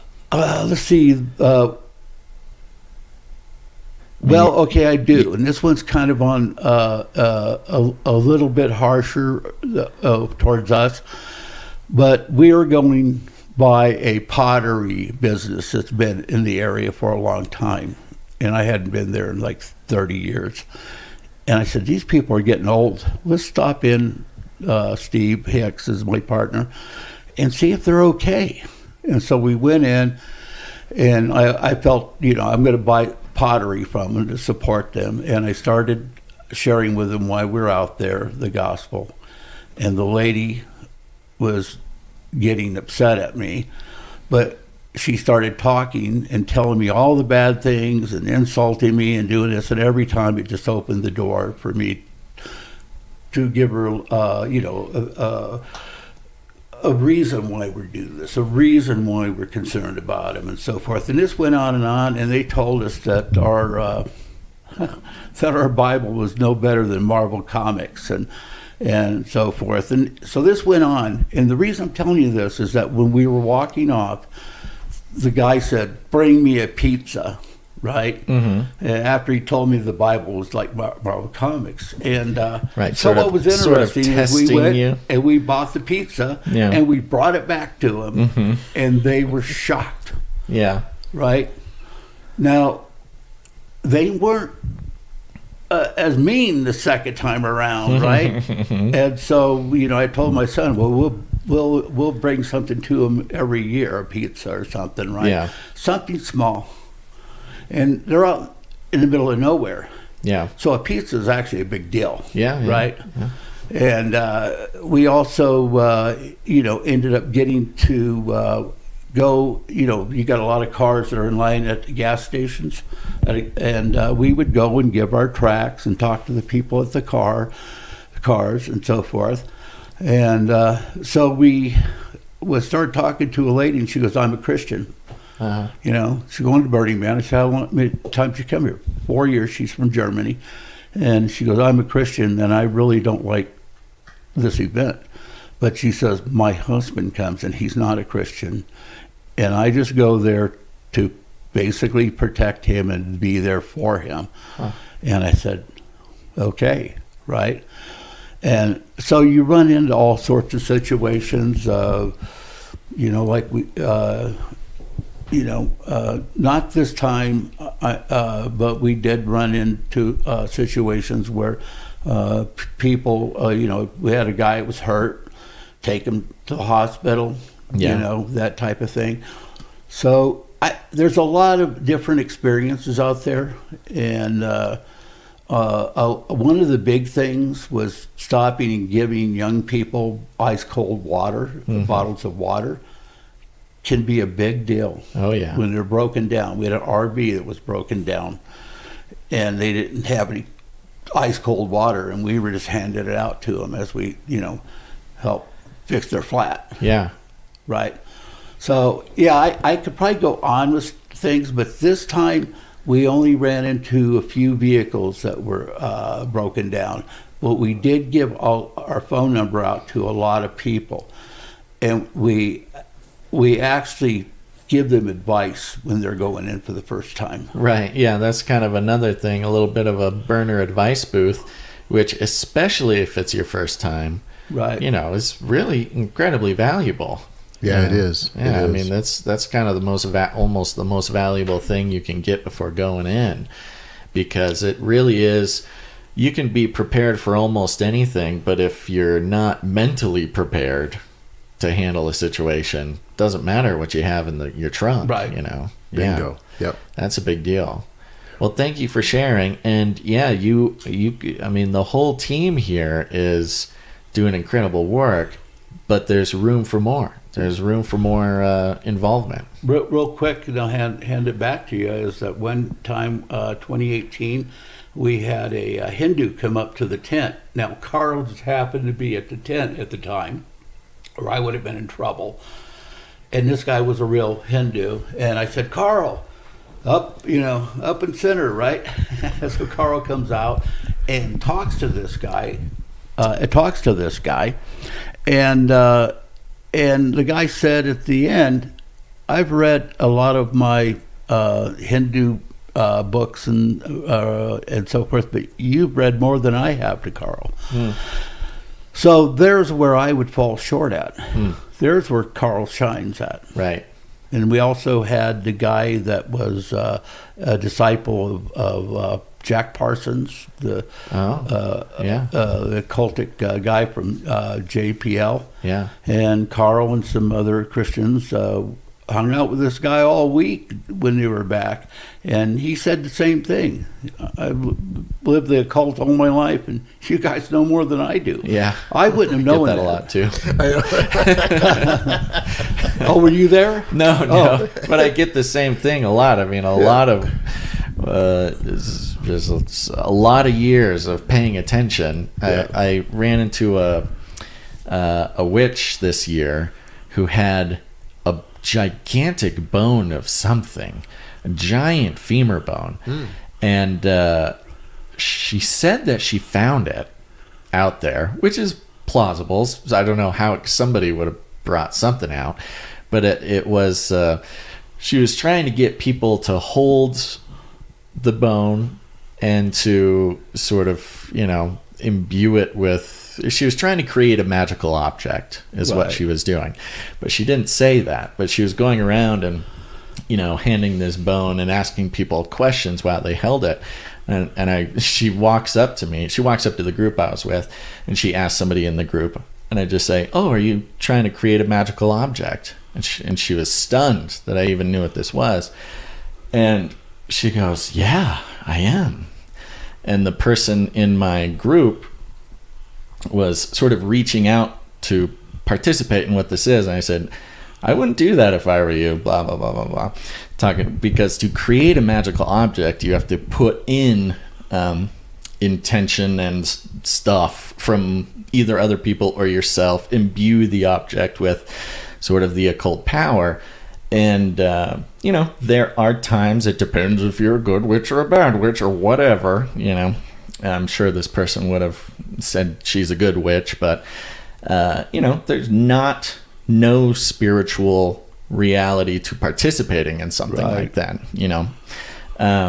and she very quickly got out of my orbit before I could tell anybody else what she was doing.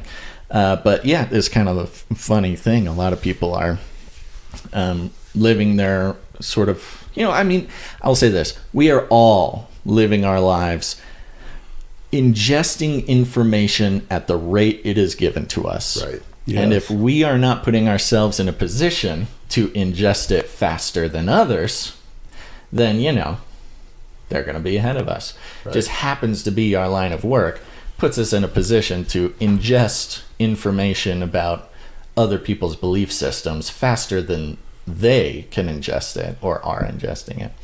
It's one of those places where everybody out there is a seeker, and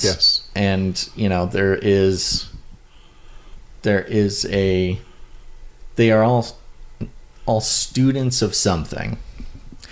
And luckily for us, when we are out there, students do want to learn, which makes it a very ripe opportunity for opening that discussion that you're talking about.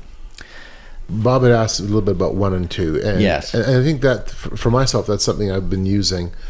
Again, I'm going in for a slightly different purpose, though the overlap is there.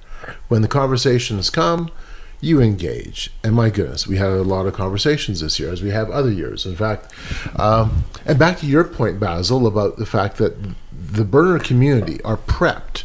They are ready to help each other. Yeah. We saw that in spades only a few days ago, as this was the first real mud burn, And as neighbors help neighbors, and people are helping people out, and people were pulling people out, and my goodness, on Sunday morning, I was at the end of a line of guys and gals on a tow rope, and we had a human chain, and we were pulling out trucks and campers out of the mud. Yeah. I mean, people were, and of course we all saw the media afterwards, all the stories and how it's, you know, the end of the world. Right. My goodness. It not wasn't even that close.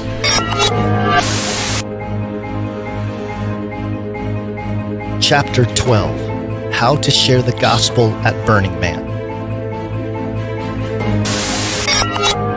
I want to give one quick experience, and I've been waiting to ask Carl to talk about the experience you had with the artist. I think he might have been from France or Russia.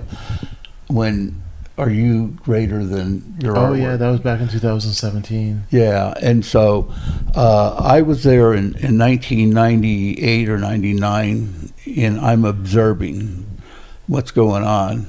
And there was these bales of hay, and there was an old man, probably my age now, right? Anyways, and he was sitting on a bale of hay, and I walked over to him and asked him why he was there, and he says, I'm dying of cancer. And he said, I just wanted to come and see what this was about. And it was perfect. These dancing girls, you know, like I Dream of Jeannie outfits on, came. There's like 3 or 4 of them, and they're dancing in front of us.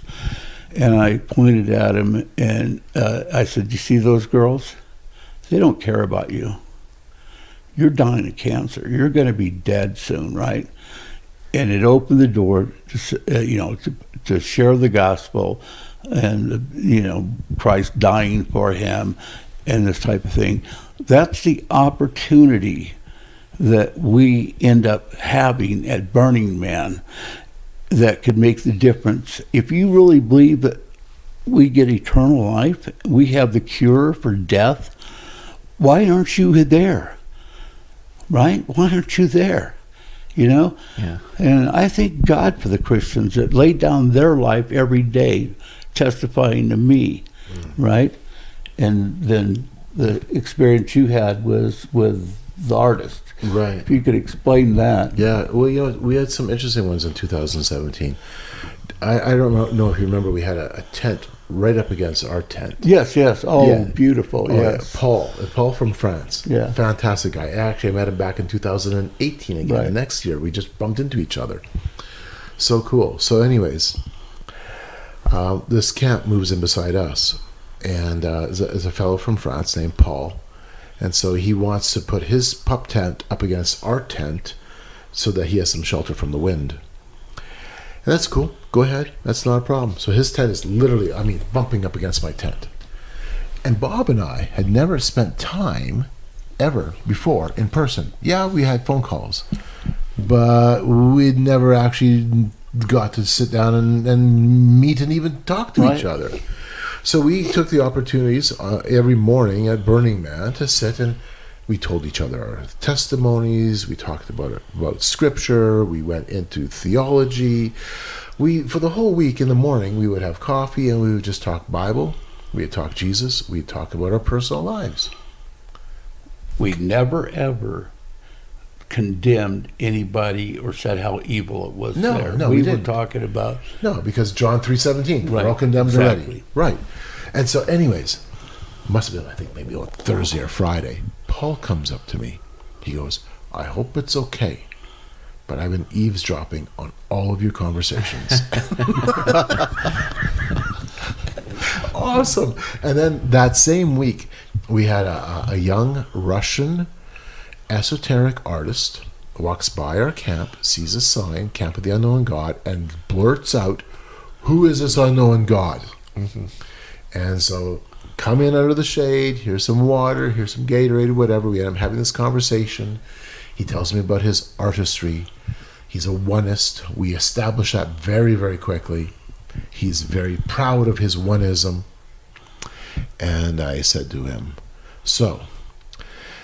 and by this point we already had a conversation about God and about a number of different biblical things. And so I said to him, you're an artist, so are you telling me that Your artwork has the same value as you. You and your artwork have the same value. There's no distinction. He goes, of course not. I'm the artist. And I just spread my arms out and I go, we have this incredible mountain backdrop. We have an amazing sky. We have this incredible artistic expression. Are you telling me the artist and the art is the same? And it hit him, and he just stopped. And he goes, I know what you're saying. I get it. So sometimes it's just that simple. Okay? It doesn't have to be complicated. You know, the gospel is simple, but it's not simplistic. And sometimes we can touch people's lives by just, first of all, it's a pretty big but pretty simple thing to do. Just listen. Yeah. Just listen. Shut up and listen. Just shut up and listen. Yeah. And then don't try to win the argument. Right. And end up losing the person. Yeah. Don't do that. Exactly. There's no point. I just in finishing for me is that when I became a Christian, I was basically, I still am not an educated person, but by the grace of God, He gave me a heart to talk to Jehovah's Witnesses. And so I had to deal with John 1:1, so I had to take Greek. I had a tutor for 2 years, 4 hours almost every Saturday on syntax and philosophy and logic, and amazing guy, Earl Stewart. And so with that, I started learning about presuppositional apologetics, evidential apologetics, how to use them together. And it's like as preparing for war as a soldier. And so I have no problem with dealing with somebody who has a PhD in philosophy. I've done it and just locked them up. And they said, oh, I can't answer that. Let me get back to you, right? It's like I'm preparing for everything. But when I get out there, I'm not using that it's there if I need it. But it comes down to the simple gospel of Christ and how do I get them to think, right? Right. And if they want to go further, we can have discussions, right? So and we've had that. Yeah, I think of Exodus 4:10 where here you have Moses, don't pick me, Lord, lousy voice or whatever, right? And so he can use any of us, right? So anyways, I'm just finishing off with that, is that we should be, going up against the greatest challenges against Christianity. I'm not going to fear it. Right. I told an atheist, in fact, he goes, I think I could prove you wrong. And I said, you know what? I said, would you? I said, I've got booze to drink, I've got drugs to take, women to rape, and people to kill, and you're first on my list. And he started laughing, right? I said, so what are these arguments again? Right? And we end up becoming, we love each other now, as far as we're very good friends. But hey, listening is an act of love. I learned, if we're looking for all the sorts of ways to love people, listening is an important one that a lot of the world has forgotten about. Yeah, that's true. Listening is a verb. Yeah, exactly.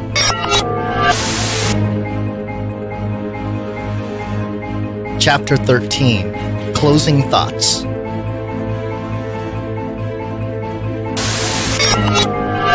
Well, thank you guys so much. Now, here's the thing. You guys have both given the impression that you are going to continue doing this and that you are looking for ways to improve and grow in different ways. Always. And so if there... Let's see. I hear we need a website. I hear we need more people. I hear what sort of ways do you see this ministry in both of its manifestations From, growing and what the needs could be. I have a lady that called me up, and she's drop shipping tracts. I chose Ray Comfort to go in there, read all the tracts, and whatever touches you, just drop ship them. I don't want people sending me money or anything like that. Okay. And we really need somebody that could volunteer to do, I'm thinking at least 2 websites. Okay. You know? Yeah, and sure. even the thing with Carl, I think that's a magnificent idea. So if there's people that want to be involved with the Camp of the Unknown God, which is just a ministry that meets once a year, right? And, you know, I'd like to hear from them, and they can get a hold of me, or they can get a hold of Carl. I have a vision, but it's an unrealistic vision. No, it's not unrealistic. With God, anything is possible. But I have it's a dream. I have a dream. I have a dream that we have a camp of 10 to 12 people dedicated. And we have a camp, maybe 10 to 12 camps like that, scattered across the playa. Was that going to happen? Yeah. Probably not. But at the same time, can we get one camp with 10 to 12 people? Maybe even put a few lectures in place. Maybe get something in the Where, What, When guide. Right. Have some conversations that way. Yeah. I think that'd be really cool. But that would take a lot more time. A lot of people involved. A lot of people believing in the mission. And resources. Yeah. It is not a cheap endeavor. No. And people don't realize that there's actually a high cost. Oh, yeah. And a hard cost sometimes. Yeah. Yeah. It's definitely an expensive venture. Yeah. It's worth it. And Absolutely. my wife and I, we lived in Bishop, California, and we moved back here because Carl had told my wife is that you're living right in the perfect place Yes, to you do are. Burning Man ministry. And that didn't, you know, my wife just says, Mary says, no, we got to move back there. This is what we're called to do, is to talk to burners. So here I am as a Canadian, sitting in Cedarville, California, and I'm looking at 2 guys in front of me. Bob here is in Cedarville. He's holding down the northern gate. Basil is holding down the southern gate. Mm-hmm. That's pretty remarkable. The possibilities are endless, folks. All you have to do is open your mind to the possibilities. Well, if that doesn't work, we're going to lay a guilt trip on your brother. But Basil, thank you so much for taking the time to drive all the way up to talk about this. Yes. Absolutely. I'm so happy to do it, and I'm so happy for what both of you guys are doing, because I would not be doing it if it weren't for both of you, and I appreciate that very much. And I am going to make sure to encourage everybody, now that they've heard what's going on, why we do what we do, and the breadth of kingdom work being done at Burning Man by such an incredibly small team on such an incredibly restricted budget. You know, the possibilities really are only limited by our faith in what God can do. So I will make sure at the end of this program to give all the instructions and how to get a hold of you guys. Of course, they can always get a hold of me as well, to get involved in whatever way that the Lord is leading them to.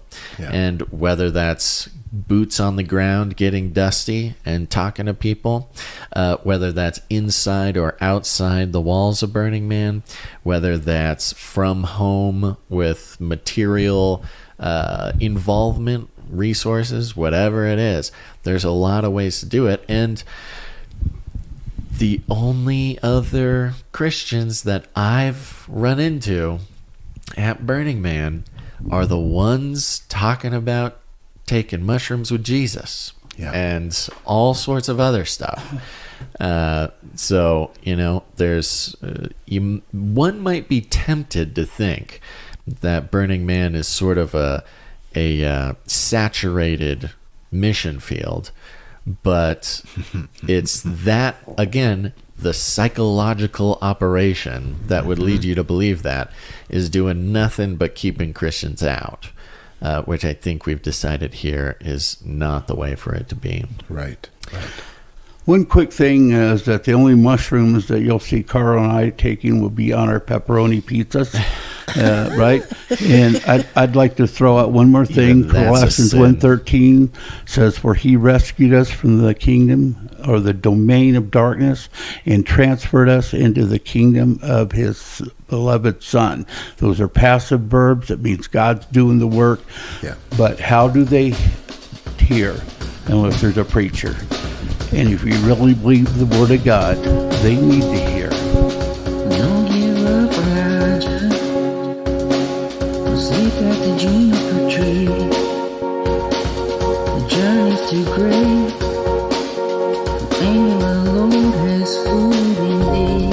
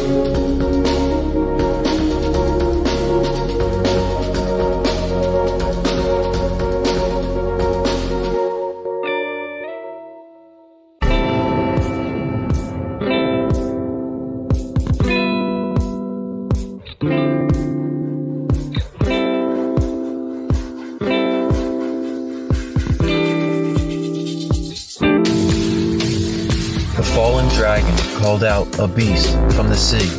It had 7 heads with 10 horns. 10 crowns were on its horns, and blasphemous names were on its heads. And to it the dragon gave his power and authority. One of its heads had a mortal wound, but it was healed. So the whole world followed the beast, and they worshipped the dragon, for that was the source of the power of the beast. And they said, "Who is like the beast, and who can fight against it?" The beast was allowed to make war on the saints, and to conquer them. It was given authority over every tribe and nation. Listen closely. If anyone is to be taken captive, to captivity he goes. If anyone is to be slain by the sword, then by the sword they must be slain. This is a call for the endurance of the saints. Then I saw a second beast rise from the earth. It had 2 horns like a lamb, and it spoke like a dragon.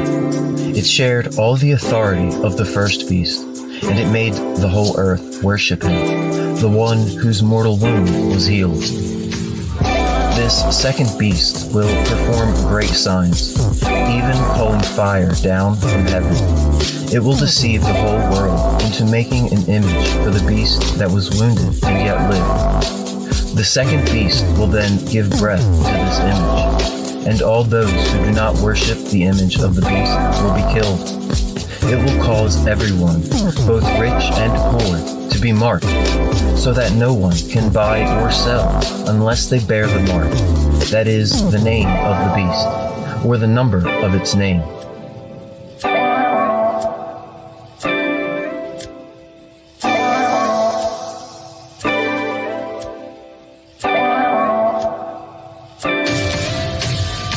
Then, behold, the Lamb stood on Mount Zion, and with him were the 144,000 who are sealed with his name. They have been redeemed from mankind as the firstfruits of God, for they are blameless. Then an angel flew overhead, proclaiming the gospel to the whole earth. He said, "Fear God and give him glory. The hour of his judgment has come." A second angel followed and said, "Fallen is Babylon, the one who has made all the nations drink the wine of immorality."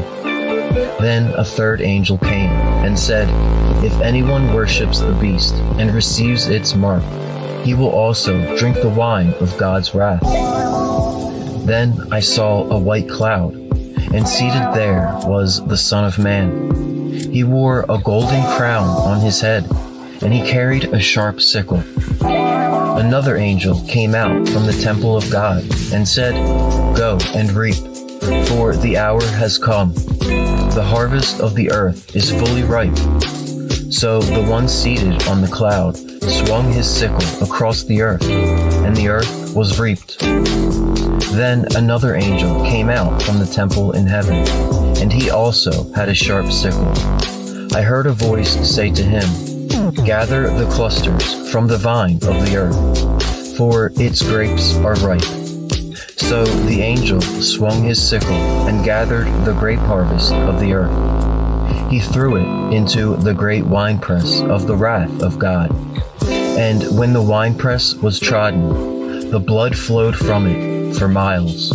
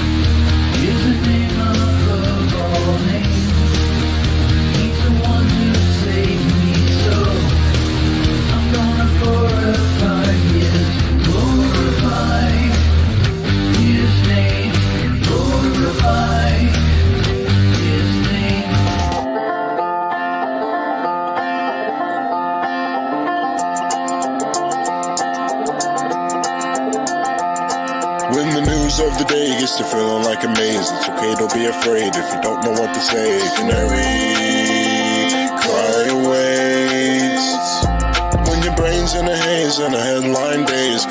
have my way, I can help you out the cage. Canary, cry ways. Canary, cry ways. Oh, canary, cry ways. Oh, the world's changing every day, each and every way you turn, there's another thing to learn. Reading in between the lines, thanking Jesus for our lives, and nice to see His glory shining like the sun. Run the race until it's done. Come on, everyone. Canary, cry ways. Oh, canary, cry ways. When your brain's in a haze and the headline days, come on, I have my way, I can help you out the cage. Canary. That one was a doozy.